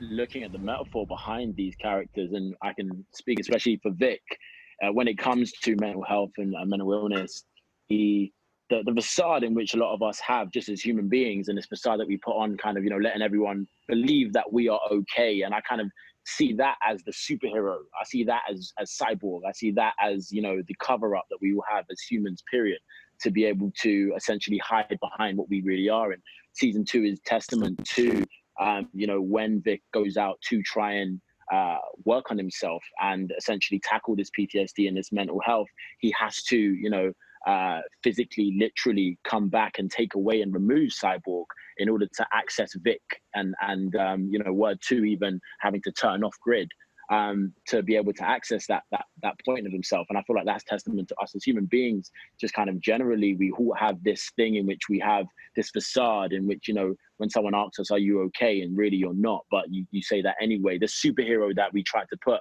in front of the real version of us and everything that holds, the real meaning of what it means to be a human, which is all of this craziness in which we experience. Did you know that we receive over 28,000 questions from all over the world for DC fandom? We love our fans. And while we couldn't answer all of them, we sure did try to answer as many as possible.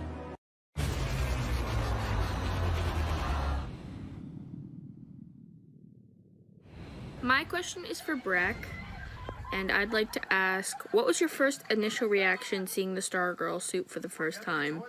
How cool was it?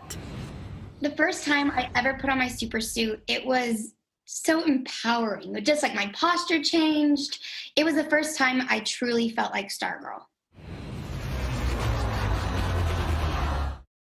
2 words your tried and true fan have been chanting. Snyder, cut. Coming up next, don't miss the latest intel surrounding the Snyder Cut's much anticipated release, direct from Zack Snyder himself. Like you, I'm quickly becoming a big fan of this virtual universe. It's not only a great way to connect with other fans around the world, it's also a great escape from reality. And I think we can all agree that movies are one of the greatest escape of all time. Revoicing's film make it possible for characters on screen to speak to audiences across the globe in a way that is unique to them. Capisci quello che dico? Okay, listen up and let's meet the many voices beyond the cowl.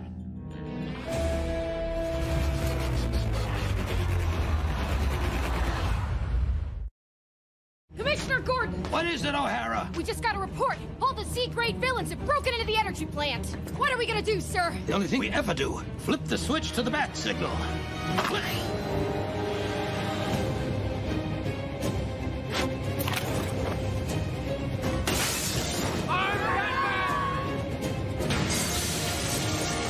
Salut, Freeze. Je suis Batman. Escucha, soy Batman. Hi, Bruce Wayne. Cualquiera puede ser un héroe, también un hombre que hace algo tan simple como calmar y ponerle un abrigo en los hombros a un niño y después decirle que no era el fin del mundo. Sir, aren't you forgetting something? Nope. Your cowl. My what now? Your armored face disguise? Fine.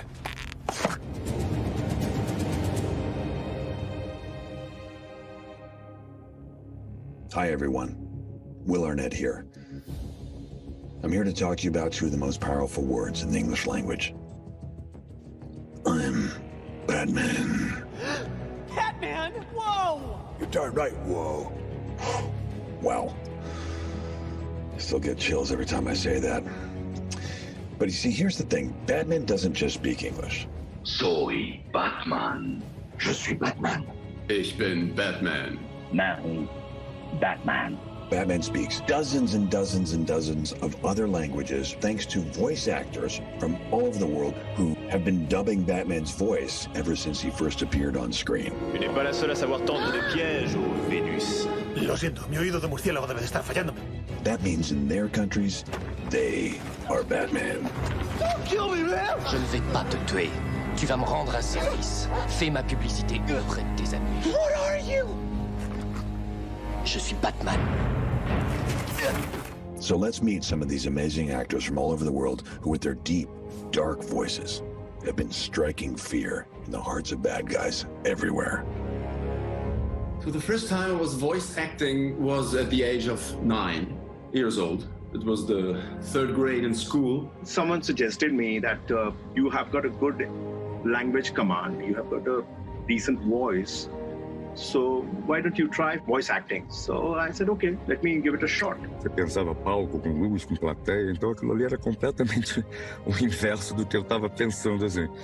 Mas eu fui parar na dublagem 4 anos depois. El aspecto más retador en doblaje para mí es hacerle creer al espectador que los personajes, los actores, están hablando en español. Every language has a tonality, a different way of taking pauses, speaking, speed.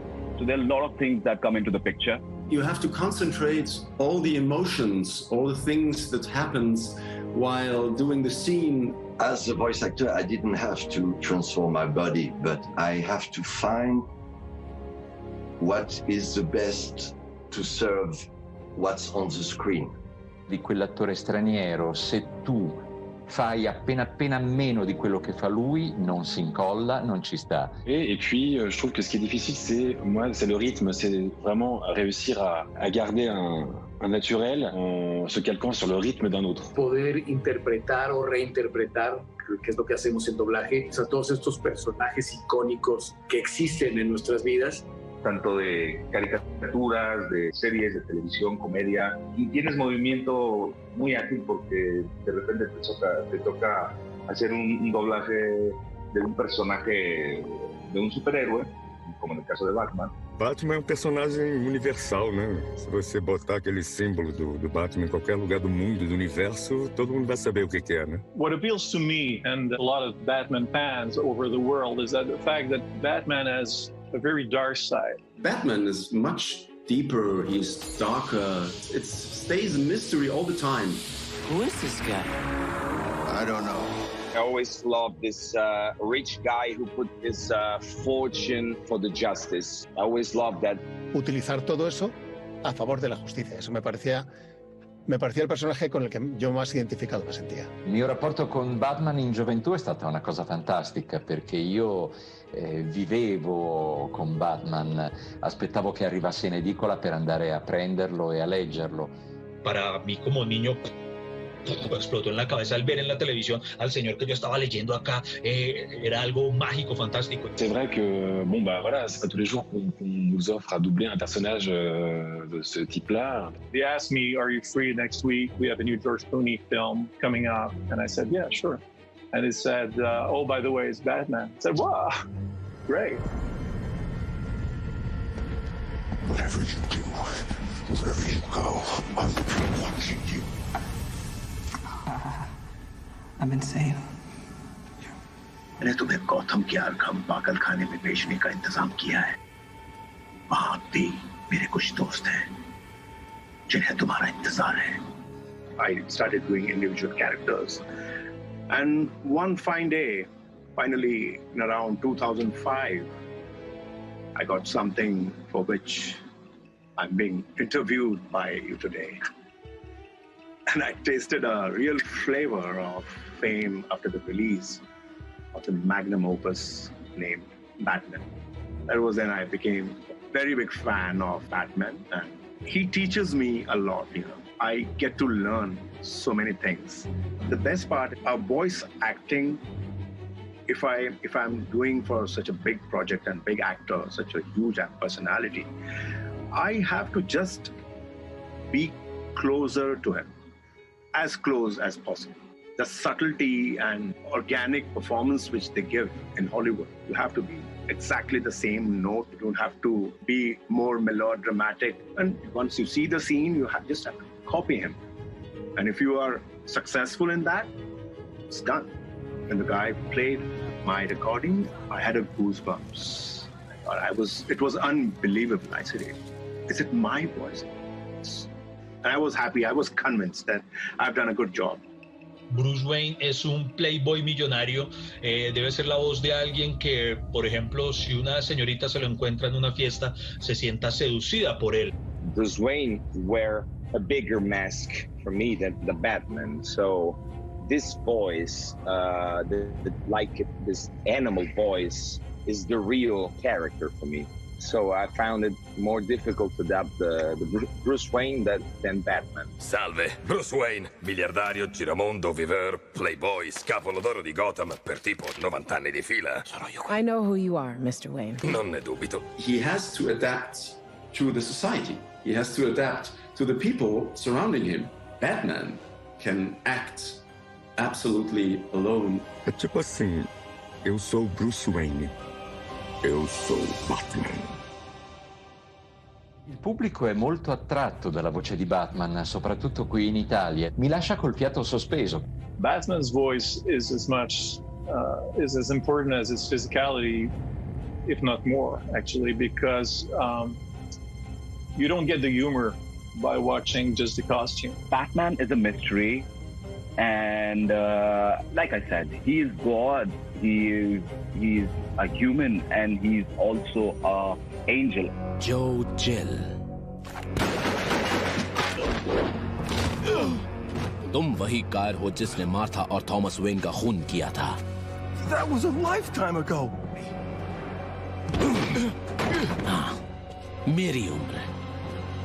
तुमने कुछ नहीं सोचा, बस बेरहमी से उन्हें मार डाला. Chill. How do you know this? How could you possibly? मैं जानता हूँ क्योंकि मैंने ये सब होते देखा. मैं ये जानता हूँ क्योंकि मैं उस आदमी का बेटा हूँ जिसे तुमने मार डाला. मैं हूँ Bruce Wayne. Lo más desafiante cuando doblé el Batman de Christian Bale eran las escenas donde él gritaba y se enojaba mucho. The way Christopher Nolan wrote his movies,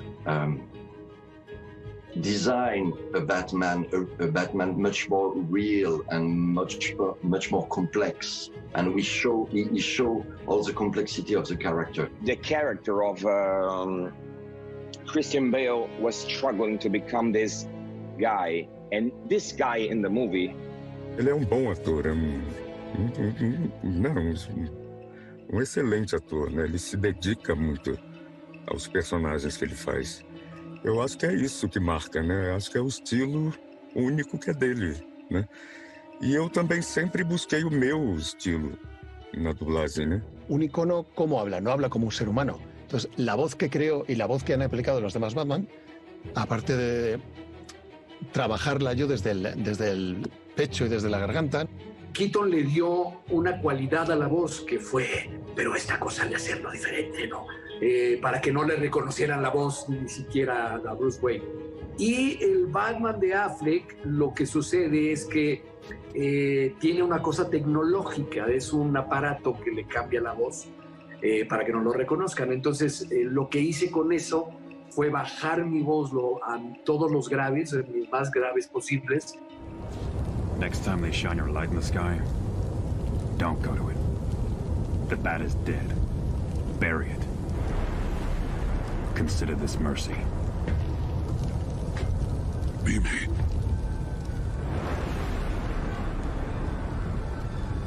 तुम्हारा खून बहता है.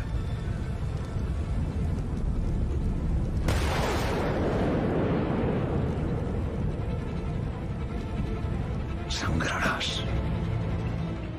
The way he speaks and the way he interacts with other characters, he's always like so cool and so never gets nervous, or at least it seems. Batman. Yeah. Why did you build this thing with only one seat? Porque que yo sepa, solo tengo un culo. ¿Pero qué? What have you done to Wayne Manor? Fíjate si sería fan de los cómics, que yo con mis primeros sueldos de actor de doblaje, lo primero que hacía antes de llegar a casa era parar en un kiosco o en una tienda y comprar un cómic de Batman. Entonces para mí fue como, era el héroe de mi infancia, ¿no? Hay una cosa con la que yo conecté con Bruce Wayne, con Batman, que era su deseo de justicia. Es inherente al ser humano el deseo de justicia, ¿no? De luchar a favor del oprimido o de impartir justicia y de que las cosas se hagan bien, ¿no? De que los malos no se salgan siempre con la suya. Nosotros en el doblaje, para cada uno de los Batman, de Christian Bale, Ben Affleck, Will Arnett, todos los demás, lo que hacemos es meternos en el original. Ben Affleck es otra forma de hacer Batman, es un enorme que transmite otro tipo de sensaciones diferentes a la que transmite Christian Bale, que hizo una creación, desde luego, icónica, ¿no? Para el mundo del cine. Entonces, el modo de diferenciarlo es ser muy fiel al actor original, pero recuerdo ir al cine temblando como un niño. Fui yo solo, era como, necesito vivirlo, necesito meterme en la película, necesito supervisar cada detalle, porque yo soy muy perfeccionista. Doppiare per un videogioco o doppiare un attore o comunque un cartone animato è molto diverso. Le jeu vidéo, il y a beaucoup plus de travail à fournir, beaucoup plus de... Lavoriamo sulla forma d'onda, per cui a quel punto ci dobbiamo assolutamente fidare della voce originale, in questo caso americana, e riprodurre esattamente quello che l'attore americano. When I heard the voice of Kevin Conroy, it's the moment when you are in the studio and the first time you hear the voice, you see the character, something happens inside your body. Superman ist hinter Gittern.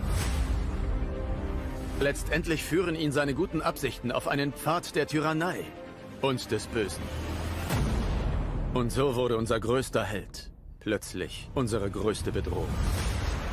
Ça demande beaucoup d'énergie le jeu vidéo parce que c'est très très longue journée. On est tout seul dans une petite cabine avec nos casques. On entend sa propre voix toute la journée. You don't have the nuances that you have in a living character because the animation is always very kind of straight. There is no hesitation. It's jumping much more in your face. It's much more fun to do animations because you go to the extreme. Do you want to talk about how you're feeling right now? J'ai rien à dire sur les émotions, Alfred. Je n'en ai pas et je n'en ai jamais eu de ma vie. Justiciero de la noche que lucha contra il crimen y una macchina de rapear heavy metal. Io non provo nessuna emozione a parte la rabbia. H24, 12 mesi all'anno, a 1.000.000%. And if you think that there's something behind that, then you're crazy. Good night, Alfred. Sir, it's morning. The Lego movie was one of the funniest experience of all my career. I never had so much fun in my life. The screenplay and Will Arnett's talents brought back the humor that was present in the original TV series. That sort of tongue-in-cheek humor, lots of puns, lots of jokes. This is really uncomfortable. Sorry, my shoes are part of my pants. La experiencia de doblar al Batman de Nolan, al Batman de Gran Aventura Lego 1 y 2, es muy diferente, pero la verdad la 1 y 2 es muy divertida. Entonces es como jugarlo más, tienes que sentirte un poco más libre, ¿no? De hacer tú también tu creación, sobre todo para el humor latino. Primero, el trabajo que hizo Will Arnett es espectacular. Hacer siempre un Batman serio y poder hacer a un Batman que se ríe de Batman, que se ríe de sus miedos, de sus inseguridades, que se vuelve hasta un poco patoso, que no sabe cómo relacionarse con los demás. Who are you here to see? I'm here to see your butt. Is that last name Bud, first name yours? Oh my gosh!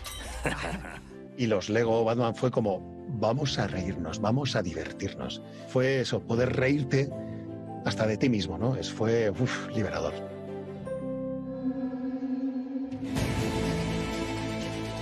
Aver contribuito alla Batman Legacy mi riempie di gioia e mi riempie di orgoglio. Il y a quelque chose de l'enfance là-dedans, quoi. De dire, je suis pris pour faire Batman. Batman was like going full circle.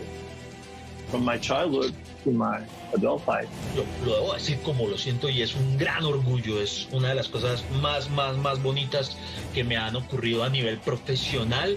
So Batman will be always close to my heart because Batman is one of the best characters in my life. I'm a bit emotional now.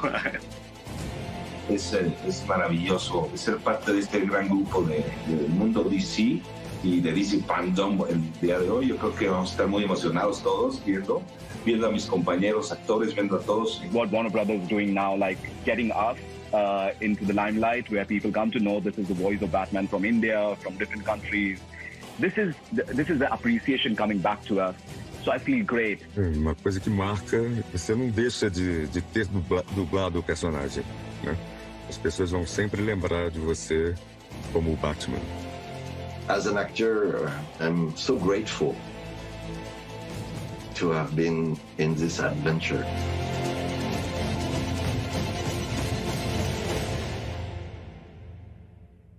That was fun!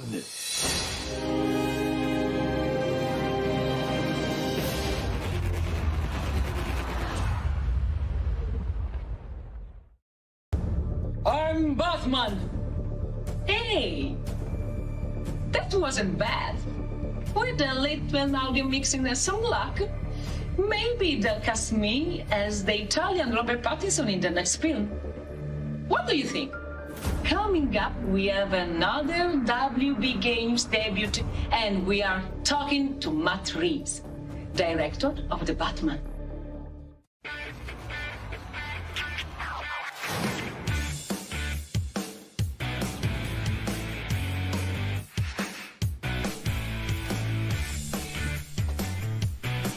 Hey everybody, Shin here, the guy behind the stream that is being provided to you.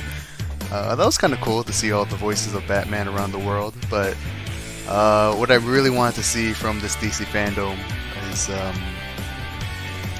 the Justice League panel for Zack Snyder's Justice League, which is coming up next. So I'm really hyped for this, hopefully you are too. Thanks for hanging out, thank you for just joining me as I watch. I was going to do commentary in the beginning, but I thought it'd be best not to because it'd get in the way of what's being presented. So once again, thank you for hanging out. If you have subscribed to my channel, thank you so much. I wasn't expecting it, but here we go. Justice League panel. Let's go.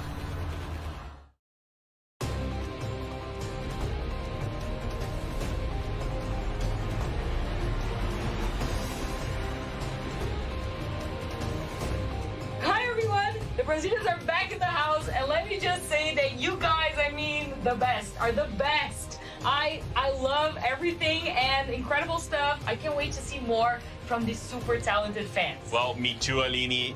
Now, speaking of DC's fans, since 2017, you have been demanding the release of Zack Snyder's version of Justice League, of course. Your friends at HBO Max heard you and look for it in 2021. I know, but I know. That probably feels like a long way off. So, right now, we're gonna check out this very exciting panel featuring Zack Snyder and some special guests, as well as some of the fans who helped bring this DC dream come to life.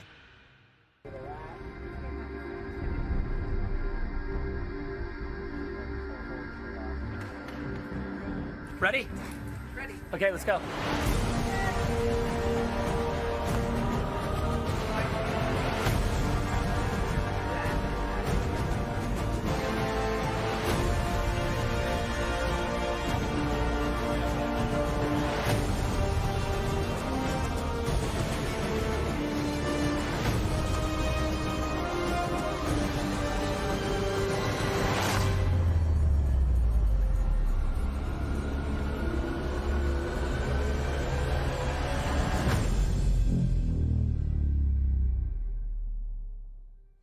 Awesome. Well, thanks, guys. It's awesome to be here at DC Fandom. This is amazing.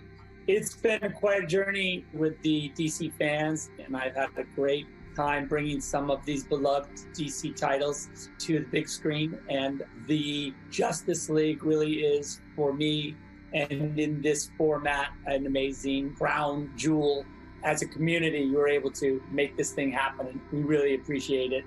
We're going to shake it up a little bit for this panel, and I'm going to have some fans ask me questions. I'm going to ask some people questions. We're going to have special guests, so let's get to it. We have some questions from fans read to us by some of the amazing cast of Justice League. Looks like next we have Batman, my Batman. Go ahead, man. What do you got? I hope you guys are enjoying DC Fandom, and I'm really excited for you to get a chance to see Zach's ultimate version of Justice League on HBO Max next year. Well, thank you, Ben. I'm excited for everyone to see the film as well. It's cool. What question do you have? Patrick Mendoza wants to know, who is your favorite superhero of all time? You know the answer to that, but go ahead and answer anyway. I guess my favorite hero of all time, other than Batman, would have to be, sort of staying in the DC world as I do. It's got to be Dr. Manhattan, from Watchmen, I think. I don't know, for me, he's like this super cool quantum superhero whose time, space, reality, all those things are at his fingertips. So yeah, it's got to be Dr. Manhattan. That was awesome, Ben. Thank you so much. That was cool, and appreciate you stopping by. I think next, is it Superman? Hello, everybody. My name is Henry Cavill, and I promise you that I am not in prison. This is just my place of work. I hope you're enjoying DC Fandom, and I have a fan question for Zack Snyder from Swapnil. As a storyteller, what is the dynamic between the Justice League that is important for you to present on the screen? Zach, over to you. It's a great question, and thank you so much. I think the important thing for me to see as the Justice League comes together is this idea that, like, a lot of them basically are loners, right? You have Batman, who lives in a cave. His only buddy is Alfred, really. You got Wonder Woman, who, after Steve's demise, she's been kind of keeping quiet. You have Flash, who's got these powers, but he's kind of alone in the world. And you have Cyborg, who, in a lot of ways, is not really happy about what's happened to him, this transformation. He's coming to terms with it. And then you have Aquaman, who also is this loner. And sort of thematically, them coming together and forming a family and finding in each other support. I think that's really what, in the end, drove me to want to see this happen, or see them come together. And I think that when you take all these different personalities and bring them together into a single cohesive group, it's a fun and awesome dynamic, but also there's a why of doing it. All right, let's see, who do we have next? Is it Cyborg? Hey, Zach, what up, man? Ray Fisher here. You know I am super excited about the Snyder Cut getting dropped on HBO Max. And there's some folks who have a couple questions for you. The first question is coming from Eddie Gordon from the United States. And that question is, which character are you most excited to fully flesh out in your cut of Justice League? Interesting that you should ask me that, because of course it's Cyborg. Cyborg is the heart of the movie. Cyborg is the thing that I think in the end holds the team together in a lot of ways. And excited to see, or for fans to see, just how that is realized on camera. And the second question is coming in from Irfan Kam from the United Kingdom. And their question is, when you started writing Justice League, what thematic ideas were you most excited to tackle? Additionally, how much of a challenge was it to keep the tone mythological? I want to know too, so make sure you get up on those. It's a great question. When Chris and I were talking about this movie, I think we're big fans of sort of the Joseph Campbellian, hero's journey, and also this notion that we would be creating a team. It's the Knights of the Round Table joining together in an epic adventure, and this is the call to action film that brings them, as a story, that brings them all together. And I think it is a mythological concept to begin with. So keeping it mythological, and especially when you think about it's Aquaman, it's Wonder Woman, Flash, Cyborg, and then Superman, you're really talking about a mythological group, Okay, this is fun. Let's keep them coming. Who else? I think next is the Flash himself. Mr. Maestro Zack Snyder, questions can we ask? I think we'd all like to know if we'll see more of the handsome and talented Ezra Miller in your cut. I like the question, Ezra. No agenda at all. Very good. Of course, you're going to see tons more of The Flash. I have a huge love for The Flash and for Ezra Miller, as you know, especially when you call me at the last second and make me come work on your music videos in the desert. That's really kind of you.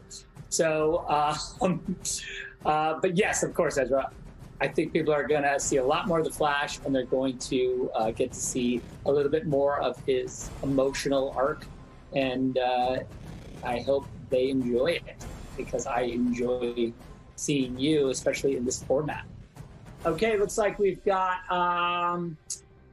we've got something from Wonder Woman herself, Gal Gadot. Zach, when you cast me in the role of Wonder Woman, I had no idea what an amazing ride I was in for. It's been life-changing to play this character, mostly because I've got to meet so many incredible fans around the world who love her like we do. Fans who I hope are all sharing this experience today, because it's all happening because of you.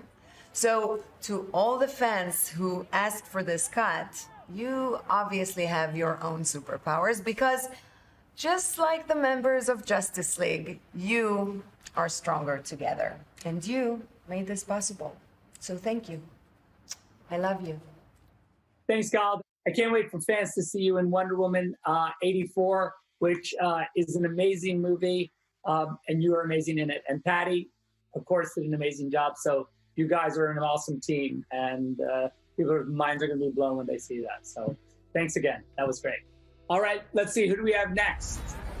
Hi, Zach, and everybody in the Justice League crew. I have a question. So as somebody who is so very excited to get to see your vision of Justice League, and that you're finally getting this chance to really show us the film that was always intended, and one that we're all so super excited to see, I wanted to know, probably what everybody wants to know is, can you hint something that the world has never seen, that you have been so excited to let us all get a glimpse at without too many spoilers? Okay, how do I do this without giving too many spoilers? You're going to see something with Flash in this film I don't think that you've ever seen before. Something that has to do with his abilities, because, you know, he's a quantum character. He interacts with time and space, so you might see him do something that is timely. But awesome, Patty. Awesome question, and it's awesome to see you. All right, let's move along, shall we? And I think I want to ask some questions. So let's get some people on the line if we can. I'd like to get, there's some super fans we have standing by, I see. One of them is Fiona from China.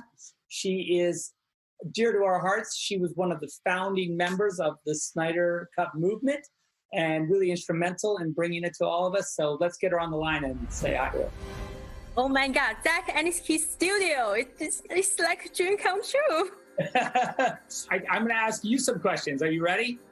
Okay, I'm ready. First off was, what about this movement and the Snyder Cut and the whole thing? What was the thing that got you to say, like, hey, you know what? I got to get involved with this.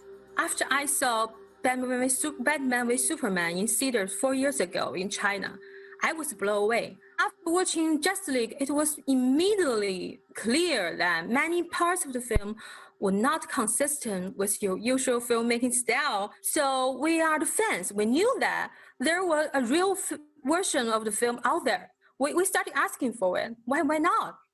We started a petition, if you remember, that reached to 180K people signed. Then I think it's not enough. So I created a website called forsnydercut.com that allowed us to start doing some online and real-world events, such as Twitter trends, raising money for AFSP, letter writing, and phone calls to Warner Brothers. Now, here we are. Awesome. Wow. And look what happened. You guys did it. It's unbelievable. Yeah, I can't believe it. So did you really think it was going to happen, though, when we really started when it got closer? It all started with hope and dream. So many movements never go beyond that. To actually achieve a dream, you need organization and selflessness. Then we have a team that who put a billboard in Times Square. Yeah, it's amazing. I think you remember that. Yeah, fantastic. When you see all these people, when you fight alongside such talented and generous people, you know it's not possible. It's a certainty. Yeah. Even we had many obstacles, but we know we will win this. Yeah, it's fun. I always thought it was funny that like the scale started to get bigger and bigger, and we would notice like, oh my gosh. And at first, remember, because it was like a bus stop in Comic-Con, and then a billboard in Times Square, and then on the anniversary of Justice League, and it just goes completely nuts, and everyone was like, okay. It's like snowball, rolling with a big snowball. Yeah, a giant snowball. No, yeah. What was your favorite moment for you in the whole experience? I think my answer to this question evolved. I started out because I admire you. I love you. I want to fight for you and your work. But as time passed, I became just much about fighting alongside my fellow community members. It's power from art, mostly. Power from your art. You empowered us. Well, that's amazing and kind. And well, it's amazing to see you. And thank you so much for connecting with us. I can't wait to come to China. Please come to China. I want to be your guide. So see you. Yep. See you soon. Thank you, Fiona. Yeah. Okay.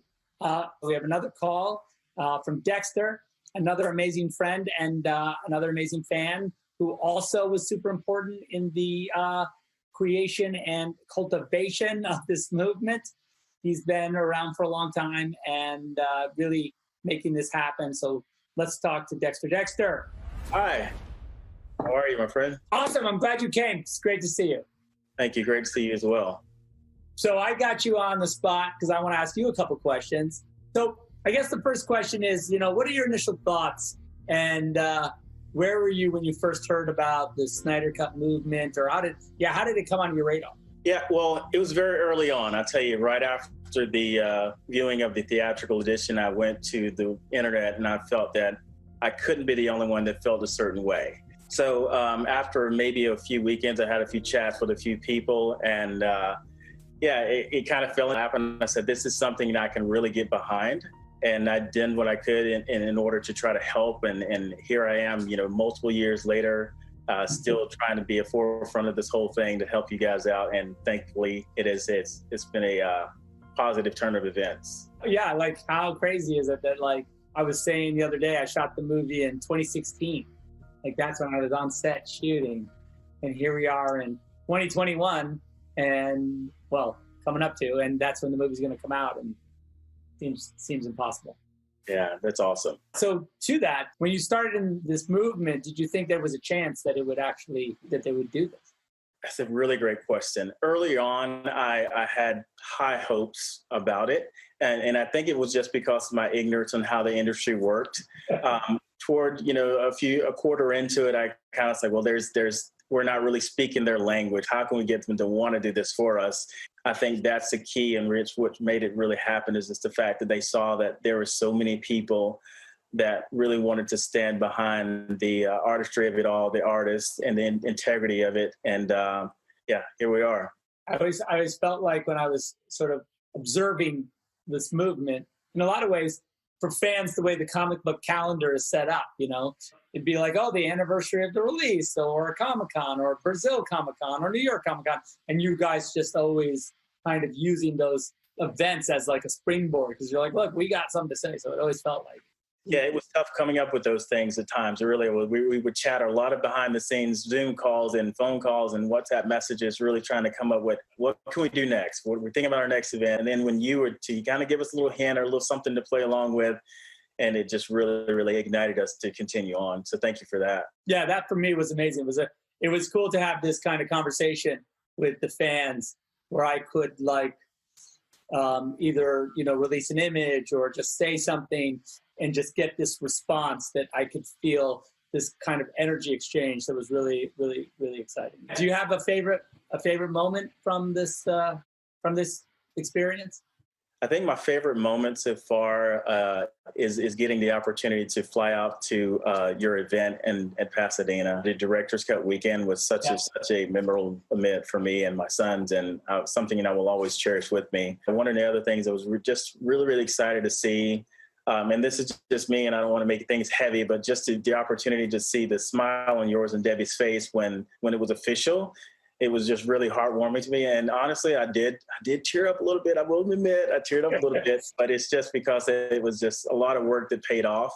And I'm just excited to see that you guys were really happy. Well, I got to admit that we also, when we heard the news, we all got pretty emotional, and it's been an incredible journey. And for us, one of the amazing parts is that we were able to, interact with and be part of this fan community in an amazing way. And it's changed us and made us, really grateful for being able to have this dialogue and also, frankly, feeling the incredible support for the work that I get to experience, when we see these fan generated events and things that really have nothing to do with selling a movie or doing anything that has to do with commerce. It's really for love, and we feel it. And also the amazing charitable work that you guys, the amount of money you've raised for suicide prevention is just unbelievable. So again, thank you so much. We couldn't thank you enough. So Dexter, thanks. Thank you so much. It's been our pleasure. We appreciate it. It's cool to interact with the fans and get to talk about this journey that we've been on, because it has been something quite amazing. Maybe I should talk for a second about how you guys are going to see the movie and what format we're going to have it in. It's going to be in 4 parts, 1 hour each. So 4 hours of Justice League is coming your way. We're going to work on a way of bundling it together at the end so you can watch it as a single film if that's the way you want to experience it. Also, to all my international fans and everyone watching all over the world, don't worry if you don't have HBO Max, because we're working on a distribution plan, so I promise you're going to get a chance to see it. And if you guys haven't gotten your t-shirt yet, there's still hope. If you go to Ink to the People, you can get your associate producer shirt, and I want you guys, it all goes to a good cause, so please go grab a shirt if you can. I guess it's time to play the little teaser, because that's why you're really here, to see some footage from the movie, as I promised. So why don't we check that out? So here it is, Justice League. Now I've heard there was a secret chord that David played, and it pleased the Lord. But you don't really care for music, do you? It goes like this: the fourth, the fifth, the minor fall, the major lift, the baffled king composing hallelujah. Hallelujah.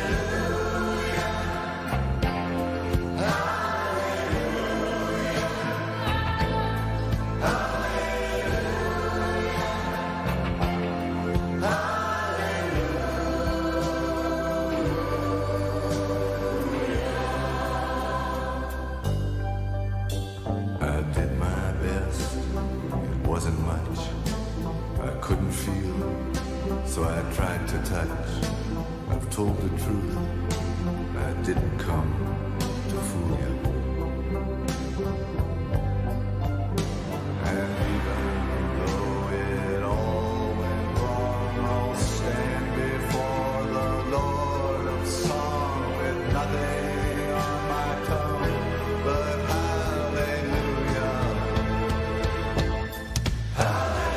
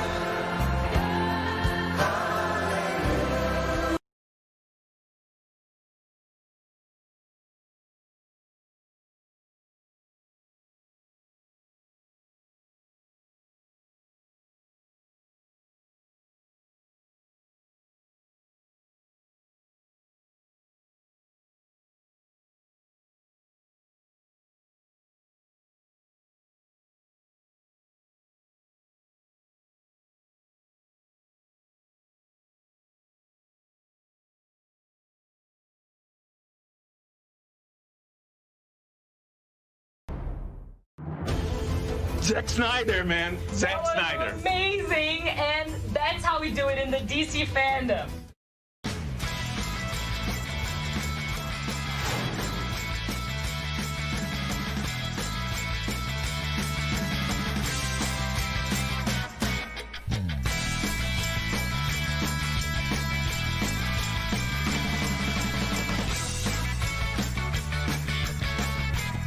Hey guys, Shin again. Sorry that I had to mute the last part.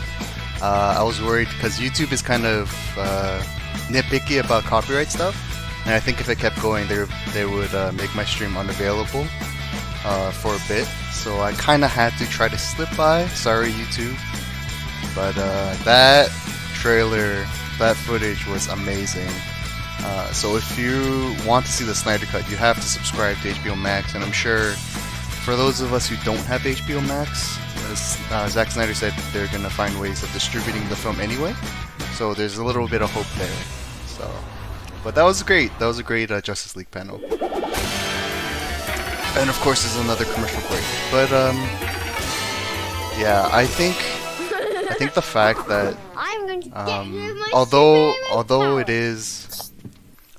is more of a business decision with the film coming to HBO Max, trying to get subscribers, I still think it's worth it because Zack Snyder's vision is coming to life, and the fact that it's split up into 4 parts, which is kind of fine, but he said he was going to combine it in a way that brings it into one cohesive film. That still works, so I want to watch it when it's all stitched together.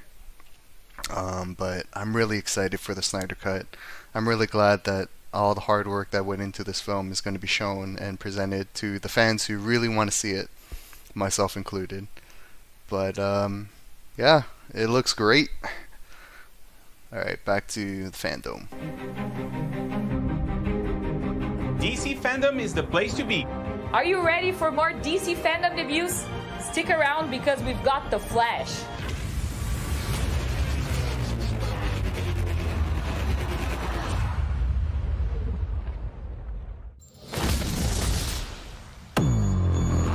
My name is Barry Allen,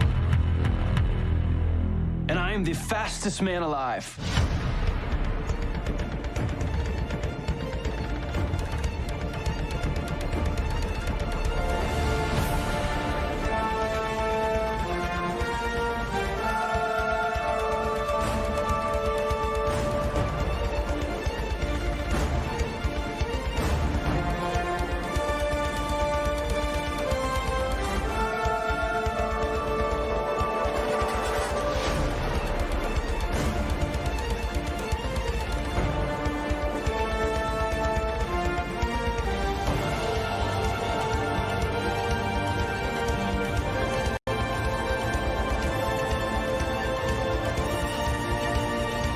My name is Barry Allen.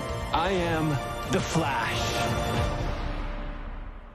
Welcome to DC Fandom. I'm Chancellor Agard from Entertainment Weekly, and this is the Flash panel. Joining me today, we have Grant Gustin, who plays the Scarlet Speedster himself, the Flash, aka Barry Allen. Candace Patton, who plays reporter extraordinaire Iris West Allen. Daniel Tannenbaker, who pulls double duty as both Caitlin Snow and Frost. Carlos Valdez, who plays the ever-quotable mechanical engineer Cisco Ramon. Daniel Nicolay, who plays meta attorney Cecile Horton. Brandon McKnight, who plays enthusiastic scientist Chester P. Runk. And Kayla Compton, who plays Central City citizen intern Allegra Garcia. Also, we have showrunner and executive producer Eric Wallace. Hi, guys. Hi. Before we talk about season 7, I do want to go back through season 6, which I think was a really unique year for the show. Because Eric, you decided to split the season into 2 parts. Looking back on it now, how successful do you feel that was? How effective was that? I thought it was really successful. In the first half with Bloodwork, we were able to really drill down on Barry's story and on dealing with crisis. In the back half, we're able to really drill into Iris's character and Team Citizen and Eva's story. And then we'll see at the top of season 7 how it all comes together. And for the cast, especially the ones who've been here since season 1, in the moment, could you feel something different about the show and how it was structured. I loved it. I was a big fan of it. I'm really glad that we got to, it gives the opportunity to really flesh out those villains a little bit more and not spread them out so much that you feel like you're sort of filling in episodes to get to the end. Yeah, I think a show needs to change in order to grow. As an actor too, it prevents fatigue throughout the season. 22 episodes is a long time, 9 months. And I think for us having this kind of break in the season where a new sort of storyline emerges kind of puts us in a headspace of, feeling reinvigorated with the work. The first half of the season was very much about sort of Barry's walk up to crisis and him dealing with his mortality.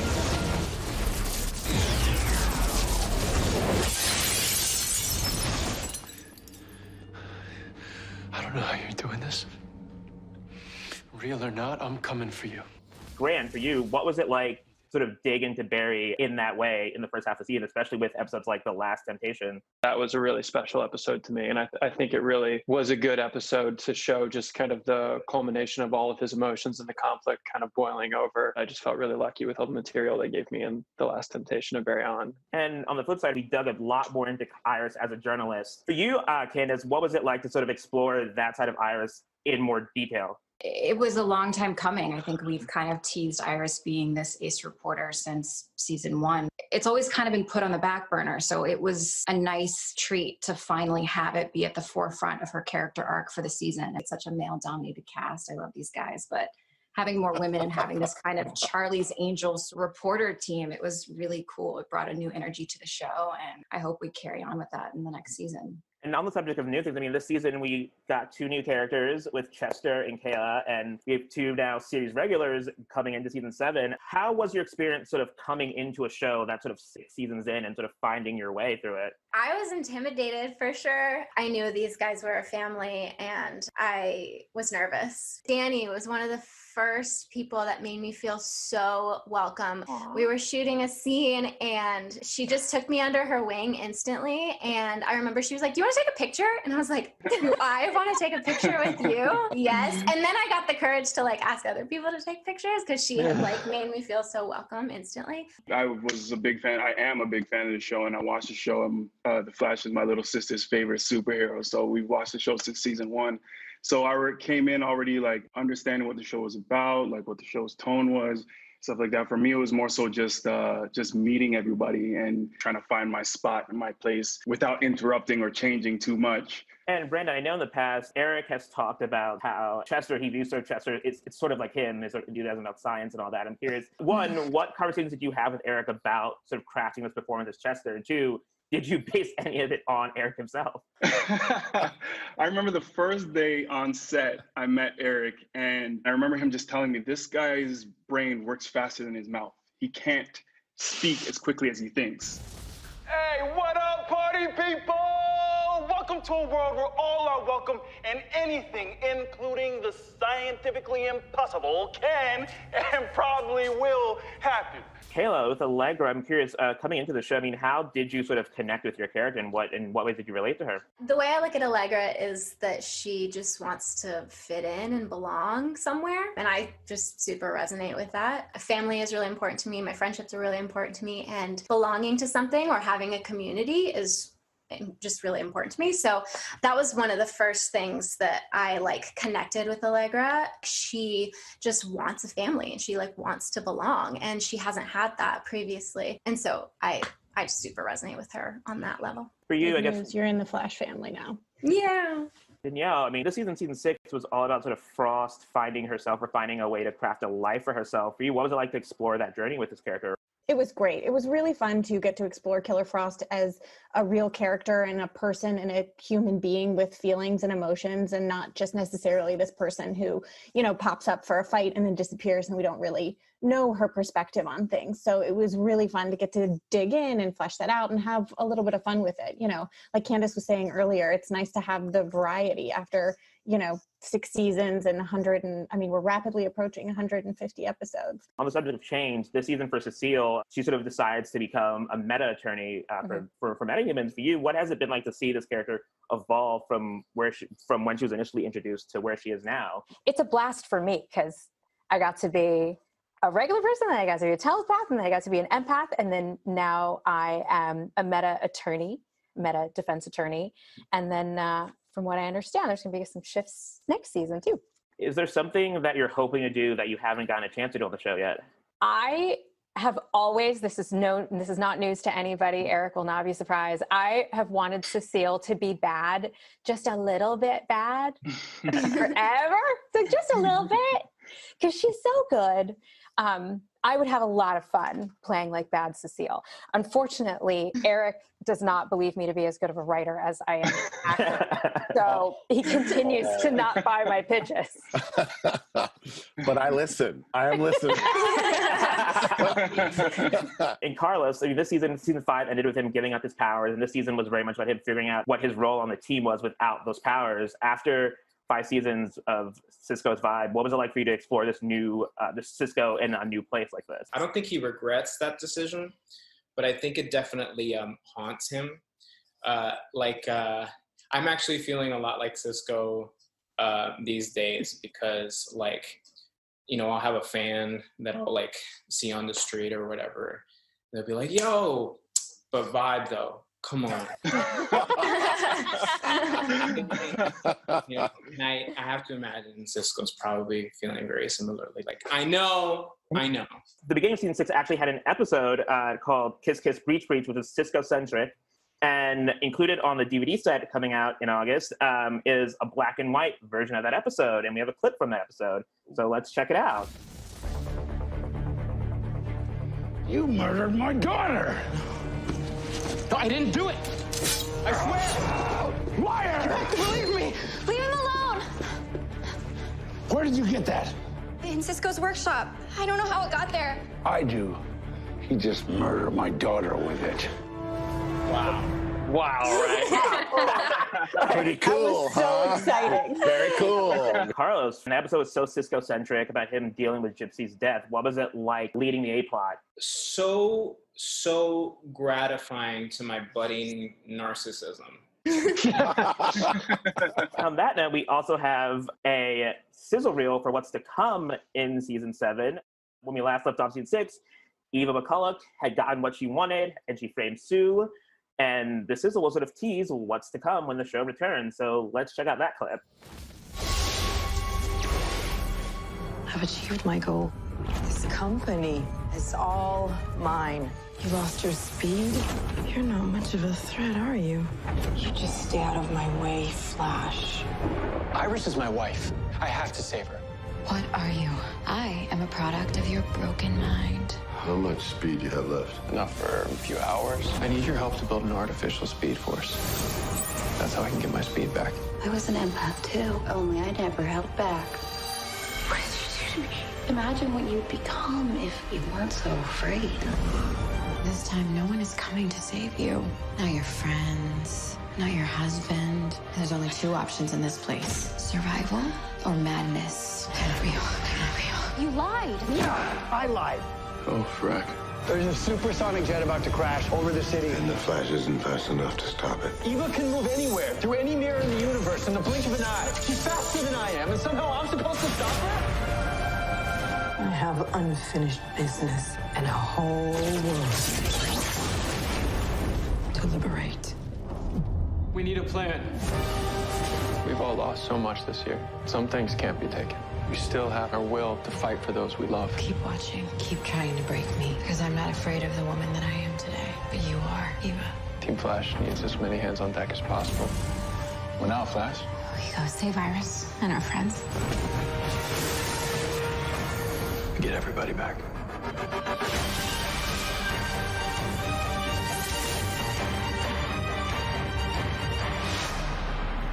Eric, can you talk about what we're seeing there? When we had the shutdown happen, as unfortunate as it was, we were on the last day of filming for what would have been the 20th episode of last season, which now will become partially the first episode of season 7.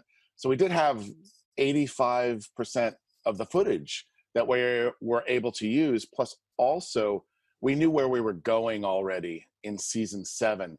So even though it's only footage really from one episode, pay attention to the way it's presented. It's actually huge spoilers all over the place. And that sizzle had a lot of Iris in it, a lot of Iris in the Mirrorverse. Candace, I mean, can you sort of, in your mind, I guess, how do you think her time in the Mirrorverse has sort of affected her? Yeah, I mean, it'll be interesting to see when she comes out, and I believe she will come out very soon when we pick up season 7. It'll be very interesting to see how she's been affected by being kind of stuck in this maddening world with this super villain. Preview showed that sort of Barry is sort of working as hard as he can to get his powers back, get his speed back. I mean, for you, do you think Barry has enjoyed any part of not having his speed at this point, or do you think he really does really misses it, I guess?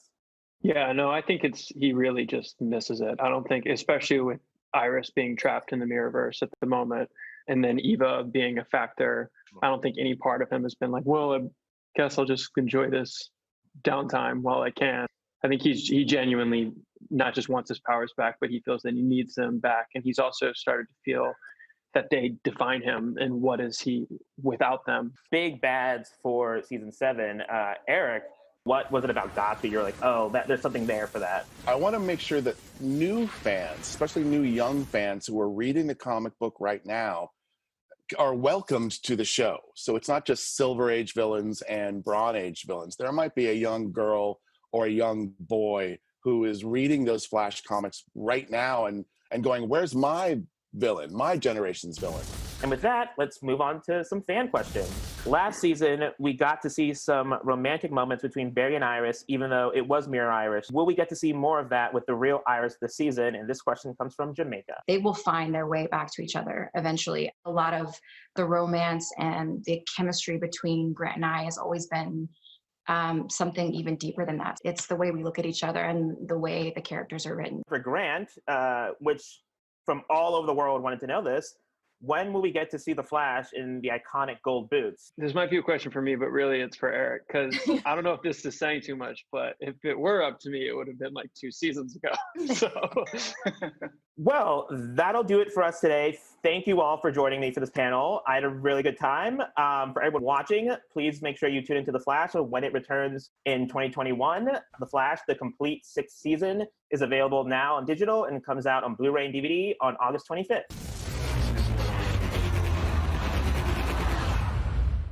So, this is the DC Fandom.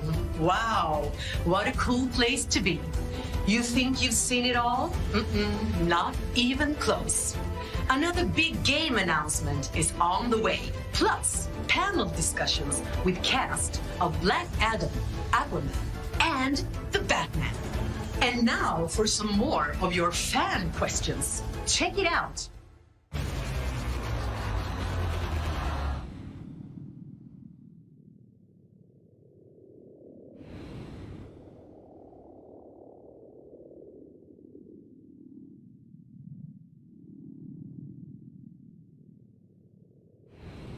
I would like to. I mean, honestly, as a nerd, seeing the whole table of superheroes, like, I got chills, and it would be cool to be like Justice League out. You know, that would be awesome. So I would love for that to happen. And as far as Henderson, you know, I don't know. I was not a fan of him going. So I mean, that still sucks, to be perfectly honest.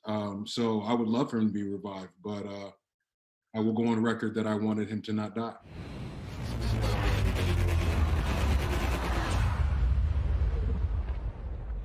Comics have always been an aspiring art form.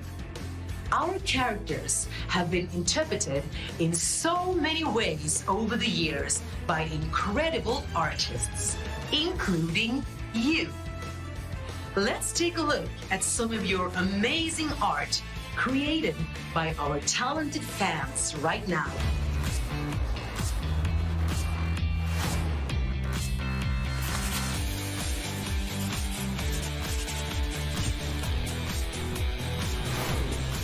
While this fan art appreciation montage is going, for anyone who's a little upset that I muted the last portion of the Justice League trailer that they showed, or for anyone who missed it during the live stream, HBO Max, the channel on YouTube, HBO Max has, I believe, the full trailer. So if you want to go watch it without any interruptions or any potential lag, go Go search HBO Max, the channel on YouTube, and they should have the trailer. Alright, I'm out. Or at least no commentary now. I'm sure you don't want to hear my voice anyway.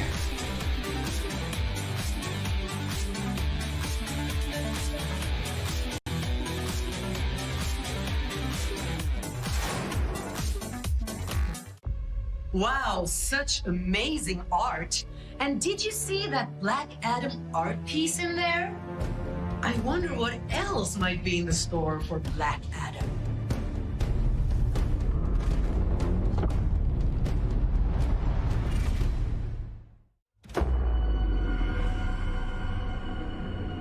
I've been waiting for this moment for a very long time.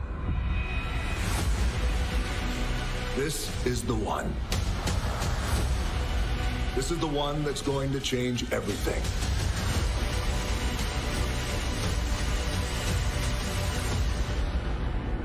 This is Black Adam.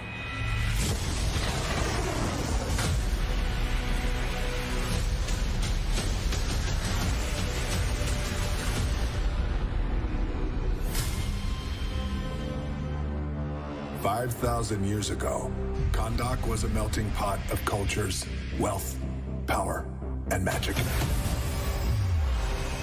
Yet most of us had nothing, except for the chains around our necks. Kahndaq needed a hero. Instead, they got me. I did what needed to be done, and they imprisoned me for it.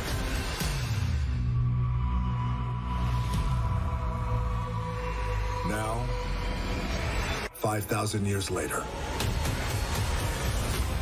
I'm free. And I give you my word. No one will ever stop me again." All right, what's up, everybody? And so happy to be joining you guys at the first ever DC FANDOM. You guys are watching from around the world. You're excited. I'm excited. And I got to tell you, first of all, I got to give props to my two friends, Jim Lee and Boss Logic, who teamed up with me to create that really amazing piece that I was so proud to show you guys. Just to give you guys a little sense of the Black Adam movie that we plan to create and deliver for you. Now, I wish I could show you more, a lot more, but as you can imagine, we're still in the very early processes of this creation. But I can promise all of you this, all of you around the world right now watching, I can promise you this, I give you my word, that we are gonna go beyond your wildest expectations. And I already know this because your expectations are high, so are mine. Look, at the end of the day, I truly have one boss that I aim to please, besides my wife and my daughters. And that boss, of course, is you guys, the fans, the audience. Always audience first in my book. All right, so I know you guys got a lot of questions. I'm gonna do my best to answer as many as I can. Let's get this show on the road. Here we go. All right, the first question comes in from June Rodriguez of the United States. The question is, how powerful can we expect Black Adam to be? Well, great question, Jude. Thank you for asking that question.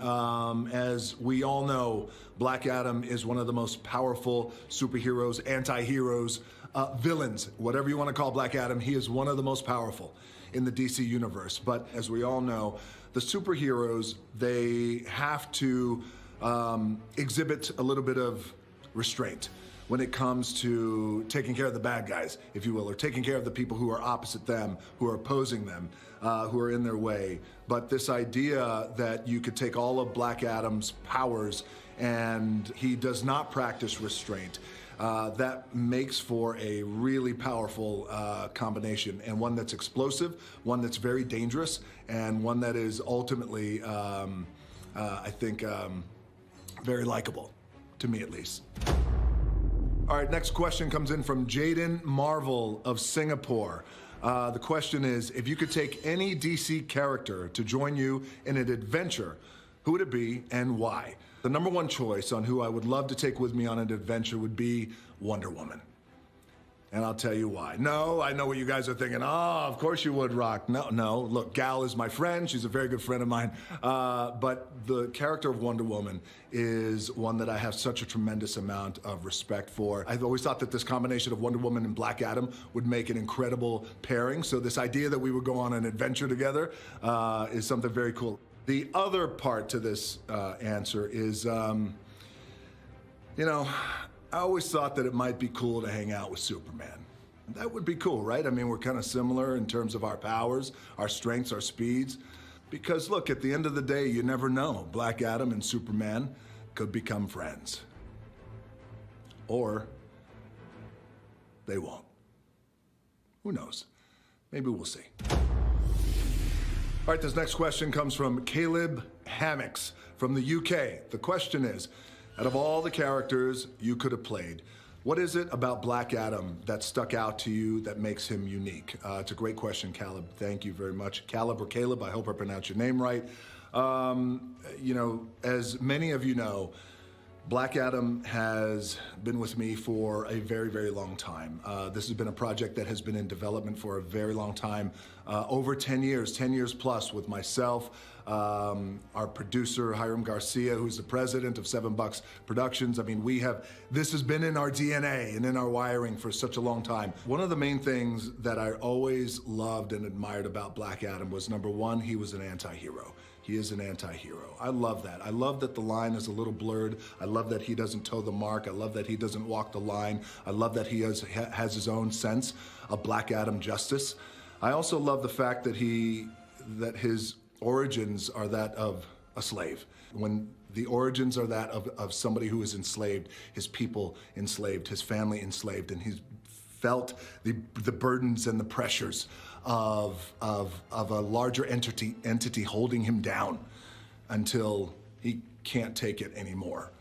And when you come from that place, it's just a different energy and a vibe, different mana that you have. So I've always loved that about Black Adam, which informs how Black Adam operates, how he sees justice, how he delivers justice.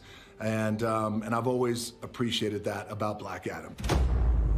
Okay, this next great question is from Ayush Butola from India. I hope I pronounced your name right. So from India, thank you for this question. Will you stay faithful to the fact Black Adam, at the end of the day, is a ruthless keeper of justice and not a stereotypical villain or a hero? I love this question, and my stripped away, honest answer is yes.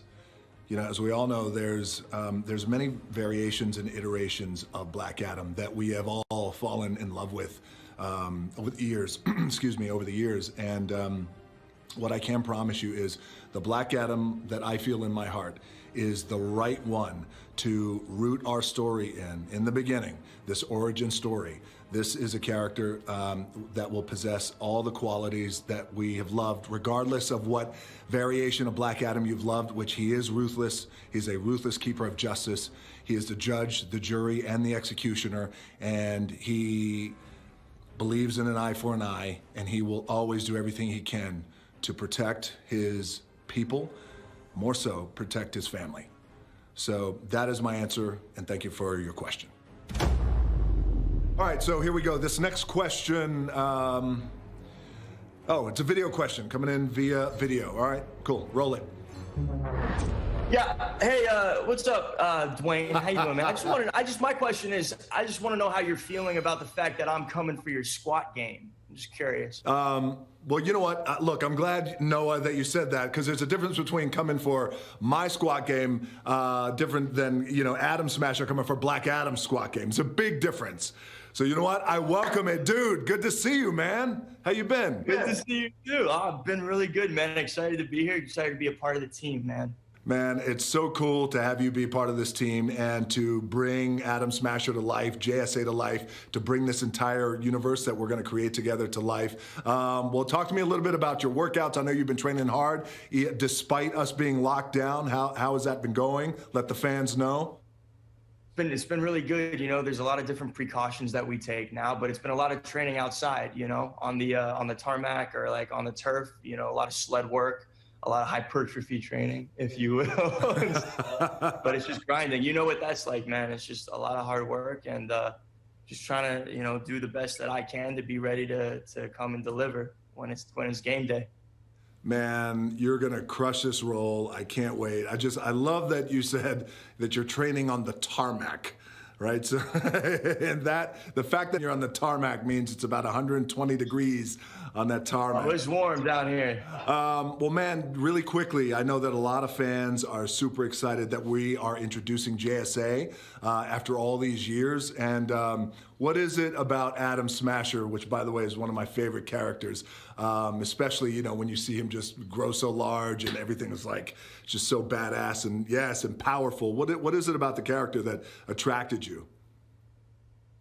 You know, man, I think Al, because, you know, the real name Al Rothstein, I feel like he really has something to prove, especially with his lineage of where his grandfather was kind of, you know, a villain, and he's got quite a spirit to just help. And what I love about the character is that he goes through this transformation throughout the film where I think he's not expecting the world of being a superhero, because this is, you know, his first mission. It kind of just like hits him across the face, and so it's this journey that he goes on of what it means to be a superhero, and he gets to really see someone like Black Adam who takes a different approach, clearly, to, you know, solving a problem or fighting, you know, bad guys. And it's an exciting character. It's a young character. It's a new, fresh face. And I don't mind being the size of the Eiffel Tower or the Empire State Building. That'd be pretty tight. You know, I've seen some of the early like previs and renditions, and I got to tell you, it's so cool to see Adam Smasher next to Black Adam, and how, especially when your character, you know, just becomes even more powerful and he grows. It's just such an incredible visual to see Adam Smasher just so big and badass. And, you know, Black Adam just reduced. But it's awesome, man. And I'm so happy you're on board. And I know you've been working your ass off. And personally, for Meteor, I want to thank you so much for working so hard. This has been a passion project, a dream of mine for many, many years. So I thank you. My heart is full of gratitude, brother, for all the hard work that you're going to put in. And this is only the beginning. I can't wait to get on set with you, and we're going to crush this movie. I'm so stoked, man. I can't wait. Thank you for having me aboard. So grateful, seriously.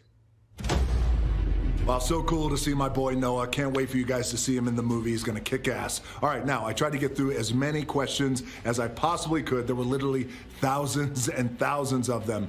And a lot of the questions were about the JSA, the Justice Society of America, and who from the JSA is gonna be in our movie. Well, I don't wanna reveal too much this early on, but I thought this might answer some of your questions. Take a look. I have a knack for destroying bullies. But there are some who think I need help. Hawkman. Dr. Fate. And their new recruits. Cyclone. And Adam Smasher. They call themselves the Justice Society, an organization that believes in fighting for truth and justice. Well, I'm going to teach them that the only beliefs I fight for are mine. Welcome to Truth, Justice, and the Black Adam Way. So as you guys can see, we are cooking up something pretty badass and certainly a lot of fun that we are all excited about to deliver to you guys. And I can't wait to show you more. But before I go, I want you guys to help me out with something. It's something that's pretty important. I need you guys to help me get a message out to some of the other ones. Some of the other DC superheroes. Let's let Flash, Shazam, Aquaman, Wonder Woman, Batman, and Superman. Let's let them know something. Things will never be the same, because the hierarchy of power in the DC universe is about to change.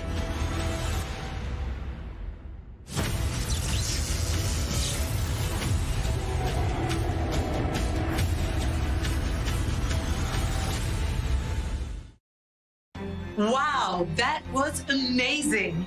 I'm so excited to see Dwayne Johnson as Black Adam.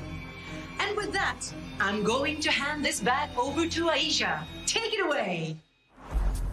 Thank you, Lilyco. That was so cool. By the way, guys, Lilyco was a badass wrestler. You guys should totally check her out. Guys, we love hearing from you, our DC fans, okay? So keep tweeting us at hashtag DC Fandom. Let's keep the conversation going.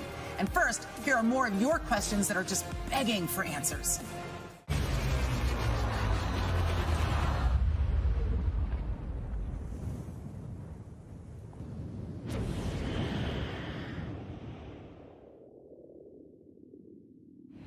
I mean, I'd just say that Astra is kind of my alter ego. I feel like I find her opposite to me in the sense that I am nowhere near as cutting and badass and kind of straight up and calculated. But I think it's an exciting and interesting side of myself that I find quite easy to go to. So I think it says quite a lot about me that there's something under the surface of wanting to be, I'm naturally quite shy and reserved. So I feel there's like a level under my own personality, which is on this wanting to come out somewhere, and it's coming out through this kind of sassy bad woman.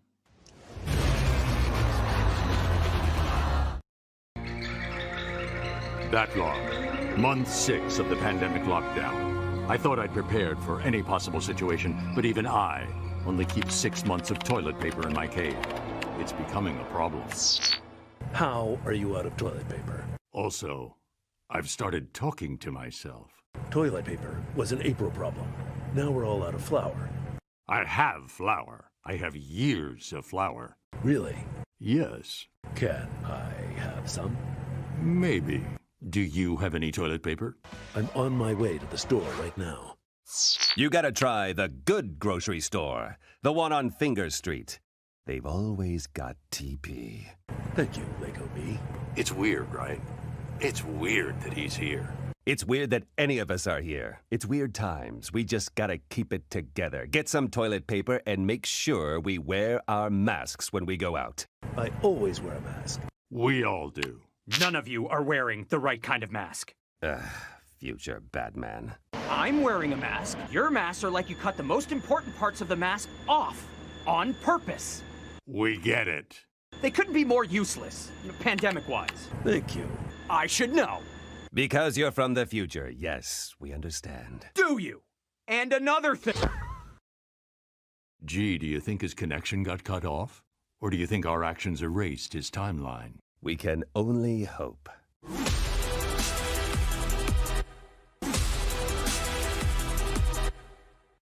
Guys, today is all about the superheroes that we all love. And in that spirit, let's celebrate the men and women out there who don't get nearly enough fanfare. They suit up daily and battle the bad in the world in an effort to make the universe a safer place for all of us. They don't wear capes, but they do wear masks. And their superpower is their selfless dedication to others.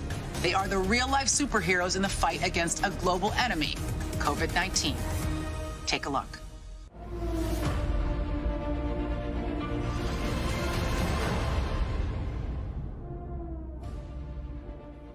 Hey, I'm Anderson Cooper. I hope you're enjoying your time here in the DC Fandom.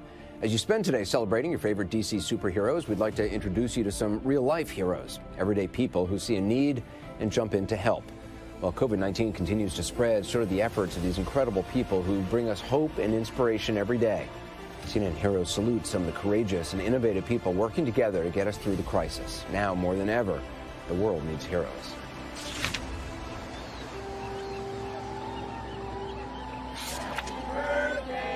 At a time of social distancing, empathy and compassion are alive and well. Happy birthday to you. Around the world, people are coming up with creative ways to stay connected, to share resources, and to stay healthy. As As healthcare workers risk their own lives battling the virus on the front lines, innovative citizens are turning passion projects into potentially life-saving ventures. One teenager's website has been tracking the virus since December. It was really hard to just get the straight facts, so I decided that it would be kind of cool if I made a website to make the data more accessible for other people.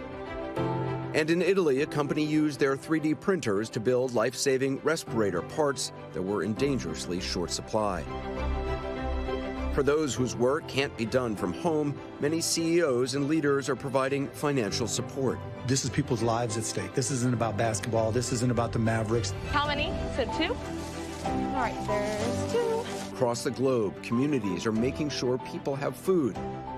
And stores and restaurants are doing what they can to help others.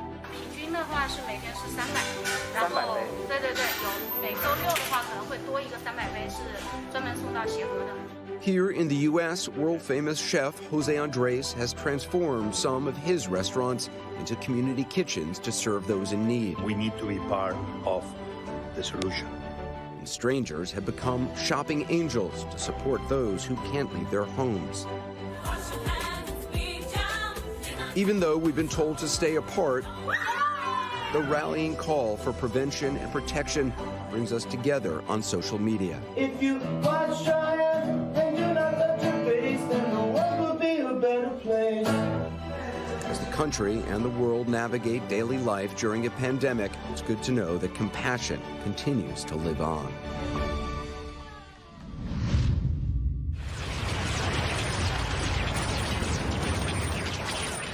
As you can see, we have a completely empty adoption center. It's really hard right now, but I like to hold on to some of the good news.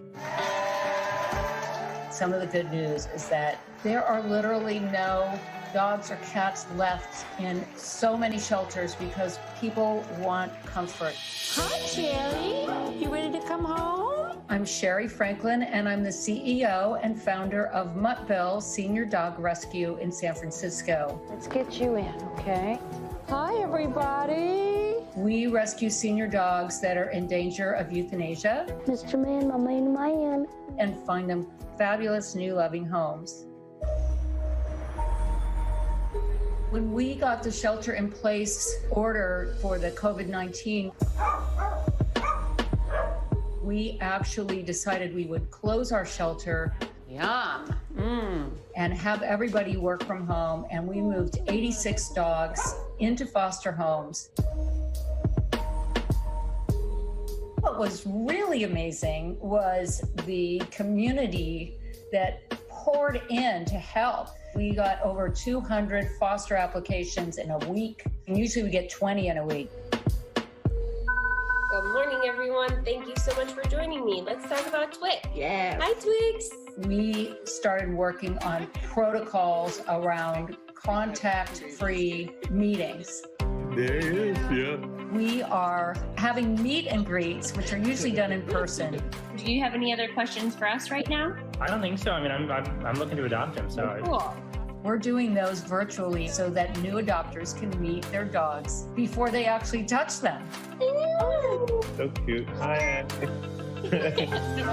We were so excited because we did the interview on, I think, like on Monday or Tuesday, and then it was like hard to make it through the rest of the week.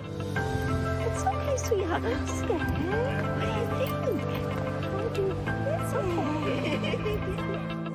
I think like for a lot of people during this period, nothing exciting is happening. It's very mundane day to day. So it was nice to have like a whole new thing to explore over the past few weeks. We really have honed in on every single step that could possibly have any contamination. Here we go, baby. We actually bathe the dog. Hi, are you crazy? Put on a new harness. We're all wearing gloves and masks. And then we have a leash that's newly laundered in a Ziploc bag that's been sanitized. Wow, how's that feel? Great. Congratulations. Thank you. It's really been so heartwarming to actually see the first time the new adopter actually gets to touch and meet their dog in person. Thank you, Mama. because we've done the rest of it all virtually. We have adopted out 78 dogs since shelter in place about 3.5 weeks ago. Happy birthday, Mama. Look, happy birthday, Mama. It's a great time if you've been thinking about adopting a dog. It's nice to be able to wake up and not focus on the bad news and focus on having somebody there other than just your brain on fire. Oh, yes, good boy. I really hope that as we move forward and move on from this crisis mode, people really realize that dogs are there for us. During these uncertain times, they're giving us love, and that ultimately we should always be there for them. My dream and my hope is that shelters will continue to be empty.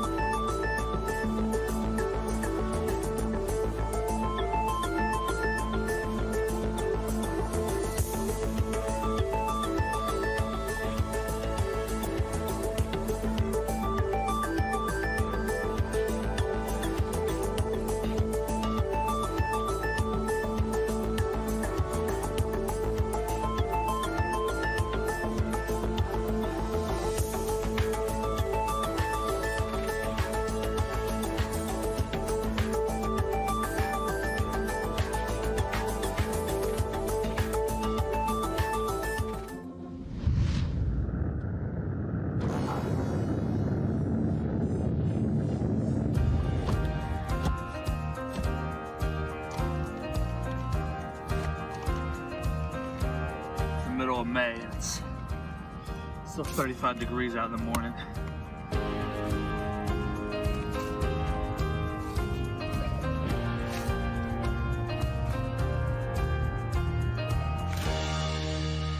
Basically started with a customer who was looking to get her paper closer to her house because she was afraid to go out to the street. A couple days later, I happened to be standing in a supermarket and, having her phone number still on my phone, I called her and, asked if she needed anything. She was really kind of blown away by it. The story started from there. Next couple days, I decided, she can't be alone. I delivered to 3 adult communities. A lot of people in there that are compromised. So I put out a note to all 800 of my customers. If there's anything you need, you name it, I'm happy to go shop for it and deliver it to your home for free. This is soap almond milk.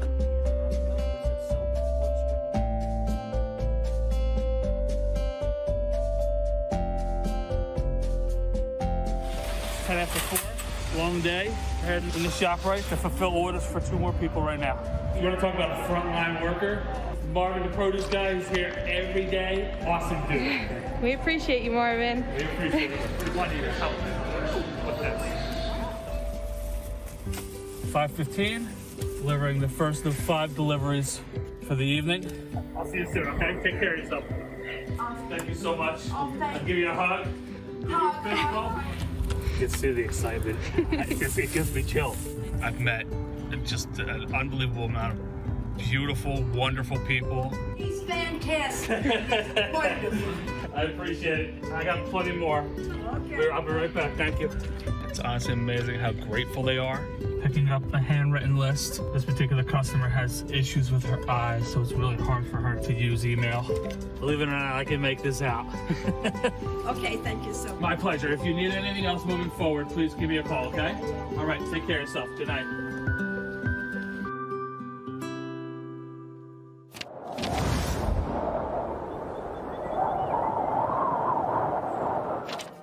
Lemon rice bubbles away in a pot ready to feed 1,000 people. Across India, many daily wage workers struggle to afford food after the national lockdown stopped their incomes. We are students studying in the UK, in Queen's University, Belfast. So Mohammed and his brother Sultan had been studying in Northern Ireland, but when lockdown was imposed, they flew home to Chennai and started the initiative Feed the Needy.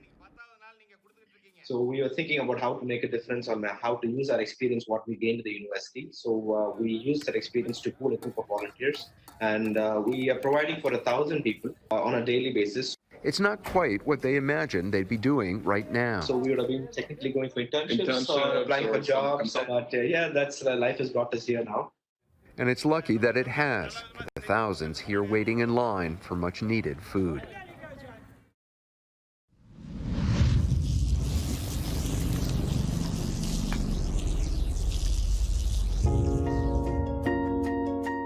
Amidst the current public health crisis and the closure of more than 124,000 schools and countless businesses nationwide, many people now find themselves facing another kind of risk: going hungry.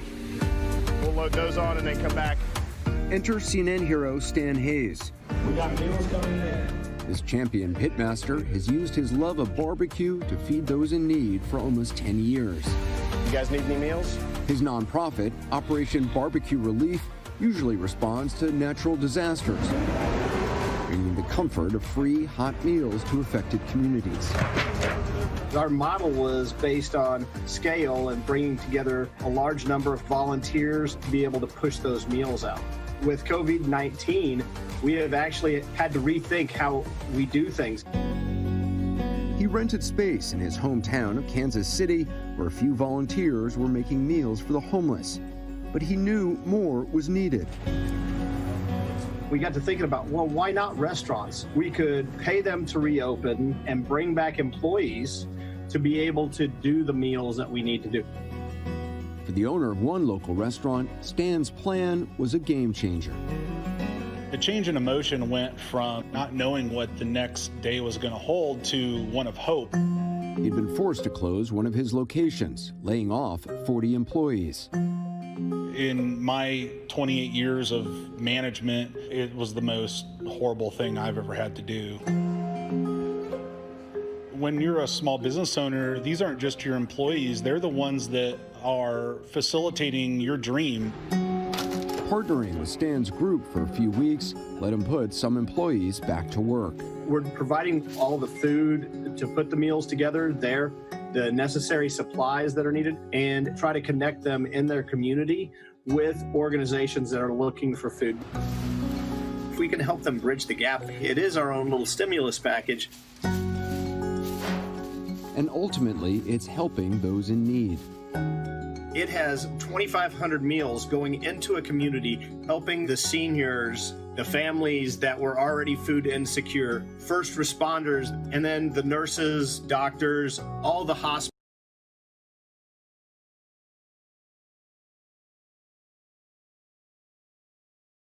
Hospital staff at the end. Together, we're just feeding more. With restaurants in South Carolina, California, and Pennsylvania. The true advantage to the restaurant model is that it can be replicated across the United States. They're not all barbecue restaurants, but we're still providing that hot, comforting meal. For him, this recipe is simple. It keeps businesses open, it keeps people employed, and it keeps people fed. We can't do it all by ourselves. I mean, this is one of those things, we can do so much more together than we can divided.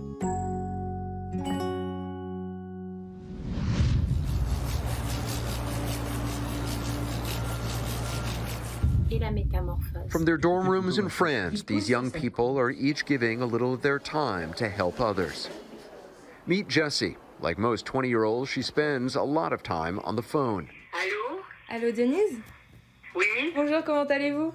But on the other end of the line isn't a fellow student or friend, but a senior living in quarantine. Jessie may never meet them, but she talks to them regularly. Vous avez regardé quoi à la télé?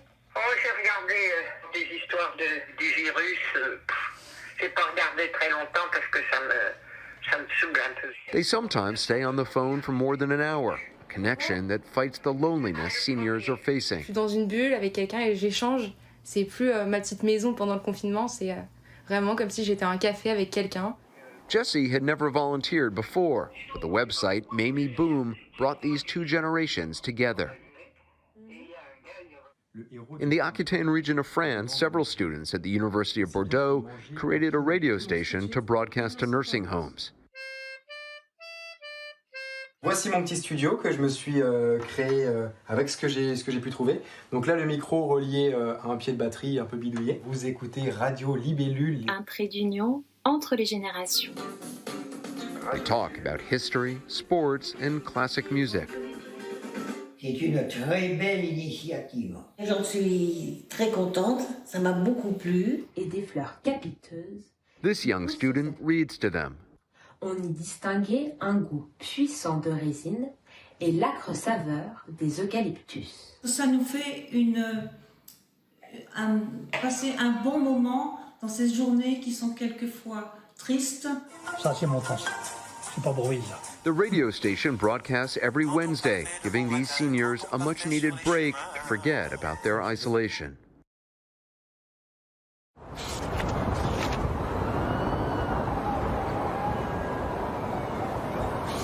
Many small steps for this 99-year-old man, a giant leap for the NHS. A whole nation rooted for British Army veteran Tom Moore to complete a personal marathon, 100 laps of his garden before his 100th birthday, raising money for the country's health service. He crossed the finish line with a guard of honor from his old regiment. He set out to raise 1,000 British pounds, but ended up raising tens of millions. Fantastic sum of money. It's unbelievable that people will be so kind. The money goes to the organization NHS Charities Together, which supports the UK's health workers who are already sending messages of thanks. While his 100th birthday was still days away, social media was already flooded with birthday messages to thank Captain Tom Moore for inspiring a nation.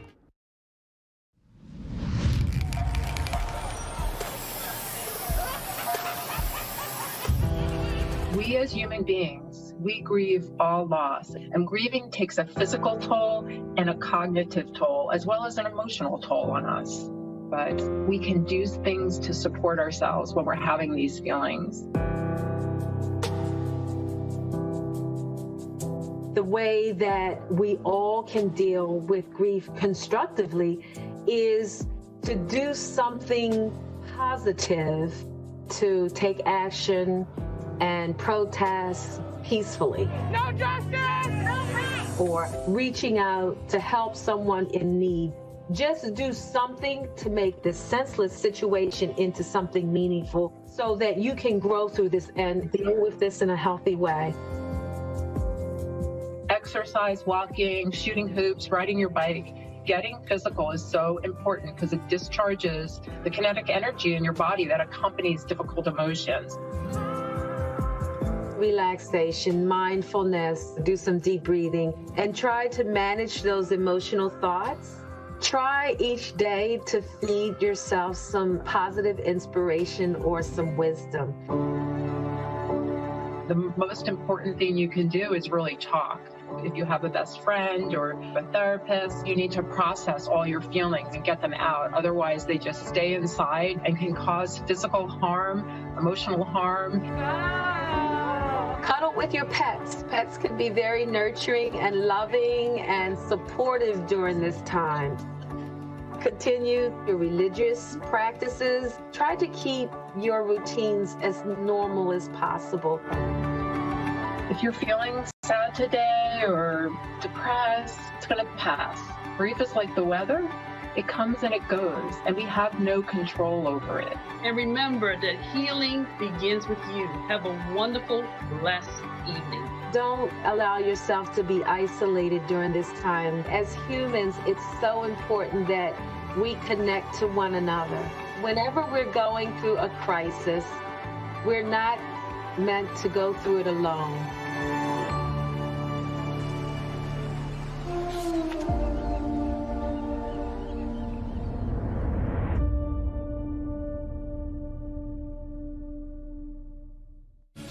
I guarantee that Batman, Superman, Aquaman, and all the DC superheroes would bow to our medical service. Thank you so much for your bravery and your continued service.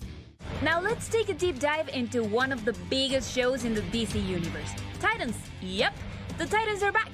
Nightwing, Robin, Beast Boy, Wonder Girl, Raven, Starfire, Hawk, Dove, Connor, and even the next big villain they'll be facing, Blackfire. They're all here. Plus, this epic cast is joined by executive producer Greg Walker to talk all things Titans, the past, present, and future. Let's check it out.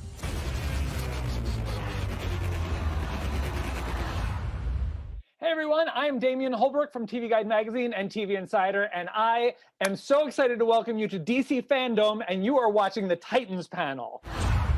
Titans are back, bitches! Woo! Let's introduce all of you along the way. We've got executive producer Greg Walker, Brenton Thwaites, who plays Dick Grayson, Tegan Croft, who plays Rachel, Anna Jope, who plays Corey Anders, Ryan Potter, who plays Gar Logan, Alan Richson, who plays Hank Hall, Minka Kelly, who plays Dawn Granger, our new guy, Joshua Orpin, who plays Connor, and Connor Leslie, who plays Donna, and then Curran Walters, who plays Jason Todd, and Damaris Lewis, who's coming in as Blackfire. We've got a list of some fan favorite moments. We're going to kick off with my choice, because I'm the moderator and I get to say that. And there were so many that I wanted to pick because there's so many great moments along these first two seasons. But the one I went with was Dawn taking down the meth lab in the second episode of season 2. What the was that?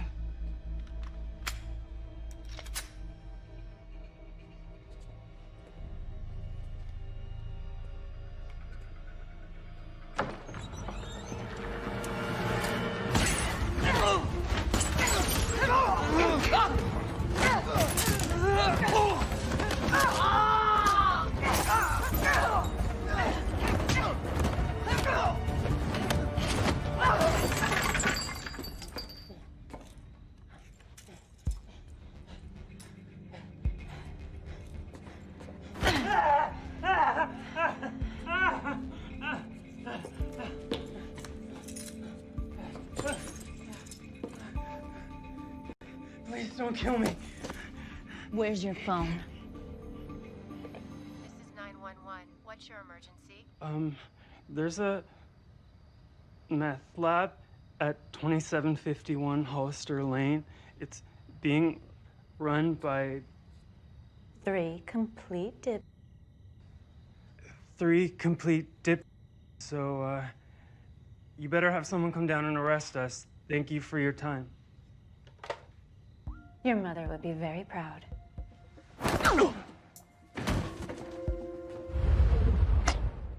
I have to give it up to Orphe. My stunt double really does all the work when it comes to having to navigate those wings, because the weight of them just takes you. So you really have to learn how to move with them when you're throwing yourself around. It's a fun challenge. The first fan clip that everyone kind of like came to was Donna breaking out the lasso for the first time.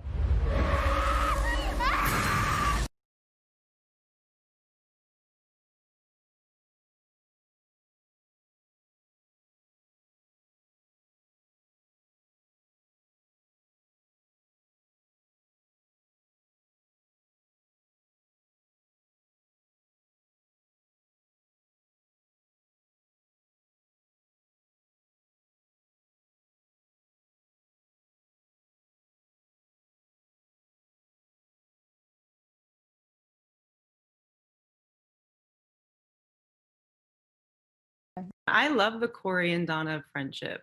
It was something I remember reading about when I started doing some research. And so when I read that like they start off kind of rocky, I wasn't even mad at it because I knew that it would turn into this great friendship. And we kind of got a taste of that in season 2.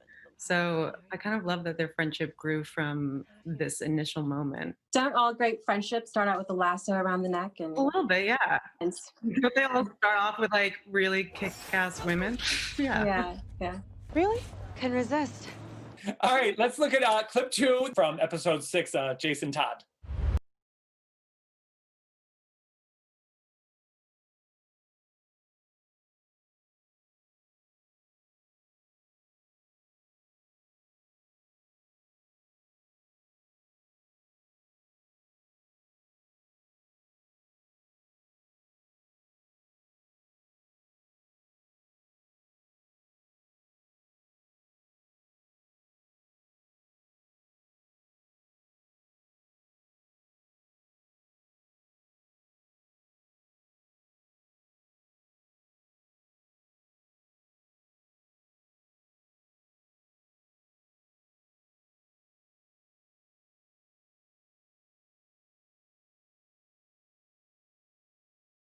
I think that scene describes it perfectly. The brother stepbrother relationship, you know, in the build between them over the season, and season 2 even showed more. So I think that was probably the best scene that shows the relationship for sure.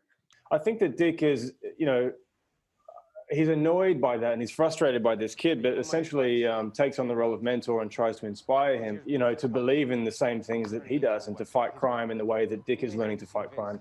And ultimately he fails in connecting with him. And that scene at the end of season 2 on the rooftop is kind of an example of Dick putting aside his problems and offering to open up that channel and you know, and kind of put it on the table as, you know, I'll help you and be a mentor. They need your leadership, Jason. You need to set the tone. I'm not Robin anymore. You are. The next clip is quintessential Jason. All we know is that whatever.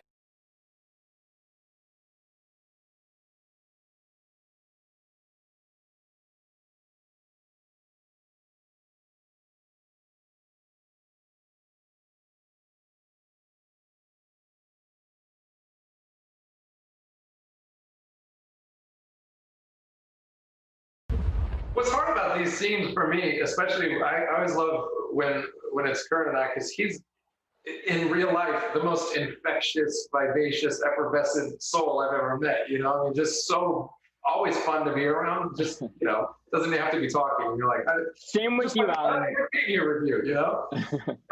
And so, you know, to always be the one like putting the lid on it, you know, in the scenes is actually tough. This next clip is the scene with Crypto and Connor with the Luther strike team.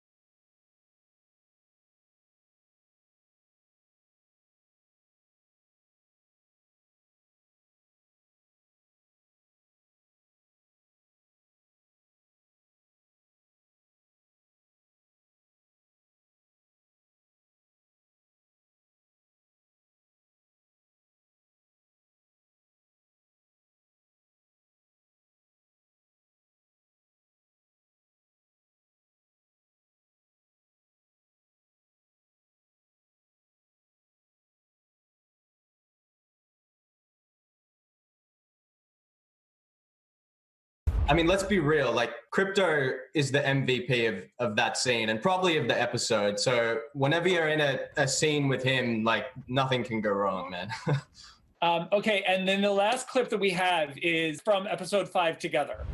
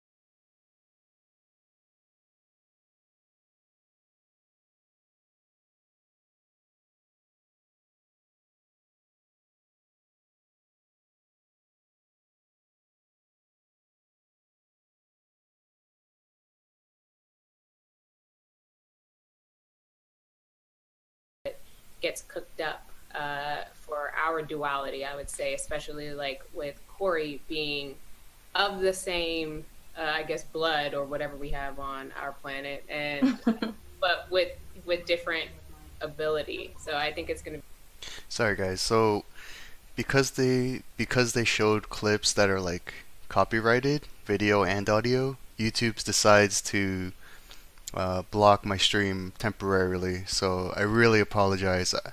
I don't know. I guess like I'm not technically allowed, I guess, to stream it, but here I am back again. So enjoy. Villain, you know, if you've watched the show, you know that Jason Todd's had a rough run, and he had a falling out with the Titans, and it didn't end well. And even the Titans, as they kind of reunited as a team, were absent one member at the end who rode away on a motorcycle and had a fallout. And, you know, there's that African proverb, if something along the lines, you know, the child who is not embraced by the village will burn it down to feel its warmth. And that child comes back in the form of Red Hood. Wow. Wow. All right, Karen, how do you feel about that? All right. Yeah, I'm very excited, obviously. And I feel some pressure, but I'm ready to take it on 100%. So and I'm very excited. I've been wanting this for a while now. So, you know, the big change is our team goes to Gotham, and there's a whole new set of challenges that lie and wait for us in Gotham. Gotham is filled with iconic characters. Who can you tell us that we might meet along the way? Oh, well, you know, we've got a big one coming up in Dr. Jonathan Crane, also known as Scarecrow. Yeah. And we have another, you know, classic character in the canon named Barbara Gordon, Commissioner Barbara Gordon. We've got two, you know, of the second gen coming up. There was originally Batman and Jim Gordon, and now we have Nightwing and Barbara Gordon trying to kind of deal with the mistakes of their parents, and it turns out a lot more difficult than anybody thought. Cannot wait to see what comes up in season 3. I want to thank you all and congratulations on an awesome run so far. Thank you so much.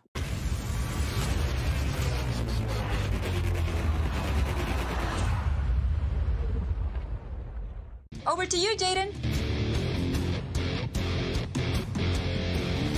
Thank you, Gabby. It's great to be back with everyone.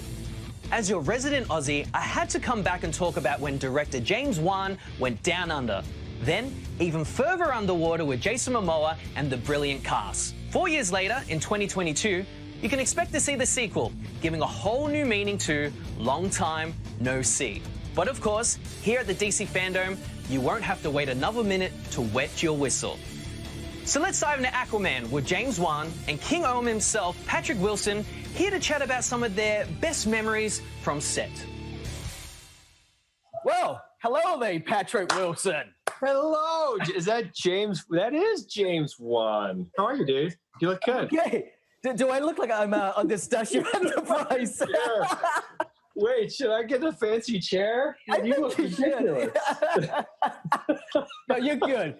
Aquaman is, what is that, Patrick? Is that the 5th film that we've collaborated together? Well, yeah, Insidious 1 and 2, Conjuring 1 and 2. And yeah, it is the 5th one. Seems like. So let me ask you, Patrick, how did you first heard about this particular project, Aquaman? I believe we were on the set of Conjuring 2. Yes. And you said that you had, I don't think you weren't really signed on yet, but you knew you were going to do this project, right? Right. And I think you kind of floated it out there about Ocean Master, right? Or maybe it was through a text, and then we spoke the next day or something. Let me ask you, when did you think that I would be right for Aquaman?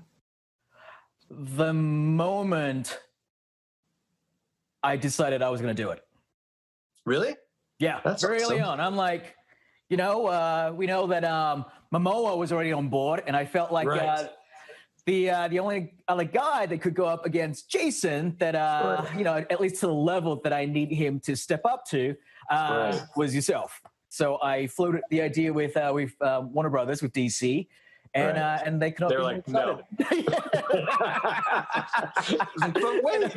No, they were very supportive from day one. So from the get-go, knowing who was going to play Aquaman and kind of knowing Jason a bit more and, getting to know his personality, I felt that, that part of the reason why I wanted to come to you was the fact that, you guys are kind of different in a lot of ways. and I mean physically. And so I felt that going into it, that it was the right thing to do, getting someone that was a little bit different to who he is. So that way it helps to add to the idea that, here Arthur Curry is an outsider to the world of Atlantis, that Orm has kind of shaped it in his sort of, in his look, with his sort of mentality, and kind of, and vice versa as well, how Atlantis has shaped, Orm in a lot of ways. And so, definitely, like in the same way I would write Arthur Curry to Jason's strength, I tried to write, Orm/Ocean Master to Patrick Wilson. Patrick, let me ask you, speaking of comfortable, how comfortable was it to physically embody Ocean Master? As soon as you look at Ocean Master in the comics, I mean, he's just jacked. I knew that I wanted to push myself because I'd never done that. What we didn't know, and this will be interesting next time going through, is what the elephant in the room of being in a harness. Like, unless you're in a harness, you can't practice for that. Just doing that, being inverted, and then holding yourself in like that plank, and then trying to act like it's nothing and it's totally fine. I'll be, just doing more sort of core exercises to get ready for that. So if I get out of jail. And if I can swim. If they're swimming. Is there swimming? If they're swimming, yeah. I'm curious to know what changed, right? That's sort of part two of the question, is what will be different about what you expected from shooting in these harnesses to what it actually ended up being. But could you visualize what these harnesses and what they would do and how they would help you? Nothing in the underwater world was easy. One of my favorite, and it was a very simple sort of device that we sort of discovered that we use on Dolph Lundgren. Yes, was that we realized that we didn't actually have to hang him on anyone. No. We literally just create a what do you call it, like a seesaw, like a teeter-totter. Teeter-totter, right? Yes. That he would actually just stand on, and then we've a couple of stun guys to the side. We just sort of jack him up, but we'll do it in such a way that it looks fluid, so it looks like he's just sort of floating in space. Yeah, it actually worked out really well. And it was Dolph Lundgren on a teeter-totter, which is, I mean, how do you beat that? So believe me, I've learned a lot, and I know what to do in the next one. How did it help you, Patrick? Would you say the virtual sort of filmmaking process allow you, ways to do things? Well, I mean, seeing the previs was super important because you want to know, as you're sitting on top of a weird, like, blue oil drum, like, what am I writing? And you show a picture of a tylosaur, You're referring to the tylosaur that's swimming up to you, that you then jump onto it to ride it out of the scene. Yes. Right. Yes. Then it was different than what I expected. I loved the weirdness of it. I did. I love being in this weird space where there's really nothing. It felt like a black box theater where there is nothing, and you just have to make up everything. It's why we get into this business in the first place. Right. And so I'm totally... it makes you concentrate on those relationships. Me and Willem are like, okay, what do you want from this scene? What do I want from this scene? That's so cool. Do you find yourself more attracted to work that's like, whoa, this is going to be big and flashy? Or it's like, you know what?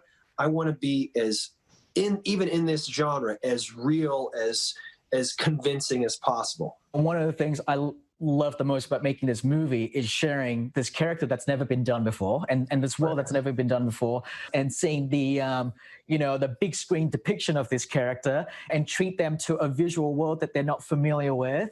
It's just so cool to just sort of watch them watch the movie in sort of wide-eyed awe, and we're very thankful for how well the film was received by all the fans out there. And I'm excited to continue the journeys of our heroes and anti-heroes, for that matter. And and to continue to expand on the world, with number 2, and ultimately trying to find new things to do that I didn't get around to doing in the first film. That's what I'm always trying to do, find something fresh. And I think, the second one is a little bit more, I would say a little bit more serious, a little bit more relevant in the world that we're living in today. And I think that's kind of where it wants to go. What are you looking forward to, Patrick, about number 2? What would you be excited to see or would like to see? I'm excited for some new worlds. Hopefully, I'm just throwing that out there because I know you love world building, and I'd like to see some of that. I'd like to see where else we can go because I know you're going to push that ocean. There's a lot of unexplored ocean out there. Anyway, we only know 5% of the ocean. It's people. So that is true. That is true. Clearly, and I can definitely guarantee you new worlds in this next one. And and I think you're going to be very excited with what you as an actor, what you're going to play with Orm. Am I handcuffed the entire time? It's made of seaweed, right? I can just eat my way through it.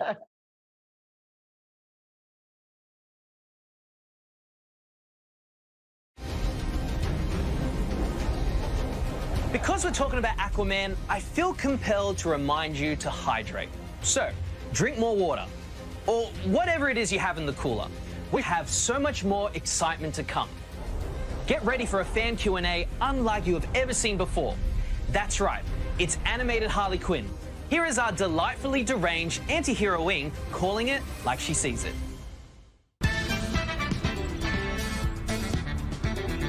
Hey everyone, what's up? Harley Quinn here, ready to answer some questions from social media. Ready?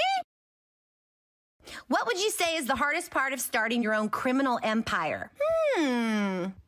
Probably deciding where to go for lunch. Everybody just sits around just like tossing out ideas. Someone says Chipotle and everybody's like, ugh, we had Chipotle like 3 days ago. And then someone says a place that gets everyone excited. And then we call and find out they don't deliver. And then someone says Chipotle again. It's just such a pain in the ass. Next question.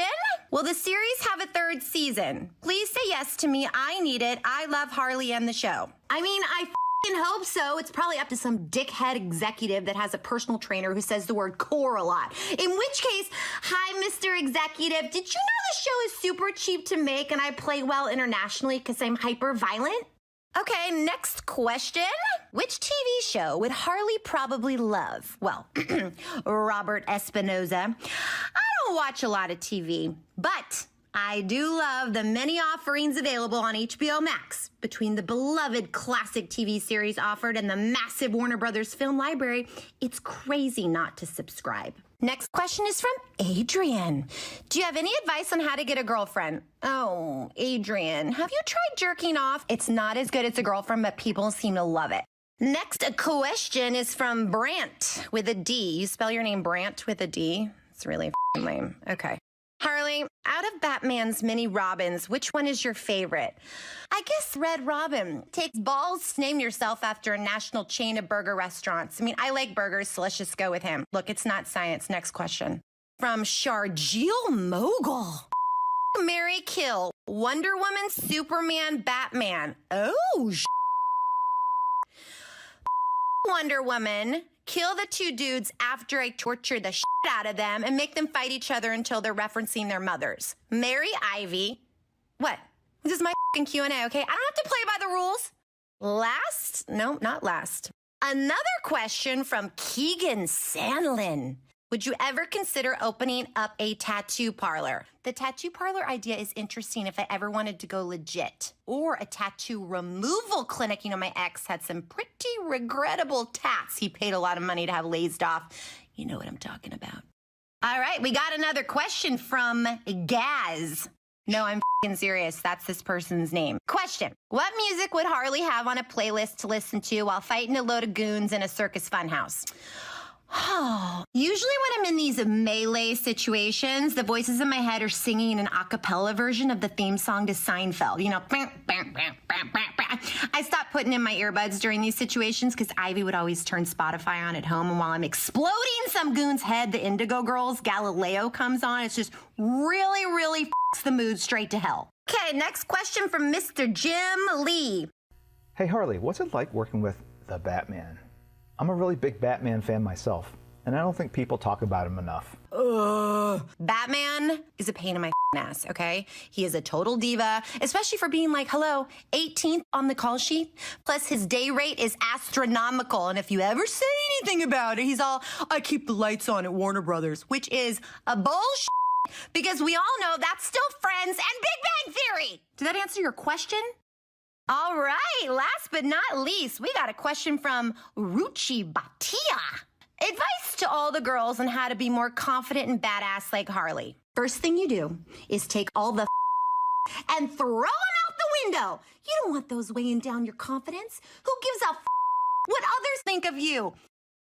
Okay, nerds, I've had a ball, but guess what? I gotta go. Bye!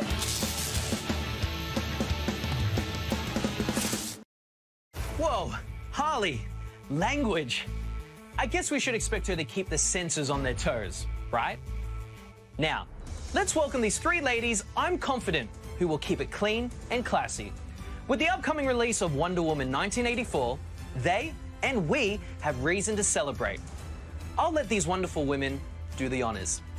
Patty, Gal, Linda, it's all you. Hi, everybody. Well, there's one more exciting detail that we're so thrilled to be here to talk about, which is it turns out next year is Wonder Woman's 80th anniversary. 80th anniversary, if you can believe that. She's been changing the world for 80 years. So there's two people who you cannot have this celebration without.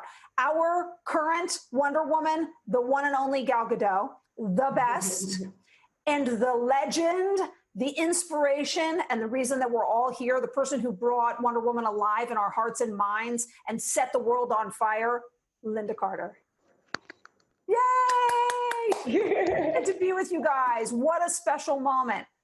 80 years. Isn't that amazing? Unbelievable, amazing. And it's crazy to think that only, three years ago, the first feature Wonder Woman was released. It's insane. Crazy. It's crazy that it would take so long. I know why. Find the right one. Yeah. I was going to say it's because I had very big shoes to fill. Linda's very hard to replace and to be the new Wonder Woman. But there couldn't be two. It's funny how there couldn't be two more real Wonder Women in the world to play that role, and it's unbelievably unusual for both of you to be so magical playing this role. So I'm so happy to be here with you because this character has meant so much to me since the first day I ever heard about her. And like you guys have brought it to life for so many. And I'm so excited. Like next year, there's going to be a whole slew of things that DC Comics is doing and that Warner Brothers is doing to celebrate Wonder Woman's 80th anniversary. Yeah, Wonder Woman inspires us, and our collective love for this character has endured for 80 years. Gal and Patty, we are so excited. She has endured. She has endured for 80 years, and there's a reason. You have given her a new life, you and Patty. And when we put her during my era on television, she resounded, and there's a reason she resounds. And we are about to give you a first look at the official Wonder Woman 80th anniversary logo. Oh my gosh, I haven't seen it yet, but I can't wait to check it out. Right? Let's see it.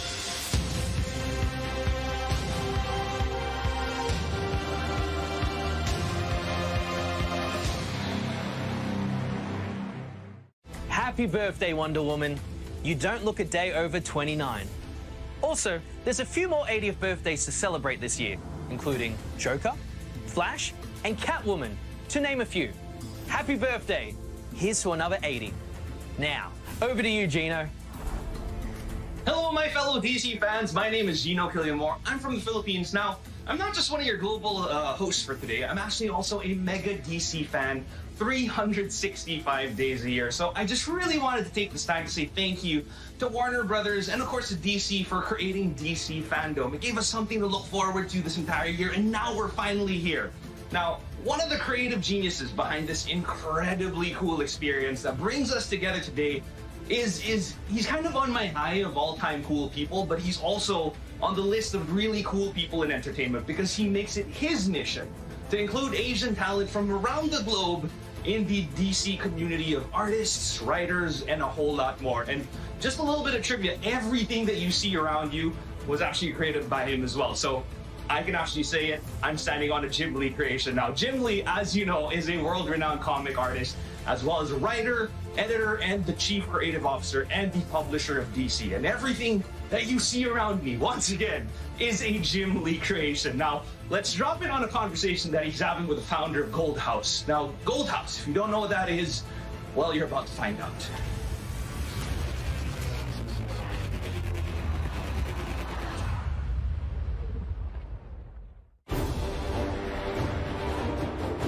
Hi, I'm Bing Chen. I'm part of Gold House. We're the largest collective of top Asian cultural leaders in the country, dedicated to ensuring the accurate representation and success of both the Asian as well as multicultural communities. It is such a spoiling treat to be able to interview one of the foremost Asian godfathers, as well as godfathers of comic books, storytelling, and art around the world. And that is, of course, the mighty Jim Lee. Jim, thank you so much for letting us speak with you today. Hey, good to see you again, Bing. Likewise, sir. I'll get right to it because I know how busy you are with the incredible DC fandom that you helped engineer. And this will sound sycophantic, but you really are a legend. I mean, you've literally invented superheroes. I think, if I'm not mistaken, you still have the Guinness World Record for the best-selling comic book of all time. Yeah, and it's like 8 million copies of a comic book I did decades ago. But yeah, it's still standing today. Thank you. Yeah. I'm curious, given you've seen so much because you've built so much, what's different about superheroes today from when you first started? So much is different. I mean, I've been in the business for over 3 decades now. So I've seen quite an evolution, not just in terms of the type of storytelling, but the creative community, the people that tell the stories. Our fan base is much more balanced out than it used to be. Back when I started, it was probably about 90% male, 10% female. The pantheon of characters, predominantly white, living or operating out of New York City or cities like Gotham, Metropolis. And what you're seeing today is that we are in a global business. I mean, through the power of media, film, TV, games, our content, our characters are global. We have fans all over the world now. Like on my Instagram following, the third biggest country of followers is Brazil. And amazing. We publish in Brazil, but not like a ton of content. And that just like it speaks to their passion, their love for our characters. They know our mythology inside and out. So you just start realizing that it's not just about North America or our core publishing business. It's everyone around the world. That's the potential market and the reach. And so it's really exciting to have seen the evolution of this business move from something that was really kind of small and insular to something that really has kind of taken over pop culture, really. Everyone on the streets wearing the T-shirts. Back then, if you wore the T-shirt, you might get beat up. Exactly. But now today, it's like, it's a badge of your fandom, right? It's like what you love, and it's no big deal. In fact, it's kind of cool, which is amazing. I feel like we live in an alternate reality sometimes. I mean, it's so easy to say in hindsight because you've done it, but you mentioned diversity and race and gender and geography and so forth, and the DC multiverse is certainly known widely for so many of these firsts. I mean, you have this insanely interwoven multiverse on the CW. You're the first studio to win Best Actor at the Oscars for a superhero and Joker, or really a villain, I should say, a super villain. I mean, I could go on and on and on. I hate to ask it this way, but how do you decide which of these risks to take, given you were the first and are the first in so many? And what can we expect to see next from the DC multiverse? I don't think we view it as a risk. I don't think there's a fear. I mean, I think there was probably an old school thinking, like, for example, like a female lead can't carry a movie, right? A lot of these sort of old school ideas of what worked or what the audience wanted or didn't want. And in many ways, it's been transformed, by the fact that it's become more global, that the audience has changed. And I think also data, right? Data is really interesting now because we actually have now direct consumer insights as to what they want and what they're looking for. And what they're looking for is representation. They're looking for content that reflects the world they live in. They want to see themselves represented on the screen. in the pages of the comic books. And that is something that I'll just speak to my own fandom. You know, I've been around for a long time. That's not even an expectation I had as a kid, right? You just wanted to see something that entertained you. And now there's a lot more fan engagement. There's a more direct connection between the content makers and the audience themselves. And you see that manifested in so many different ways, sometimes negatively, but predominantly, I think it's really healthy and interesting, and it's transforming the business. So it's not about taking risks. It's about feeding the appetite, you know, the desires of so many people want to see characters. And now you're seeing people want, you know, can you make a deaf character? Can you make a character from my home country? How do you tell these stories authentically? And that means working with new voices, new talent are from around the world. So to me, it's not about risk, it's about opportunity. And so it's really a golden era for content makers, and definitely the world that we live in. We need to create more diverse characters. We need to create more inclusivity in our line. And I've seen that gradually change, but it's really accelerated in the past probably 5 to 10 years. And the demand is even more than ever before. And so I think it's a real responsibility on our shoulders to address this concern, to address this appetite. And it's an exciting time to be a comic book creator. Something I really admire about DC is how you remember the diversity is not just one-dimensional. It's not just a matter of, you know, race or gender or geography, but all the above. I mean, you also had the first transgender superhero on Supergirl with Nicole Maines, of course, right? Yeah, and so it's really everyone being present. So much of this diversity, of course, begins on the page. Comics are not just some frivolous, fantastic world that we don't identify with. They're a new mythology. And I've often thought about this of how, you know, we look to Grecian mythology and so forth, but it's been a while outside of comic books since we've had a real mythos that we could believe in and show us what we can do better. How do you think about taking a comic book and making it canon? Like, how does it become a real mythos for people? Because you've done this through characters. Yeah. No, it's a really interesting process. You know, when you get into comics, you're a fan, and you don't think necessarily about the underpinnings, the concepts, and the themes that are kind of, you know, that are connecting you to the material, right? You're just reading the story and you think it's entertainment. But a lot of times these stories are driven by, you know, characters that are underdogs, characters that have horrible, tragic things happen to them, like Batman. They have to overcome all odds and strive to be the best, to overcome their own personal demons. And to me, that's something that connects all of us, right? It's a universal thing, this need to overcome adversity. And how do we face adversity? And how do we turn adversity into something that's positive in our lives? So in my mind, it's more than just entertainment. And that's what keeps this stuff compelling.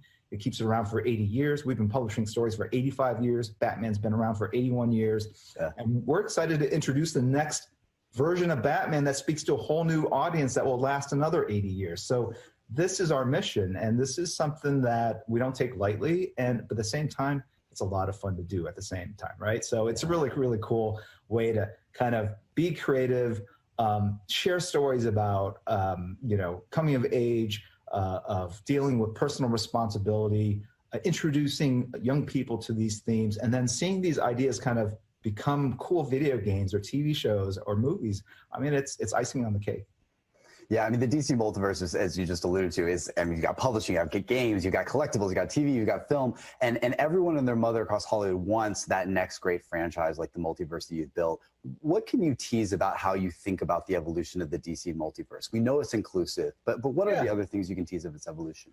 I think we're in early days of it. I mean, the multiverse is something that DC popularized. If you think about fiction in general, DC did it first back in 1961.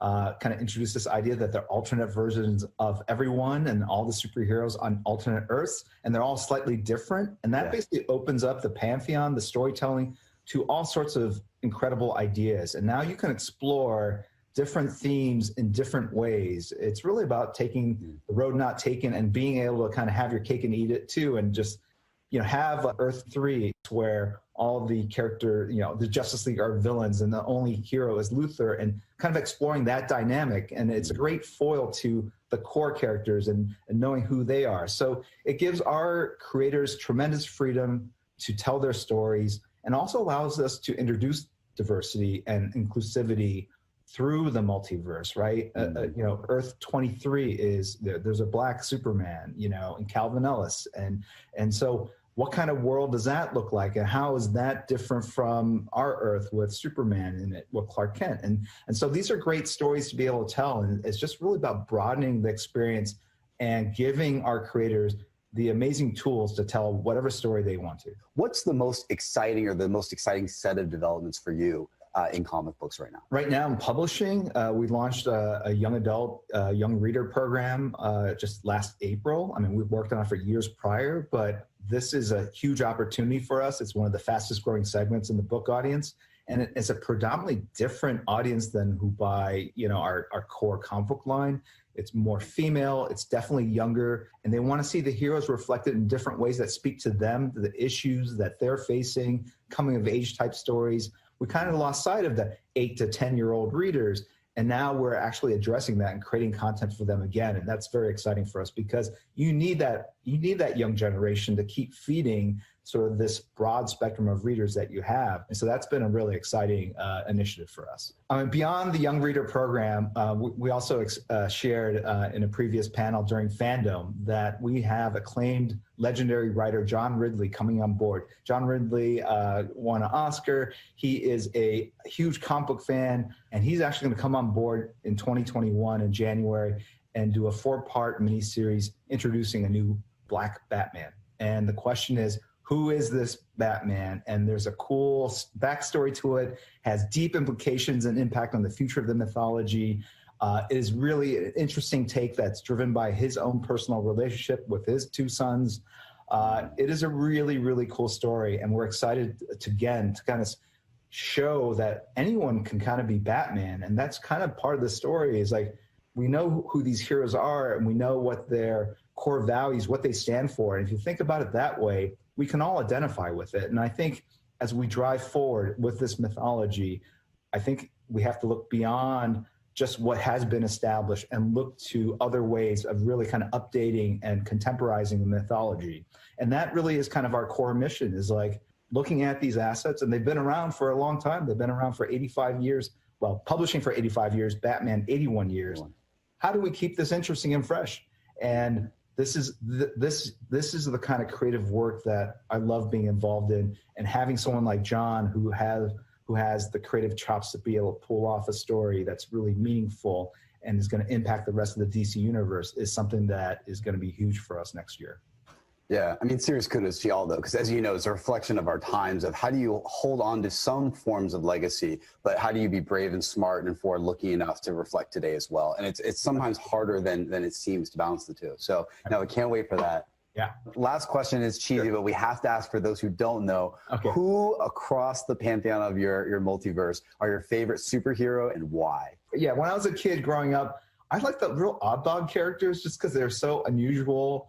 And certainly when I was like 8 or 10, it's just more whimsical, and it just appeals to, like, if you ever interact with young kids, the things they find funny or interesting are very different than like a teenager or adult, right? And so there's a character called Matter Eater Lad, which I always kind of, he was a substitute. He wasn't even a full superhero. He was a substitute member of the Legion of Superheroes. Occasionally he'd kind of cross over, but his power, as you could tell from, he could eat anything. Matter Eater Lad, that was his power. He came from a planet called Bismol, and his way out of any problem was to eat it, right? If he's in jail, he starts eating the bars. There's a nuclear bomb that's going to go off. He starts eating the components of the bomb. And, just a kid, it's just like, it's ludicrous but funny, and I think it just shows you that anything can be a power if you tell really cool stories. And so that's one of my more favorite characters from my childhood, and I always like kind of sharing his story because he's not very well known, and someday maybe he'll be on the big screen. And let me tell you, that is really a skill set in and of itself. You look at James Gunn, and he's doing Suicide Squad. He went deep into the DC catalog of characters, and he pulled out some tertiary, and I don't even know what's beyond, like, below tertiary. He took some quaternary, deep cuts into the DC catalog and pulled out these obscure characters with pretty random powers, but he made them really compelling by giving them cool backstories, cool character arcs. And I think people are going to go like, wow, that's amazing. Who is this character? And that's the beauty of it. It's all in the execution. So if you think about it, everyone has their favorite character, and they can all be elevated to, movie star, level, love if given the appropriate attention and the right story. Right. And especially with their platform. I was also going to say thank you for sharing your superhero with us. I wish the wonderful people of LA could be on that diet and make everything, just eat everything and make it demolished. But and then that's the thing. He never like, he doesn't gain weight. He's not skinny. He's able to consume anything. I don't know where it goes. And, that's an interesting story. What is in his digestive system that allows him to yeah, exactly. A lot of fiber. I don't know. Those are some dirty words for this city. Well, Jim, thank you so much for spending time with us, and congratulations on today and all the insane announcements. Again, like as a nephew, as a fan, it's just such a treat. So thanks so much again for spending the time. All right. Thank you, Big. That was a tremendous pleasure. Thank you.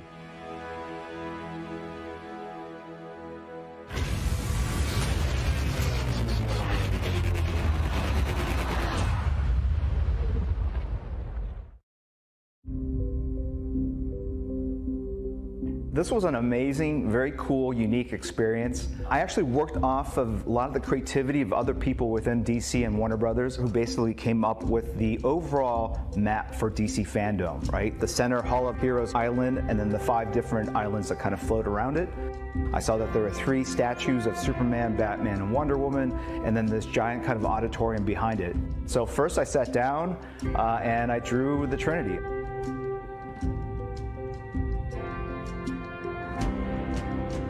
For the overall Hall of Heroes space, I was really inspired by the Justice League Watchtower, the satellite that the Justice League operate out of.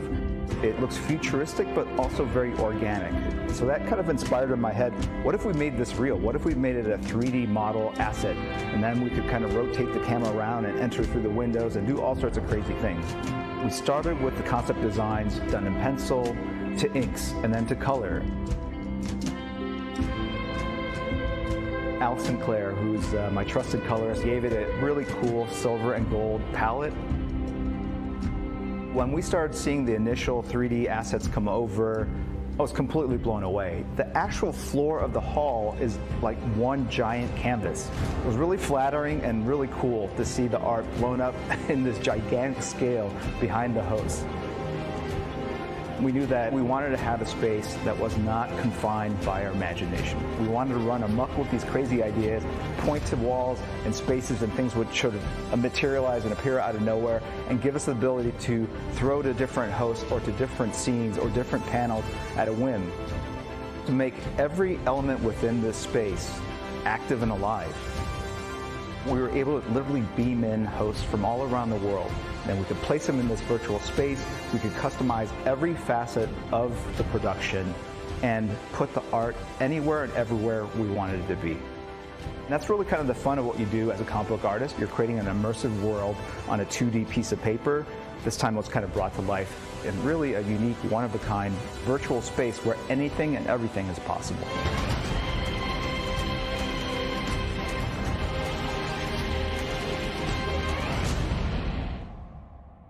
It's time to go back to you guys, the fans, for more questions. Now, this fan might look familiar to some of you guys.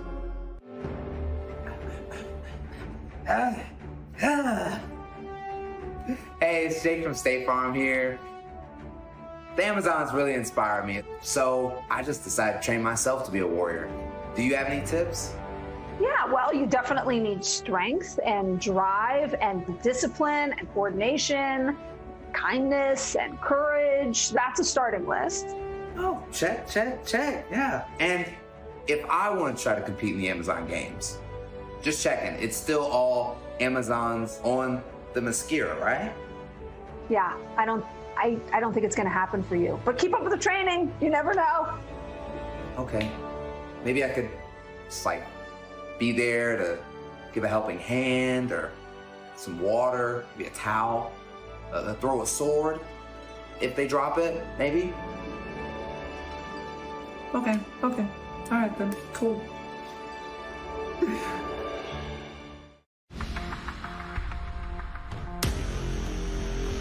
I'm so excited to share with you guys 24 hours of unprecedented geekdom with everybody here today, and to introduce, of course, the DC Fandom Shazam panel. Now, the 2019 movie was not only groundbreaking as a superhero movie with something for everyone of every age, but it was everything you and I wanted from Shazam and the Shazam League. Now, the star of this movie may be just as big a kid as he is on the inside as the character that he plays, and he's the first to admit it. So if you want to know more about the next movie, all you have to do is say this word: Shazam!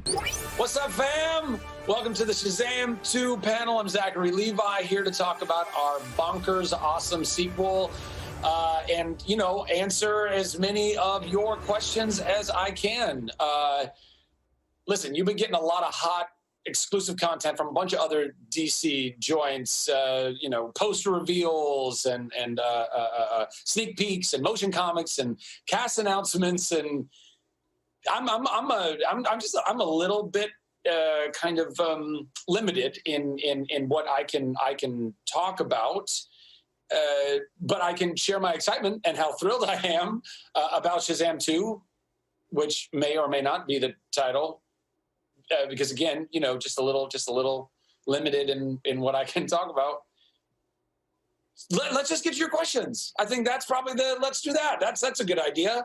Just gonna get to my iPad over here and let's just dive in here.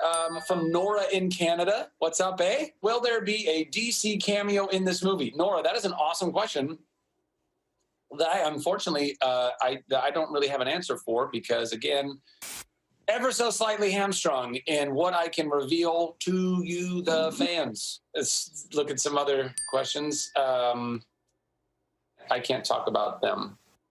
Like I said, I don't really have an answer.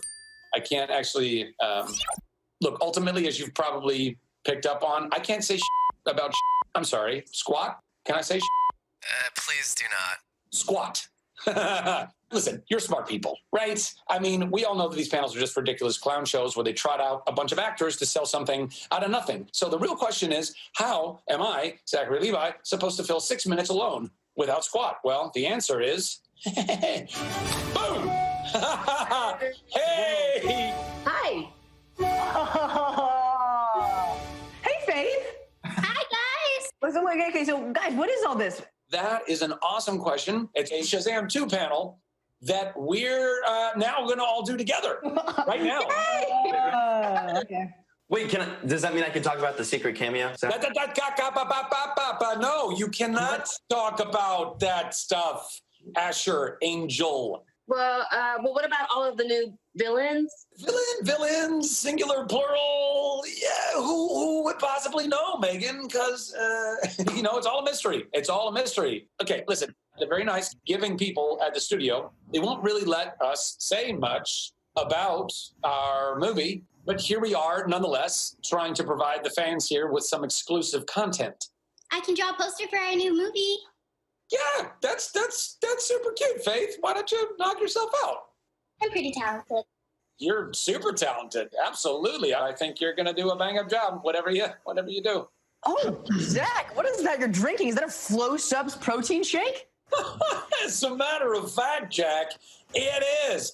Check's in the mail. Yeah, no, thanks for asking. This is the salted vanilla caramel protein. Oh, listen. Dwayne "The Rock" Johnson gets his tequila.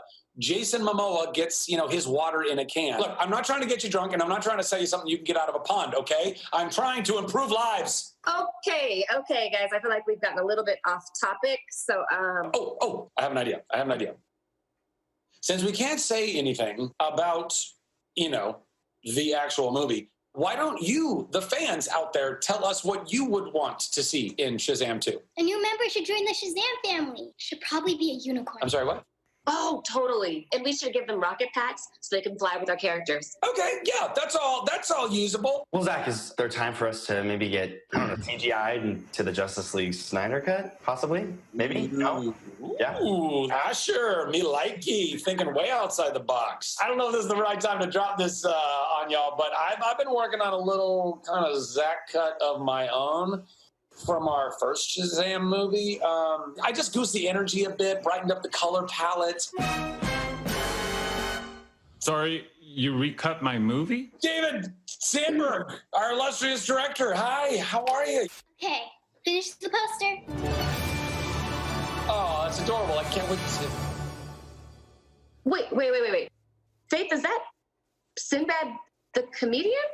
Hang on a second. Somebody's trying to call in here. Maybe that's Adam. Sinbad! What it look like, y'all? It looks like you. Hold on a second. Sinbad, are you in Shazam 2? Well, you tell me, John Krasinski, am I? Because everybody thought I was in Shazam 1 before it even existed. Google it. I'm number 3 on the Mandela list, all right? Oh, I am so confused. Man, you confused. You try to live in a world where everybody, I mean my family, everybody thinks you started a film called Shazam when it didn't even exist. Wait. Do you mean Kazam? No. People think I started in that one too. Shazam, Kazam, all the Kazams. I'm relegated to the false memories of a entire generation, man. I'm here right now to rectify that situation. Once and for all, with a big, prominent role in Shazam 2. Thank you very much. I'm not so sure that you can just demand that. I got range, man. I can play like anything. I can play like good guy, bad guy. I can play Shazam's trainer. And great news, David. I already started working out for the movie. Check this out, man.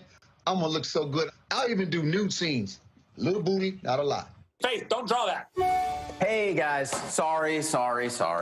Adam! What the heck, dude? Where have you been? Things have been getting crazy in here. I clicked the wrong link. The plot for Kazam 2's, it's crazy, by the way. Yeah, I know, man. I'm gonna be in that one too.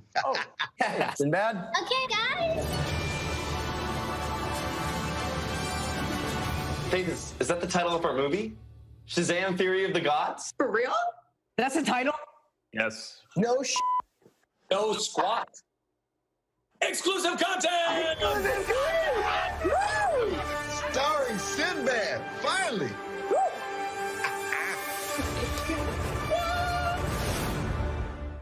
Well, I guess they didn't have much to say.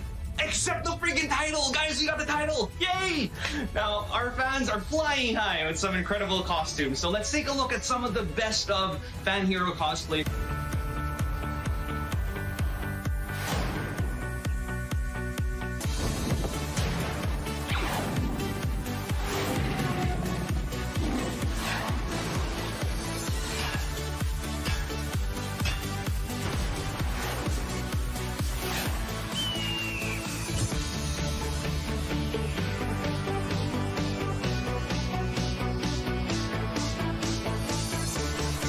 That's some good cosplay. So we got a title for Shazam 2. Fury of the Gods, I think they said it was. Now the question is, will Black Adam show up in Shazam 2? Or Superman for that matter? We'll see. But I like the cast of Shazam. Very wholesome. And all the actors did great. The child actors and the adult actors. So it was awesome.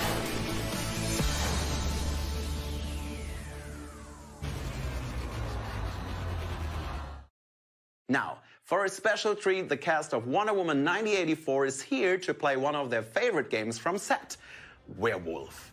Our game today, Werewolf 9084, has a DC twist. At night, scheming villains work to capture unsuspecting civilians. A superhero tries to save the day, and a detective works to discover who the bad guys are. The catch is, our players don't know who has which role, and they have to figure it out before the villains win. Let's see what happens. Welcome everyone to the first ever game of Werewolf 1984. A wonderful game filled with laughs, deceits, and elimination. Was that a howl? Is that a howl? I'm trying to get the moral Get here. the feel of it. Exactly. So let's jump right into the game. It is a beautiful summer night in the 1980s. We are gathered in the most exquisite museum for an annual gala. Long ballroom gowns, very chic wear. Everyone is enjoying their night with a wonderful glass of champagne, maybe even some rosé, in their hands, and some tab colas for those driving. It's glamorous, dreamy, music is playing. Is that Everyone Fiona is having from an amazing time. Achievement Hunter? However, At unbeknownst Rooster to the Teeth? guests, there are some villains who plan to capture some of you. So everyone, please close your eyes and let the night begin. Okay, no more commentary, sorry.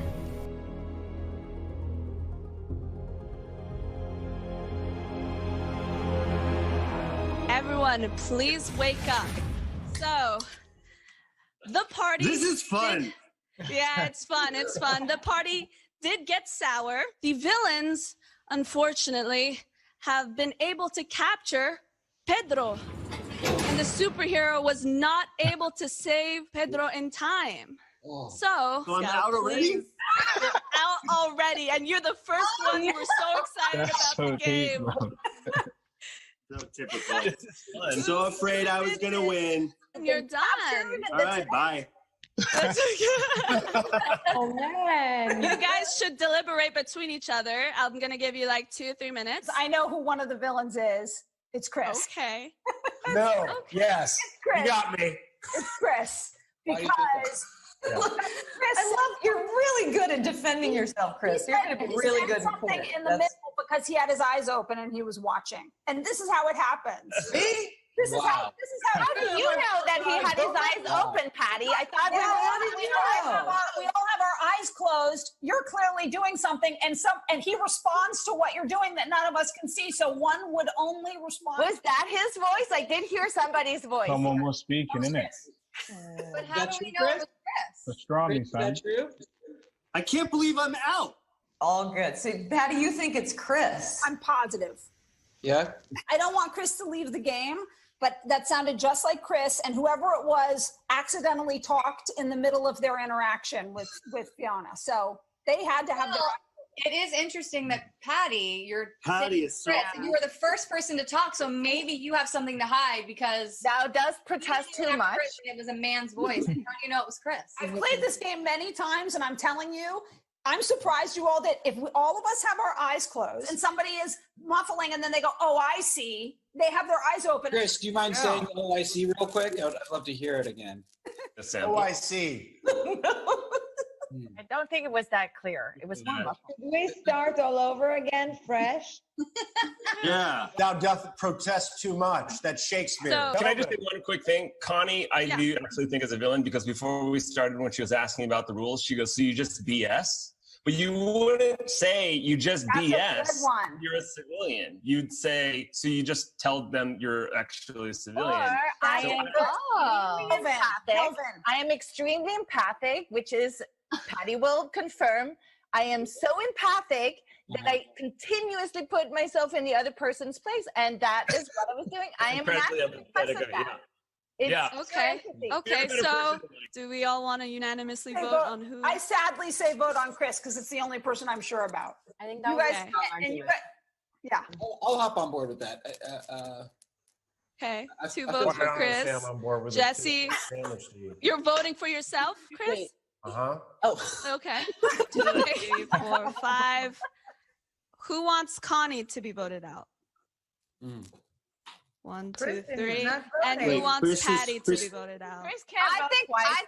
I think look at Chris can't Jesse. Vote twice. That's literally enough. They are straight up anarchists. He is. Look Okay. at Jesse. Listen. Same way. It's the same way I play poker. Yeah. And the only one who has gotten 5 votes is Chris. So unfortunately, Chris, you are voted out. Do you want to reveal who you are to the public? I'm a sandwich-eating villain. Oh, so let's jump into round 2. The night creeps up again. Everyone, please close your eyes.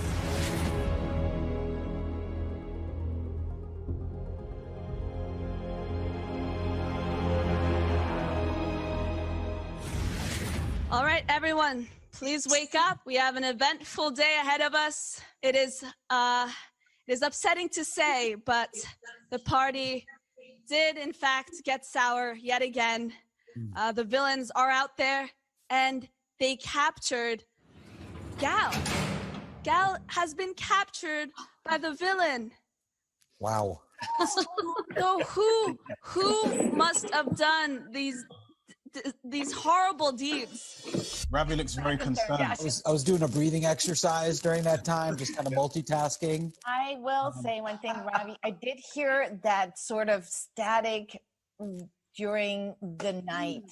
That is You on felt your like that was my line. static? Yeah, That there's was starting to static on your mention- line. I gotta heard tell you, that that's when my very- eyes were closed. I think we can all agree that's a bit of a reach, and that. No, I heard that little laughter, and then I heard the static. Guys. Look, guys, I'm just an everyday art collector. I'm at this. Now I know he's definitely. I'm a big Bears fan. I got think the- I vote Ravi. Wow. Yeah, I vote Wow. Ravi too. Yeah. This is unbelievable. Now we know Robbie, is there Kristen anything- and Connie. We have two people who just outed themselves. They're clearly colluding. That Are you little, hearing? that little sound. Static. Are you hearing? I heard it. What was Yeah. specific? What was specific to me about the static? That you are the one who's causing static when you move around or you do something. So I didn't notice that. Very astute, Connie. Very astute. Actually, I fixed my static. If you look at the chat room. Oh, it's But it didn't, bro. Okay. So why don't you check the records? Please, Okay. Rob, just keep on talking because I just really don't Now, know. this brings me to another theory that I was working on during my breath work, which, by the way, all the progress is gone. I was working on a theory that Patty knew that Chris was on her team, took him out so that All we she hear could is last the All we hear is full game. But I also will say one thing, and I just want to keep that in mind. I also heard Kelvin laugh. Now, Kelvin could have laughed while my eyes were shut because he was a detective, or because I'm not even going to dignify that. I didn't. I'm very busy today. I can't deal with this. You can speak with my lawyer. I'm very busy. Defensive. Are we guessing detective and superhero also? No, we only guess, but I'm just trying to say I heard the laughter. That's But Connie, it was during detective. So I think it was during detective because I heard a voice during detective. But if too. I detective, did that's too. okay. That's okay. We don't want to get rid of that. Static. It could have just been Chris and eating his laughter is what 15-foot hoagie. I actually really want to hear what Jessie thinks. She has been very quiet. Very quiet. I know. So I is mean, Jonathan. I just want to know your opinion. I think the static is interesting, but did we hear the static at the same time that he said OIC, or was it at a separate time that would have implied movement? It was in between his breath exercises. That's when we. Not when he was. Was the static in the first part? Was it in the first part when the villains had their eyes open? Yes, I believe so. I believe That's what would be the tell, is because it's only what happens when the villains have their eyes closed. Yeah. I also would like to hear what Jonathan says because I think he's been very quiet. Yeah. So. I just feel like Ravi was he was very concerned when Gal got captured, unfortunately. Oh, interesting. Yeah. And by the way, the villains wouldn't want to take out another villain. So I thought she was a villain, which has happened between us before, and it was very hard to have to call out, as it is with Chris, my friends, for being villains. But it was true. But so who can take out another villain for strategy because they don't look like a villain? You could, but they're only three, yeah. so they wouldn't Put it take out yourself. both. He's a villain. Well, we only have Lost two Chris. left, right? We only have two villains left now. You only have two villains left. If they voted out Gal, there would only be one. So they probably wouldn't vote one of their own out. So I say Robbie. who do we want to vote? You say Well, I Robbie? would love to So circle who? back on Connie actually, because she was just kind of doing a lot of drive-bys. Robbie, it might be too late here, Robbie. It might be too late. Whoa! Look at all the people. Look at all the boxes of people that don't want me to speak. These are our oppressors. Listen, These this are the is bad what people. we will do. This is what we will do. Who votes for Robbie to be taken out? Please raise your hand. Sorry, Robbie. That is. You know what? Maybe I'm a little That is a like lot of civilian. people. Unanimous, my bro. All right, Robbie, I'm so sorry to say, but you are out. You are out, Robbie. Do you want to reveal who you are? What were you? What I was are a you? civilian. Were you? Uh-oh. I'm a concerned citizen, and this is the world we live in. Let's jump into round 3. The night is back again. Please close your eyes. It still blows my mind how Fiona from Achievement Hunter is moderating this game. Everyone, please wake up. Unfortunately, the villains are on a roll. They have completely manipulated the situation, and it just seems like Patty, poor Patty, has been captured. Killing us here. And we are dwindling. Please, we have to let's take figure one- out I who have the a theory. villains are. I have a theory. Yes, Kristen, what is your theory? I have a theory. Okay. Yeah. When we just voted Robbie out, Mm-hmm. when he revealed he was a civilian, we all felt bad and we were surprised. But Gal, you did not look surprised that he was a civilian. So I feel like you knew because you have your eyes open Gal's captured. No, I voted on that. Never mind. Okay, there was one superhero there. We are 6 left, okay? One superhero, one detective, 2 villains. That means that 2 of us that are left here are civilians. But who knows if Because the who other got, 2 eliminated that are not or superhero captured. and are not detective are villains. So There's 2 civilians, 2 villains, is what you're saying. 2 civilians, 2 villains, and 1 superhero and 1 detective right here. They can't know be that It could have been I villains. was captured and Patty was captured. And And they then could have Pedro been was detective. captured too. Pedro was captured first. I think I know who a detective is. Does that matter? Yes. Who do you think? Who do you think it is? I think it's Kelvin because he's holding a marker, and every time the detective writes the Yes. Okay, That that's is very true. good. Good job. Calvin, what do you have to say about that? The silent marker I bought on Amazon for $99. So That is an nice try. No, the sound of the Sharpie is Have a marker. Oh, you have a mark. Okay, I well, do, and it makes the same noise that we heard during. Yeah, but he was holding it. He was holding it. Mm-hmm. Okay. So, Calvin, is there a reason why, if you are the detective, why would you not tell people? Because I'll get killed, right? Or I'll get captured right after this. That's very true. Good. Okay. I still think it's Connie. I am literally like the kind of person who can walk through any security because they Exactly. The worst villain can walk through any security. Yeah, that's exactly. Jonathan's got his mask on. Something's going on. We've got some I'm clenched. just chilling, fam. Oh, Jonathan, know. what are you? I'm just chilling. I'm watching comics. I think Connie can't be a villain because Chris voted for her the first time, and he was. I agree. Yeah. Kristen said us, the villains, the last round, and pointing at herself. Oh, I tried to vote both times. did you hear that? no, I was saying people and then people. Okay. Yeah, but you said villains when you said the second one, and you pointed at yourself. I didn't mean to. I'm not a villain. Okay. Wait a minute. I read an article one that you did once, Kristen, where you said I'm a really good liar. So what? Oh, wow. Yeah, I did. I read it somewhere. Oh no. Now I'm out. Robin, because Robin, that's a little sneaky. Okay. By the way, I never said that. I'm a terrible liar. It wasn't So not that. now Was, I think it's it was Robin. a magazine. I think it's Robin. I think Robin Yeah, made Robin, me you're very calm. Oh, Robin, I see. Now you're saying it because the everything's closing in. Everything's closing in. There is something about that marker. Let's just go back to that marker. But not the blue one. The blue one's different. Well, You can hear whether it was blue or black. Yeah. Do you want to compare marker noises? Yes, please. Do we check on that? That's a great idea. Yeah, let's hear. Hey, Jesse, go. Let's hear. Nope. Not it. Okay. You guys, it was during the detective. You don't want to vote out the detective. Yeah, you don't. That's one bad thing to do. So basically, unless But you're don't the villains? unless you're a villain. All right. So are we down to vote? Let's do some voting. So Vote for from Connie. what I was understanding, Robin, people thought Robin was the villain.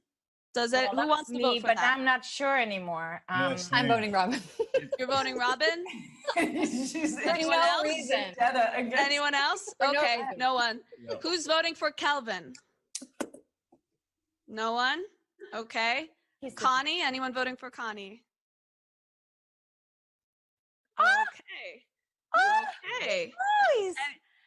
Just for the fun of it, anyone voting Jonathan?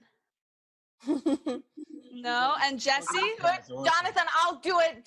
And come on, somebody back me up here. There's got to be somebody who believes I'm that just a sweet Jonathan young could man. be like. Come on, Jesse. Just give it up. Just help me out. Connie, I think it's time. I think you got voted out. You guys, Connie. Unfortunately, she was the civilian. I will confirm that.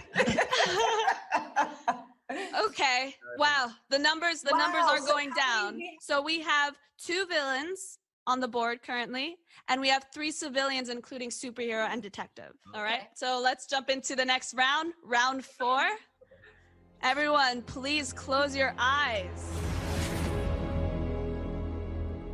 Man, the people who are out look really, really bored because they can't do anything. Everyone, wake up.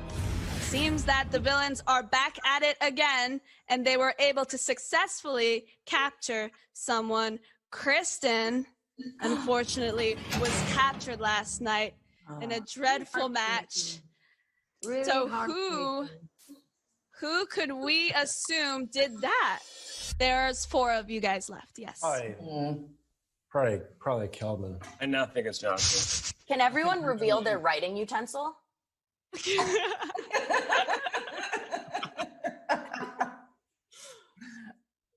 That is a teacup. Oh, that's a stapler. I think it's Jonathan. So you are a detective. No. I don't want to know who the No. You think, Jonathan, do you have anything to say to defend your case? Do you know any information? really need Are to you defend guessing myself. anyone? I'm innocent. You don't need to defend yourself? No. No? Okay. These guys Okay, will put fair enough. themselves into a circle, the villain. Jonathan's in England. He's like, I just need to go get a pint. I just. He's trying to get a London pride. He's Right. in Phoenix, Arizona. The accent is a whole thing that he does. It's a facade. See. Part of my disguise, isn't it? Okay. Robin was trying to vote out Kristen as the villain, and we've now revealed that Kristen was not a villain. Mm-hmm. Right. And wait, who else voted for Connie? I voted for Connie. Is it Calvin? Did Calvin vote for Connie? Yeah. All right. I did think it was Connie. Yeah. But we've had Okay. a long But we're run. pretty sure you're the detective now. Gone back like a decade. But Connie. so everyone is sure that Calvin is a detective. Is it true? Is it false? We don't know, but we are sure. So it's between Kristen, Jesse, and Kelvin, and Jonathan. No, it's between Jesse, Jonathan, and Calvin, and you. And Robin. I keep going back to Jonathan. Sorry. Jonathan. God bless Okay. you, man. I don't know why. I don't know how you kind of. How could you do me like that, man? I don't know. It's All the right. quiet, insular thought thing. Oh, who would we like to vote out? Let's do a vote for Jonathan. Who's voting for Jonathan? Okay, we got 2. Jesse, 3. Well, I don't even think we can vote for anyone else. Jonathan, unfortunately, you're out. You're out, man. You're out. Do you want to reveal what you are? I was a civilian, man. I actually think that was the last round because the villains did win this game. Villains, would you like to reveal yourself? Robin. I knew it! This is my weapon. Your weapon. Almost I said that, and No, you but it was somebody saw you with that pen. With Wait, your who's murder the villain? Robin, Calvin, and who else? So Robin and Kelvin were the villain. Gal was the detective. Pedro was the superhero. I'm so sorry. Robin and Kelvin, did I capture you? That was slick. Yeah, you get to invest. So you chose. I think the first one was Pedro. You chose to. Yes, and I said that he wasn't a villain. I didn't want him out of the game. Don't do Yeah, that. well, he wasn't a villain, so I told you that no, he was not a villain.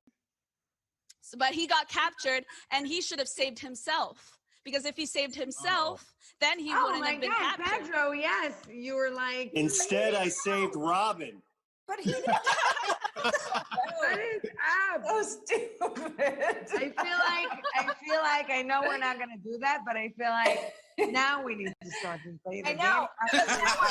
Now I know I would never trust Robin, not a damn. Yeah. She would leave herself out. Devious. I did know at the moment she was attacking Kristen. Okay, just real quick, just a real quick update. The next 2 panels will be Suicide Squad Kills the Justice League, the new game by Rocksteady, and after that, the event will end with Matt Reeves and the Batman. Well, thank you everyone for coming and playing the Werewolf 1984. That was a lot of fun. Thank Awesome, you you guys. guys. You were Good great, job, Savannah. everyone. Thank you so much. Good job. DC fans, thanks so much for watching and enjoy the rest of DC Fandom. Now, our next global host is fluent in everything from games to geeks. She's tech girl Sam Wright from South Africa. Take it away, Sam. The Thanks, Gino. Hello, world. Sam Reicher, and I am so excited about the amazing content we have in the DC fandom. There is so much to see and do. Now, gaming is my passion, and I am hyped because we have another announcement from Warner Brothers Games. I think we should share the killer news with you. And who's going to do it? The one and only Will Arnett. Ow! Ow! Son of a bitch, that hurts. Golly. DC, you have the cheapest teleporters. That hurt. All right, Fandomers, I think I know why I'm here. Check this out.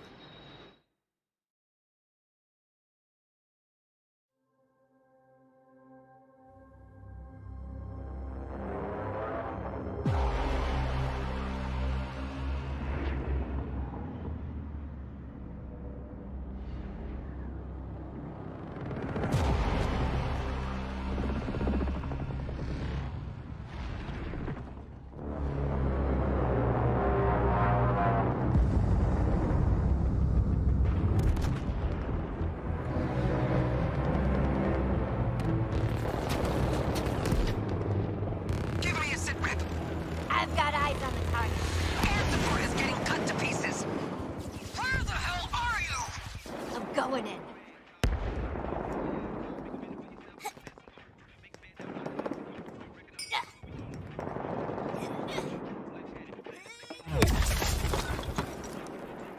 We lost the target. Repeat. Task Force X has lost the target. Damn it. Argus 3 is taking heavy fire. Get to Park Ridge ASAP. Don't worry, boss. We got this. Hey! Boomer! Lay down suppressant fire! Keep it down, Hal. The ears are still ringing after that last Barney. What is that? Australian for hangover? I believe I can translate. Boomerang has a concussion from the enemy you missed in our last encounter. Guess those teeth are sharper than your eyes, Shark Man. I never You never miss. Never miss. Yeah, we bloody know. You never shut up about it. Task Force X. Alpha target is in the open. Get your asses to the Metropolis Grand Hotel and engage. Before I have another reason to blow those bombs in your heads. Shit. Yeah, national underground. Stop the ground. Like a man, that's my big silver back around. You can't stop a train. Who wants some, don't come home prepared. I'll be there, but when I leave there, you get up so lame. When the man comes up, there ain't no rain. So now we sit in the drop top, so we in the silk suit, try not to sleep. Hit some of us without the name.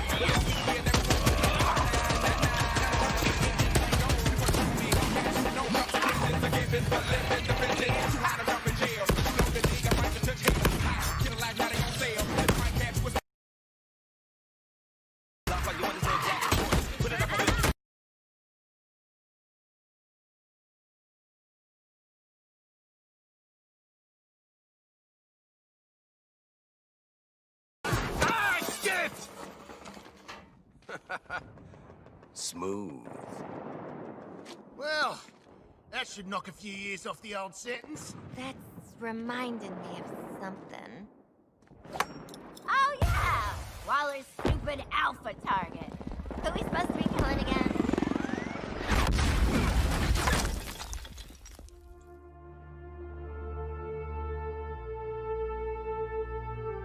Whoa. Look, it's Superman. The mighty Superman has just rescued that pilot. What a show-off. Beat it, Spandex! We're on a top-secret assassination mission here! No.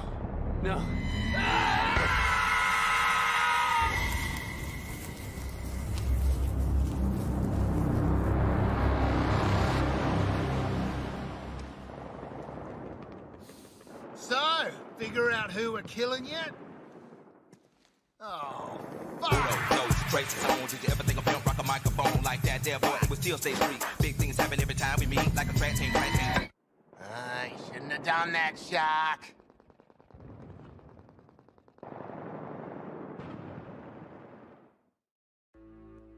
Wow. Okay. Very dangerous. Yeah, that's more dangerous than they said it would be. It's come on, get me out of here. Please.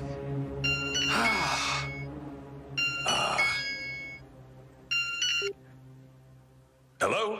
Oh, I got someone! I got someone! Okay. I'm sorry. Who are you? Who am I? Who am I? I'm Holly freaking Quinn, fartface. Who are you? Wow. Hey, Jux, come here. Hey, who is it? A new lawyer? You gotta help us, mate. No. I'm sorry. No, I'm not a lawyer. Although I probably played one once. But no. I'm Will Arnett. Will Arnett? I'm your biggest fan. BoJack was the only thing that kept me going in Bel Rev. Every night. Starved. Tortured. Wait. An actor? Great. Hang up, Quinn. No. Wait. Hang on. Don't hang up. Look, what? Maybe I can help. What seems to be the problem? It's Waller. She wants us to kill the bloody Justice League. We're way out of our depth here. We need to get out of this insane mission. Speak for yourself. I can see the headlines now. Harley Quinn finally kills the bat. Oh, okay. Well, there you go. That is the can-do attitude that I'd expect from a group called the Suicide Squad. That moniker does not bode well for our chance of success. All right. Well, I tell you what. Why don't you just give me the rundown? Who are you guys? What kind of powers you got? I mean, what are we working with here? Captain. Sure thing, William. The name's Harley Quinn, and you could say I'm the leader of our little task force. I like baseball bats, explosives, dead superheroes, things that go kablooey, and the Great British Bake Off. I'm Deadshot. Team leader, world's deadliest assassin and most dangerous marksman alive. And I'm... You may call me King Shark. I am a demigod, the rightful ruler of the seas, and therefore the true team leader. And last but not least, the one, the only, Captain Boomerang. I'm what you call a supervillain. But don't try calling me the leader of this sorry lot. No, thank you. Leaders are the first to get their heads blown off. Okay, so what? And forgive me, you throw boomerangs? Exactly. Don't know why it took everyone else so long to get it. Aw, sweetie, we just didn't care. Okay, well, I mean, does anyone have laser vision or like a kryptonite-powered suit or? Well, you might have us confused with Lex Luthor. Well, there's got to be a way. I mean, the world is depending on you guys, right? When I look at you, I don't see a drunk or a killer or an evil clown lady or a giant monster. Hey, who are you calling a giant monster? No. You see, what I see heroes. You must not have heard of us. We ain't your heroes. Okay, fine. Criminals ready to pay back society and earn themselves a full pardon. Full pardon? That ain't bad. Well, do we get to kill them all? Even Flash? Yes. The mission is literally called Suicide Squad Kill the Justice League. That is kind of the whole point. Ooh, do I get to, devour them and gain their powers? I don't know. Is that a thing? I mean, I can't see why not. All right, screw it. If we're gonna die on a mission, might as well do it paying back those self-righteous pricks. Then it is decided. Let us do it for acclaimed actor Will Arnett. Oh. Will! Yes, thank you. I do what I can with my looks and my steely soft voice and of course my looks. I don't know if I mentioned that.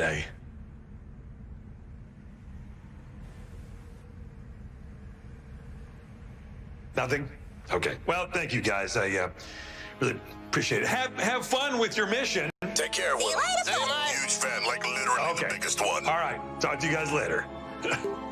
Yeah. I have a feeling that things are about to get really messy. Would you please get me the hell out of here? We're not doing this, right? Not a chance. That still stings. I mean, it beats the subway, but whew, Oh. Hey, you must be Sefton. I am indeed. Hi, Will. Hey, man. Sefton Hill from Rocksteady Studios, y'all. Sefton, how'd you get here? Did DC also teleport you into the cyberspace realm? No, they just sent me this green screen for my house. Is it? You got a green screen? Good. That's neat. Lucky for you. DC actually teleported me into the fandom, which really hurts. But good. Green screen. Well, you're lucky. Cool. Good for you.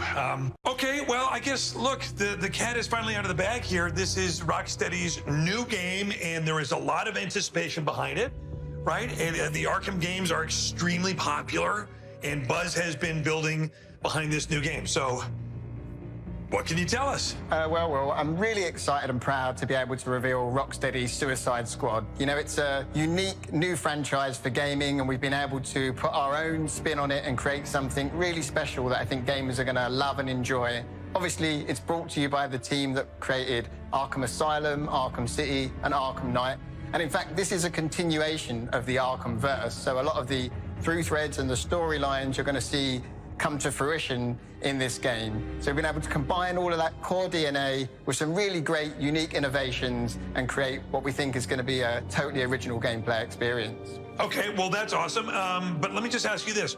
Why this game? Why Suicide Squad? Well, when we're starting any game, Rocksteady games are all about a character-driven game. You know, it's all about that kind of heart and soul of the characters that we want to bring to life. So we worked with DC, we looked at, you know, all the different properties, all the different great characters that they have. And Suicide Squad really spoke to us because of how fascinating these flawed characters are and the fact that it's fusing all of these characters together. When you're creating a game, you're creating a universe and you want to build it with real heart and soul inside it. And that's what really inspired us to make the Suicide Squad game because, you know, DC have this fantastic roster of villains, and being able to actually play these villains and see the interaction and life between them is something that got us really energized and excited. I guess for me, my biggest question, and really probably everybody's biggest question that they want to know is, and no offense, but what is wrong with you, man? Why are you making a game about a group of bad guys taking on some of the most beloved heroes of all time? Well, I think for us, we always want to put our characters in interesting and exciting and dynamic situations, and it felt like the Suicide Squad naturally really lends itself to that. You know, even just starting with their boss, Amanda Waller, you know, she's part protagonist but also part antagonist. You know, she's stuck these nanite bombs in their heads and she's forcing them to do this impossible mission, this mission to take on and kill the Justice League. And I think that's where you always find, I think, the magic is when you can put characters in these situations that are absolutely impossible. And then to a certain extent, these things kind of write themselves, because once you've got that premise, you just let that live and breathe and you think, right, well, how the hell can the Suicide Squad kill the Justice League? How can that even happen? And really, that's the genesis of the game. And then it's down to us to take the player on this journey and tell this story of how that could even be possible.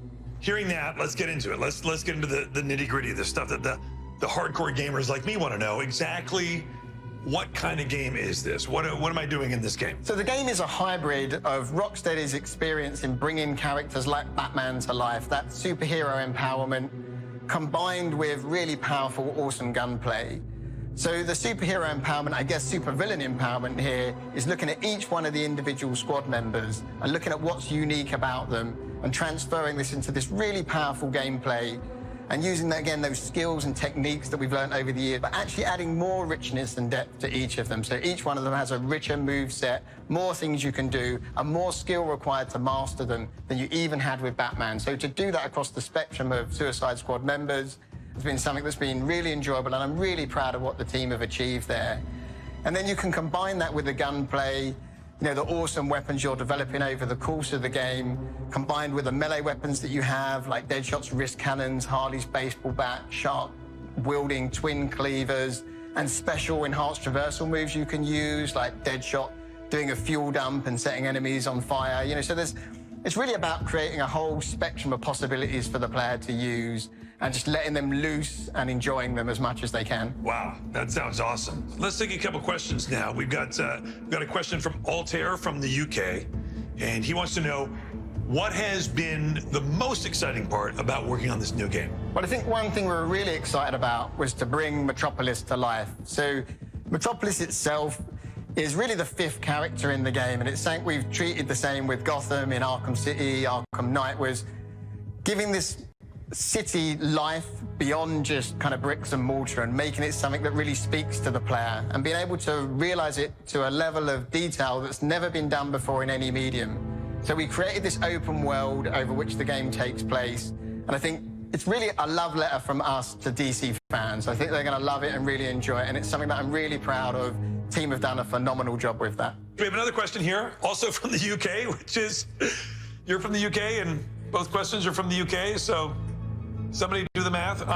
But Ellis from the UK wants to know, with the Suicide Squad game that's coming up, will we be playing as every character from the squad or just one? And if it is just one, which character is it going to be? Because you want some help killing Superman. Well, the game itself, the structure of the game is it's a 1 to 4 player co-op game. So if you want to play single player, you can totally play single player. I mean, our mantra has been that you play this game how you want to play it. So if you play single player, you'll still have a full squad with you. You'll have 2 players, 2, 3, 4 will be filled by bots who will fight along with you and really join in the fun and obviously give you that squad experience. But if you want to play multiplayer with your friends, that's still absolutely great. They can join in and take the role of the other squad members. And the great thing is that that's a dynamic experience. So you can play some of the story single player, some multiplayer. The whole game is accessible, single player, multiplayer, in and out of those 2 modes, however you want to do it. So it's really something that we just want to give up to the fans and let them choose. And of course, if you're playing single player, the other cool thing is you can even switch between the characters. You're never locked to any particular character for any particular section of the game. So you want to play as Deadshot, jetpacking around, sniping enemies, you can do that. And then boom, just instantly switch to playing as Harley, swinging around and flying into enemies with a baseball bat around the head. So there's so much freedom in the way you play the game, because we really wanted to get across that feeling of being a whole squad and not just one person going on this mission. Lastly, I'd like to know, if it's okay with you, if can I be in the new game? I'm not saying Task Force X, I'm just saying maybe just like a random handsome guy who's, you know, hanging out in Metropolis, just being handsome and dodging chunks of debris. I think we can maybe make something work, Will. Great. Well, then it's settled. That's awesome. That's the contract. Thank you for joining us, Sefton. It's the game looks absolutely spectacular, and it will be made even better by the appearance of me as an NPC. Sure thing, Will. Good luck teleporting home. Oh. I've made a huge mistake. Are you kidding me? That game looks insane. Talk about turning the tables. I am right there with you, Sam. It looks so awesome. In fact, you know what? I officially challenge you to a game. I mean, we've been hanging out with the fans all day, but we also have our fan questions. I have so many questions, Sam, but I'm actually going to hold them for Matt Reeves, who's going to be joining us here very soon. Okay, great. I tell you what, why don't we go and chat to James Gunn and see what he had to say when I asked him my question, which was, if you could be a Suicide Squad member, or which member you identified with the most, who would it be and why? I probably identify with Polka Dot Man because he is completely an outsider who's a mess, who doesn't know what's going on. And but I wish that I could be, I guess I wish I could be Ratcatcher too, because I think she's the only character that has any sense of herself and any grounding in sort of a human sort of way. So I really like Ratcatcher too, if there's one I wanted to be. Okay, that's it for me. Let's head on over to Aisha to end the show. Bye. Thank you so much, Sam. That was killer. Guys, there is no place that I would rather be than right here with you right now in this hallowed place where we all get to come together to celebrate us, the fans, and all things DC. And I've got to pinch myself right now to make sure I'm not dreaming, because we have the man who is starring in the next feature film incarnation of one of DC's most popular characters of all time. We're talking more than 80 years here, guys. So ready your bodies, because here is the Batman, Robert Pattinson.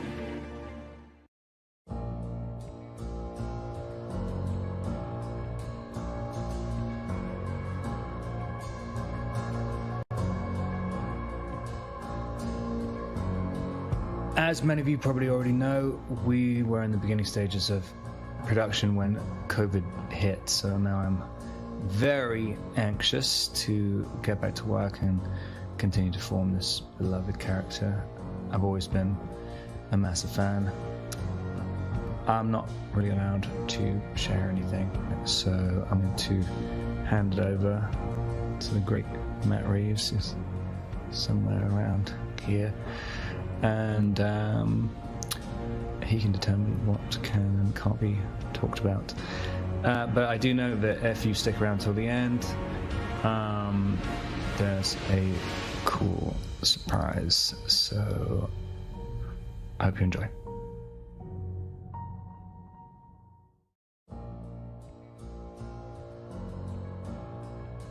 Matt, I'm so excited that you're here. Thank you so much for coming by. Thank you. It's great to be here. So, as Robert said, it's super early to tell us much about the movie, but I think what's exciting about where we are with DC and with this franchise specifically is that there's been a multiverse of Batman, right? And now you're taking over this particular iteration of Batman. What made you want to tell a Batman story? I mean, this is a heavy lift. What was it that drew you to this character in this world? Look, I love Batman, and I've loved Batman since I was a kid. And I never even imagined, when I began making movies, that I would do genre movies, because I just loved certain kinds of movies that were very character based. And it's really interesting that as I got deeper into genre, I realized that that was a way to do very emotional stories, but under the guise of these sort of great mythic tales. And in particular, what excited me, and the thing I related to in the Batman story, was that he isn't a superhero in the traditional sense. He might have a cape, but he can't fly. He's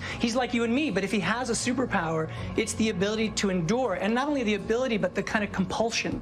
And so that idea of being that driven by your past and by the things that you can't quite resolve in yourself, like, he's a very alive character. And to me, to tell a version of Batman where, again, it wasn't about how he became Batman, but it's about the early days of how he is Batman, and he is so far from being perfect, and watch us sort of see him becoming what we all know about him and see it in new ways. I felt like that was a way to do something that hadn't been done, and that was really what I was excited to be able to do in this iteration.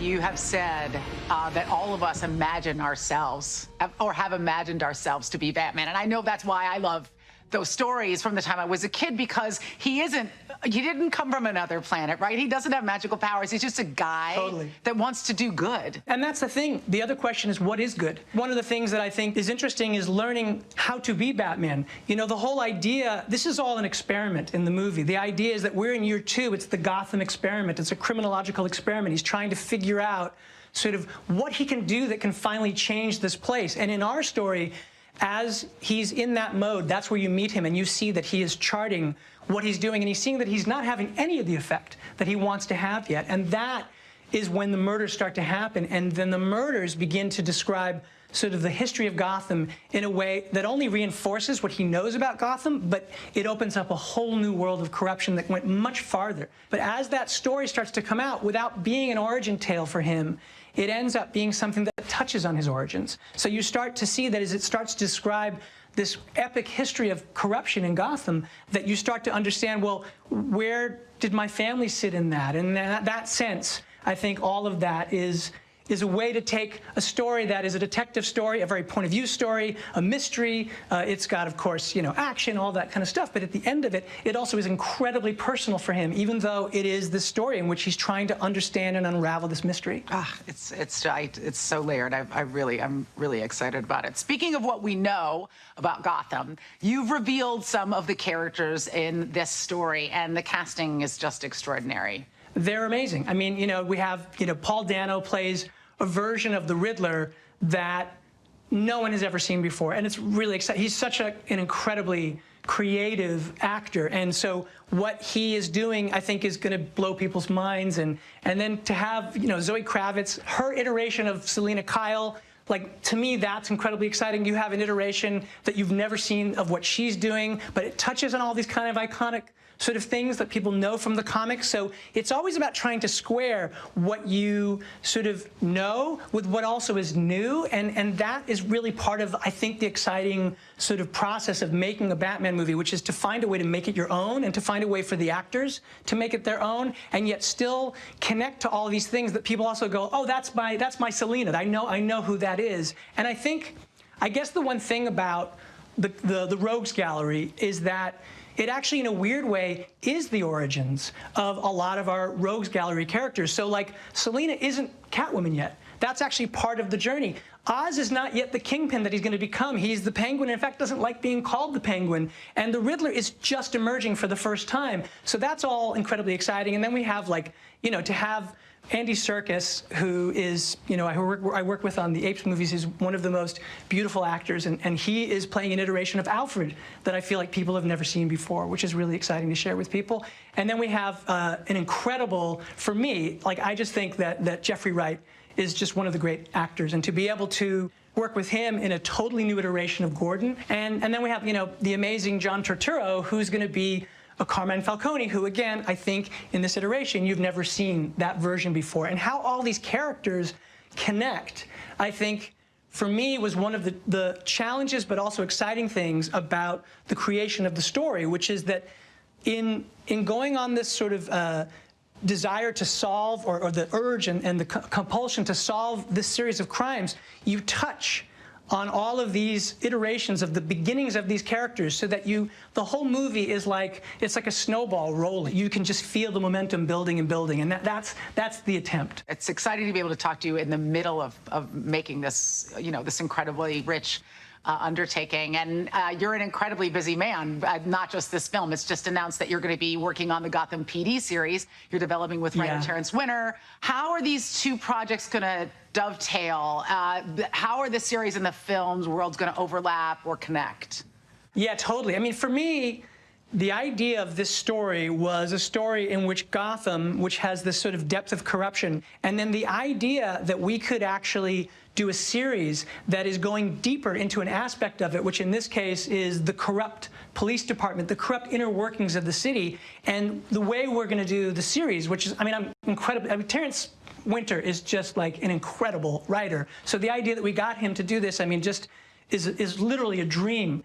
And the idea is we go back to year one, and year one is the beginning of the emergence. It's the first appearance of this masked vigilante that starts to unsettle the city, and you start to see the story through the point of view of these corrupt cops, and one in particular, and the story is actually a battle for his soul. And he's a cop over generations, and the history of corruption in Gotham is enormous and goes back many years. And the story is like, as you realize that there's this myth building in the background, you're actually in a new place where you've never seen these characters before, some of which we'll touch on that you may have seen from the comics, but others totally new. Then you can go down an avenue and go into detail that you couldn't do in a movie, and to go into these sort of rich places and meet entirely new characters that Terrence is going to create. I'm incredibly excited about it. That's awesome. I mean, like I said, it just dimensionalizes that multiverse that much more and adds that much more depth to it. Now, as you know, Matt, here in the DC fandom, it's not just a celebration of all the superheroes and the villains that we love, but most importantly, it's a celebration of the fans.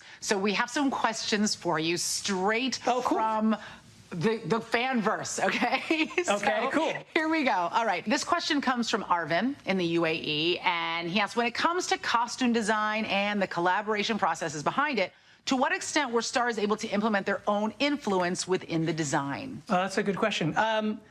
You know, actually quite a bit. I mean, we have, of course, an incredible costume designer, Jacqueline Duran, and the Batsuit was designed by Glyn Dillon, and they're geniuses. I mean, it's great to work with them, but one of the things that's really important is being able to work with the actors. Like Rob had a very important part in designing the suit in that he had to be able to wear it, he had to be able to fight in it. And one of the things about this Batsuit is that it's very practical. The whole idea is that he's made it himself. And so we needed to be able to sort of see how it would fit on him in these ways that he could move, but also look like it was something that was still evolving. And even the idea of the story, he's in year 2, so he's been wearing it. So like, he goes every night looking for trouble. So you look at his cowl and you can actually see there are gashes in it. And all of that detail was an incredibly exciting sort of dialogue between me and the costume designers, and then having Rob involved. And so, yeah, I mean, the actors have a lot to do, because you always do a dialogue with everyone so that we can arrive at the thing that feels the most grounded, the most honest, and the most character-based.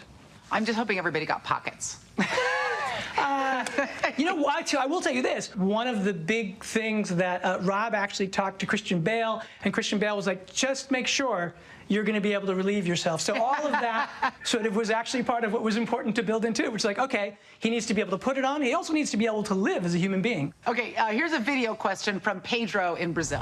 Hi, I'm Pedro from Brazil, and I believe that one of the most important things about the whole Batman mythology is not just the characters such as Batman or the Joker, it's Gotham City itself. So I wanted to ask you, what should we fans expect to see from Gotham City in this film? Thank you. You're absolutely right. Like, it's just as important as any of the Rogues Gallery. It's sort of like the nature of what this place is and the history of it is critically important to our story. And one of the things that I really wanted to do, because it is the center of this story, especially the history of corruption in the city, was I wanted to present it in a way that was really fleshed out. I wanted it to feel like an American city you'd never been to. I mean, other iterations have, you know, obviously the Burton one had very, very theatrical, beautiful, beautiful sets. And Nolan had the version that he created in Batman Begins, and that was a particular thing. And then parts of Chicago and parts of Pittsburgh. And what we're trying to do is create a version of it that you haven't seen before. So some of the locations that we've chosen, the idea is to take, let's say there's like we have like a Gotham Square. So that's like Times Square, right? Now, if we shot it in Times Square, then you'd be like, oh, I guess Gotham is New York. But in our case, it's actually going to be Liverpool. And the idea is to go to Liverpool where there's all the sort of the foundation of the Gothic architecture and then add all of the more modern structures through CG, but in a way that you're going to, when you see the movie, now that I've blown it, of course, I've told you what it is, but you'll be like, hey, where's that city? Where did they shoot? And so the aspect of Gotham and realizing it has been, for me, one of the great pleasures in getting to mount the movie. That's amazing. Evla from Germany says, it's already known that the movie is going to explore Bruce's second year as Batman. How do the citizens of Gotham perceive the vigilante?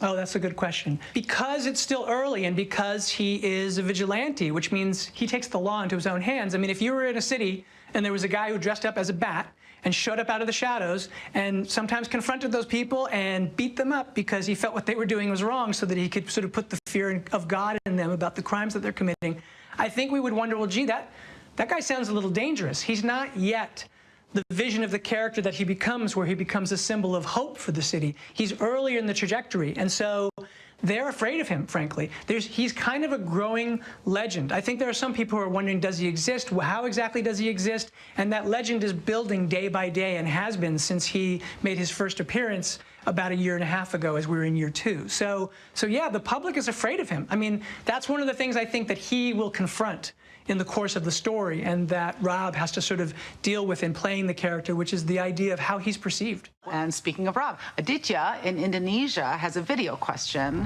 What was the best part of Robert Pattinson that he was chosen as the new Batman?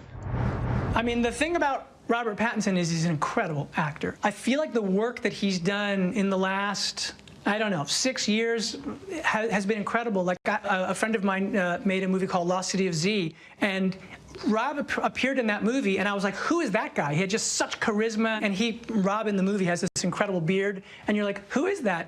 And it's Rob, and Rob in The Rover, and Rob in Good Time. He is like a chameleon, and he's just such a gifted actor, and he's been working on his craft in this really incredible way, and he also happens to be a tremendous, passionate sort of fan of Batman the way that I am, and so it was an incredible thing to be able to connect with him and to share our excitement about the character and to work with him. I mean, you know, he looks like Batman, but more than anything, he has the soul of someone, I think, that can play a Batman like you've never seen before. Andy from Australia asks, how long did it take to build the Batsuit, Batmobile, and Batbike?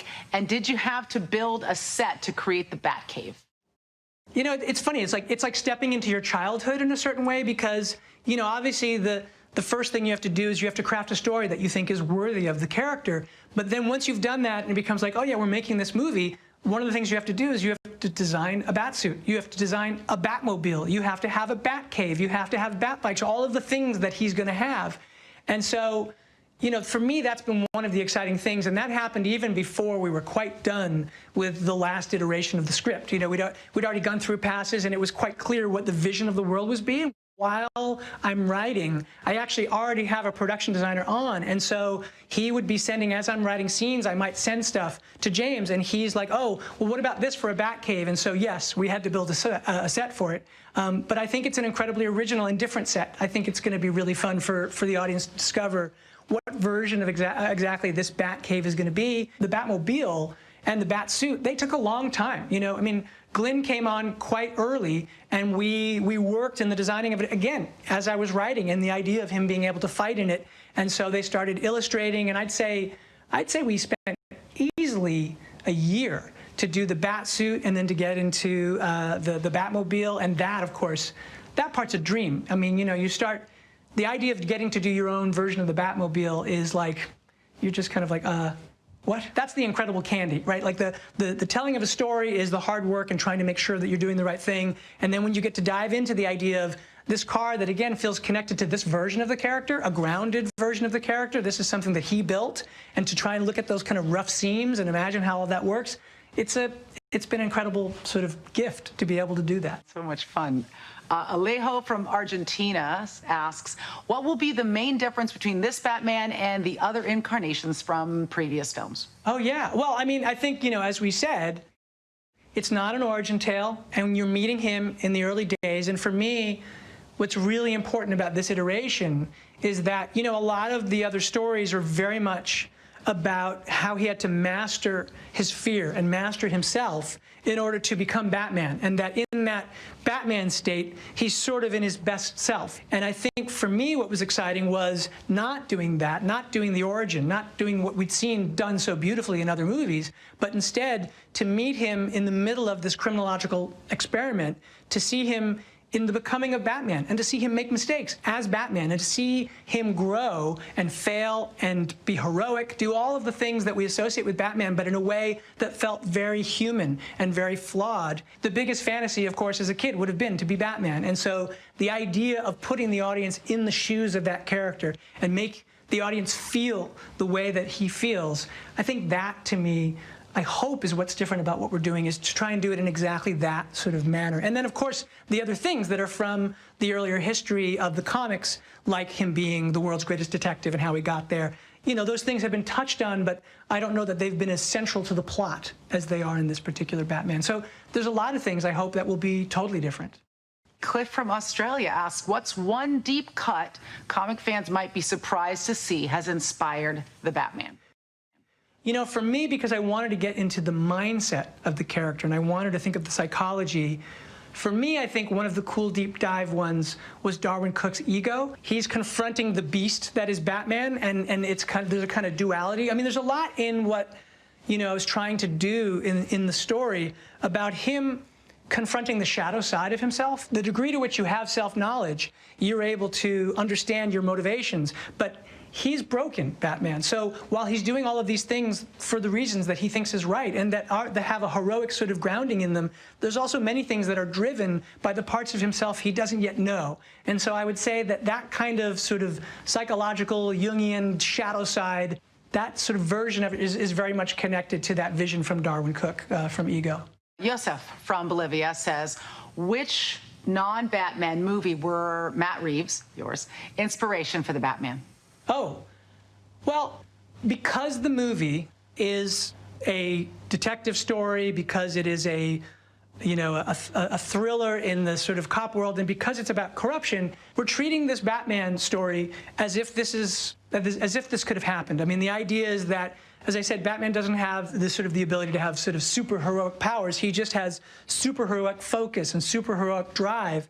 And so for me, you know, a lot of movies like Chinatown was a key one, because Chinatown, Jake Gittes, in investigating that sort of the series of crimes that were part of that story, he discovers the depth of corruption in Los Angeles. And so in that way, it's like a classic noir.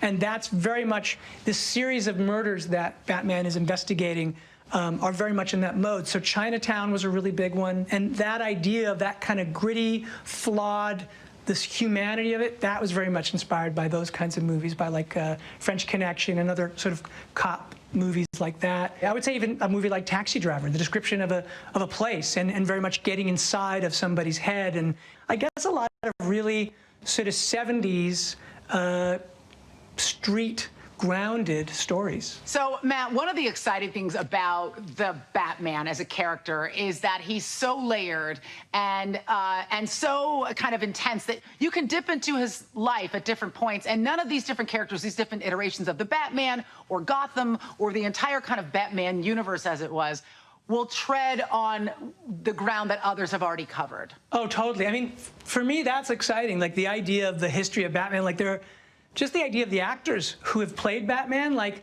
Adam West, when I was a kid, like Adam West, that was like, when I was 5 and watching him as Batman, like that blew my mind. I wanted to be Batman so badly. And then I remember when I was a little bit older and then Keaton came onto the scene with the Burton movie, I was so excited they were going to do a theatrical version of that. And then the iterations that have followed, like so many incredible people. I mean, Bale was amazing. I mean, incredible. Everything that Chris Nolan was astonishing.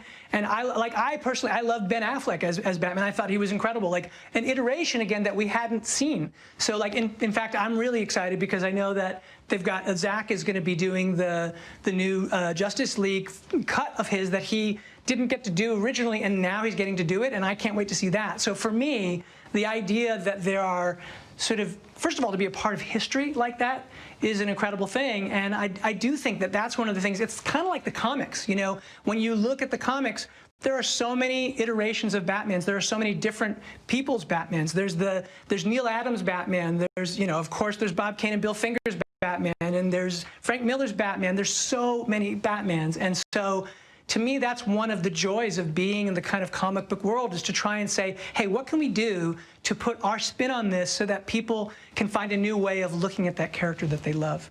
I remember when the Dark Knight graphic novels came out when I was a kid, what a radical departure that felt like, how exciting that was. Oh, my God. But it didn't erase all the ways that I had connected with that character previously. It just made the world richer and, you know, more exciting. So. Yeah, totally. I mean, that's the thing. It's like, it's this strange thing of wanting to be able to find a way to come at it in some new way, and yet it has to be connected to that thing that you love. And that, for me, being part of that history and being part of all of that is sort of almost unbelievable. You have to pinch yourself. So, Matt, before we wrap up, I think that what the fans really want is to get just even a tiny glimpse of what the film is going to look like. And, you know, this is a fan experience. I'm hoping you brought us something we can show them. It's FANDOM. And, you know, having been to Comic-Con and all of that, I know you don't come without anything. And, you know, look, we've only shot 25% of the movie, 25–30% of the movie, so there's so much. This is just scratching the surface, but there was no way that I could come here and not bring a look at the movie. So, yeah, I'm incredibly excited to share what is just the first tease of our movie, and I hope you guys like it.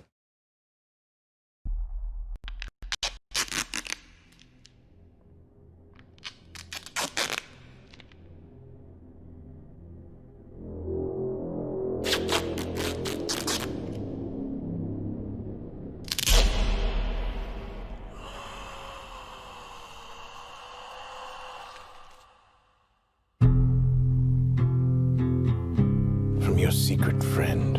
Underneath the bridge. Who? Topper sprung a leak, and the animals I've trapped. Haven't a clue. All become my pet. Let's play a game. Just me and you. Any of this mean anything to you?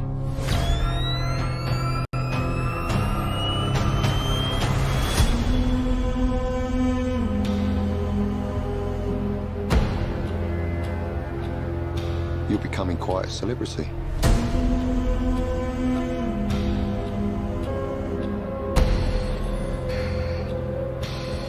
Why is he writing to you?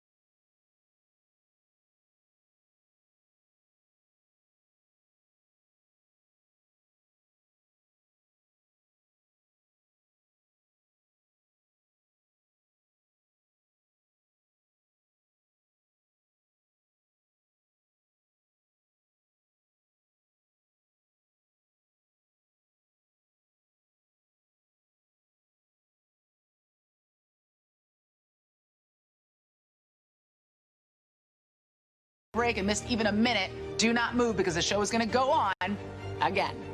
This is your opportunity to get exclusive insider information and special looks at your favorite characters and comics. Plus, don't miss the amazing art submissions and cosplay costumes sent in by you, the fans. On behalf of all of our global hosts from around the world, I'm Aisha Tyler, here with my co-host saying thank you so much for watching. And if you're just joining us, there's so much more ahead. So, stay right there.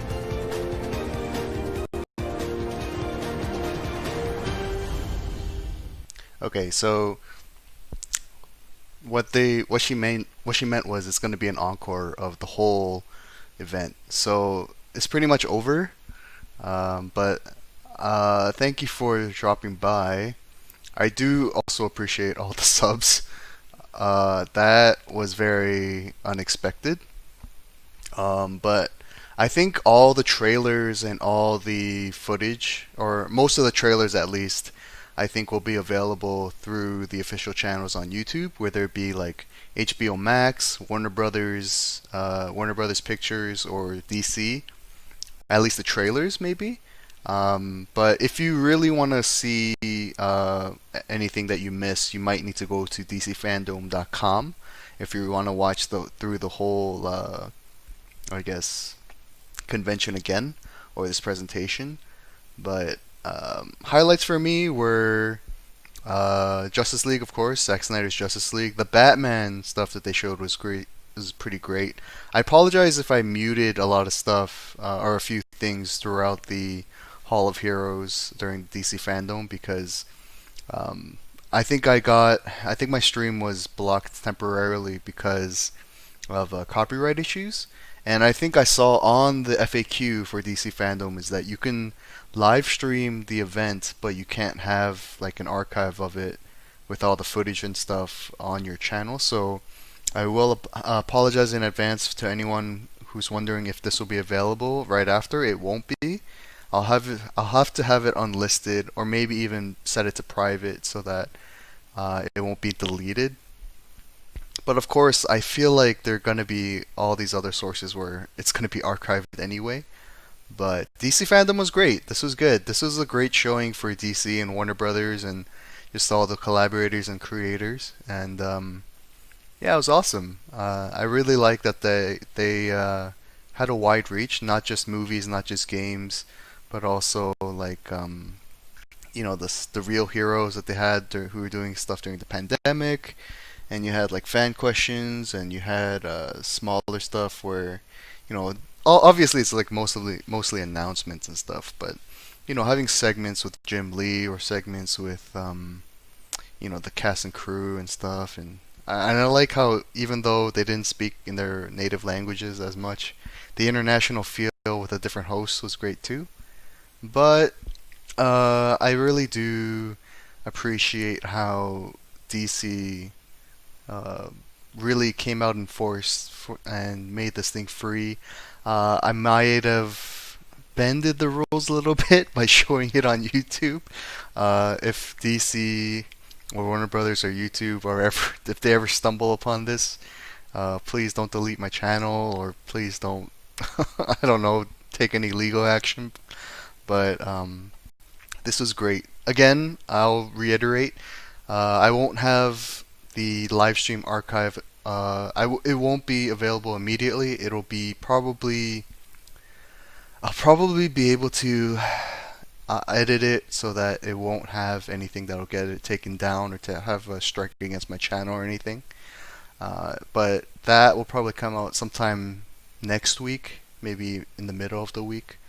As I said, most of the trailers will probably be available online on YouTube through the official channels. So HBO Max, Warner Brothers Pictures, or even just the DC YouTube channel. But again, thank you everyone for hanging out. I hope this was just a good experience because I know a lot of people are having trouble with the actual site. So I just wanted to give a place where everyone can just swing by and watch the live stream.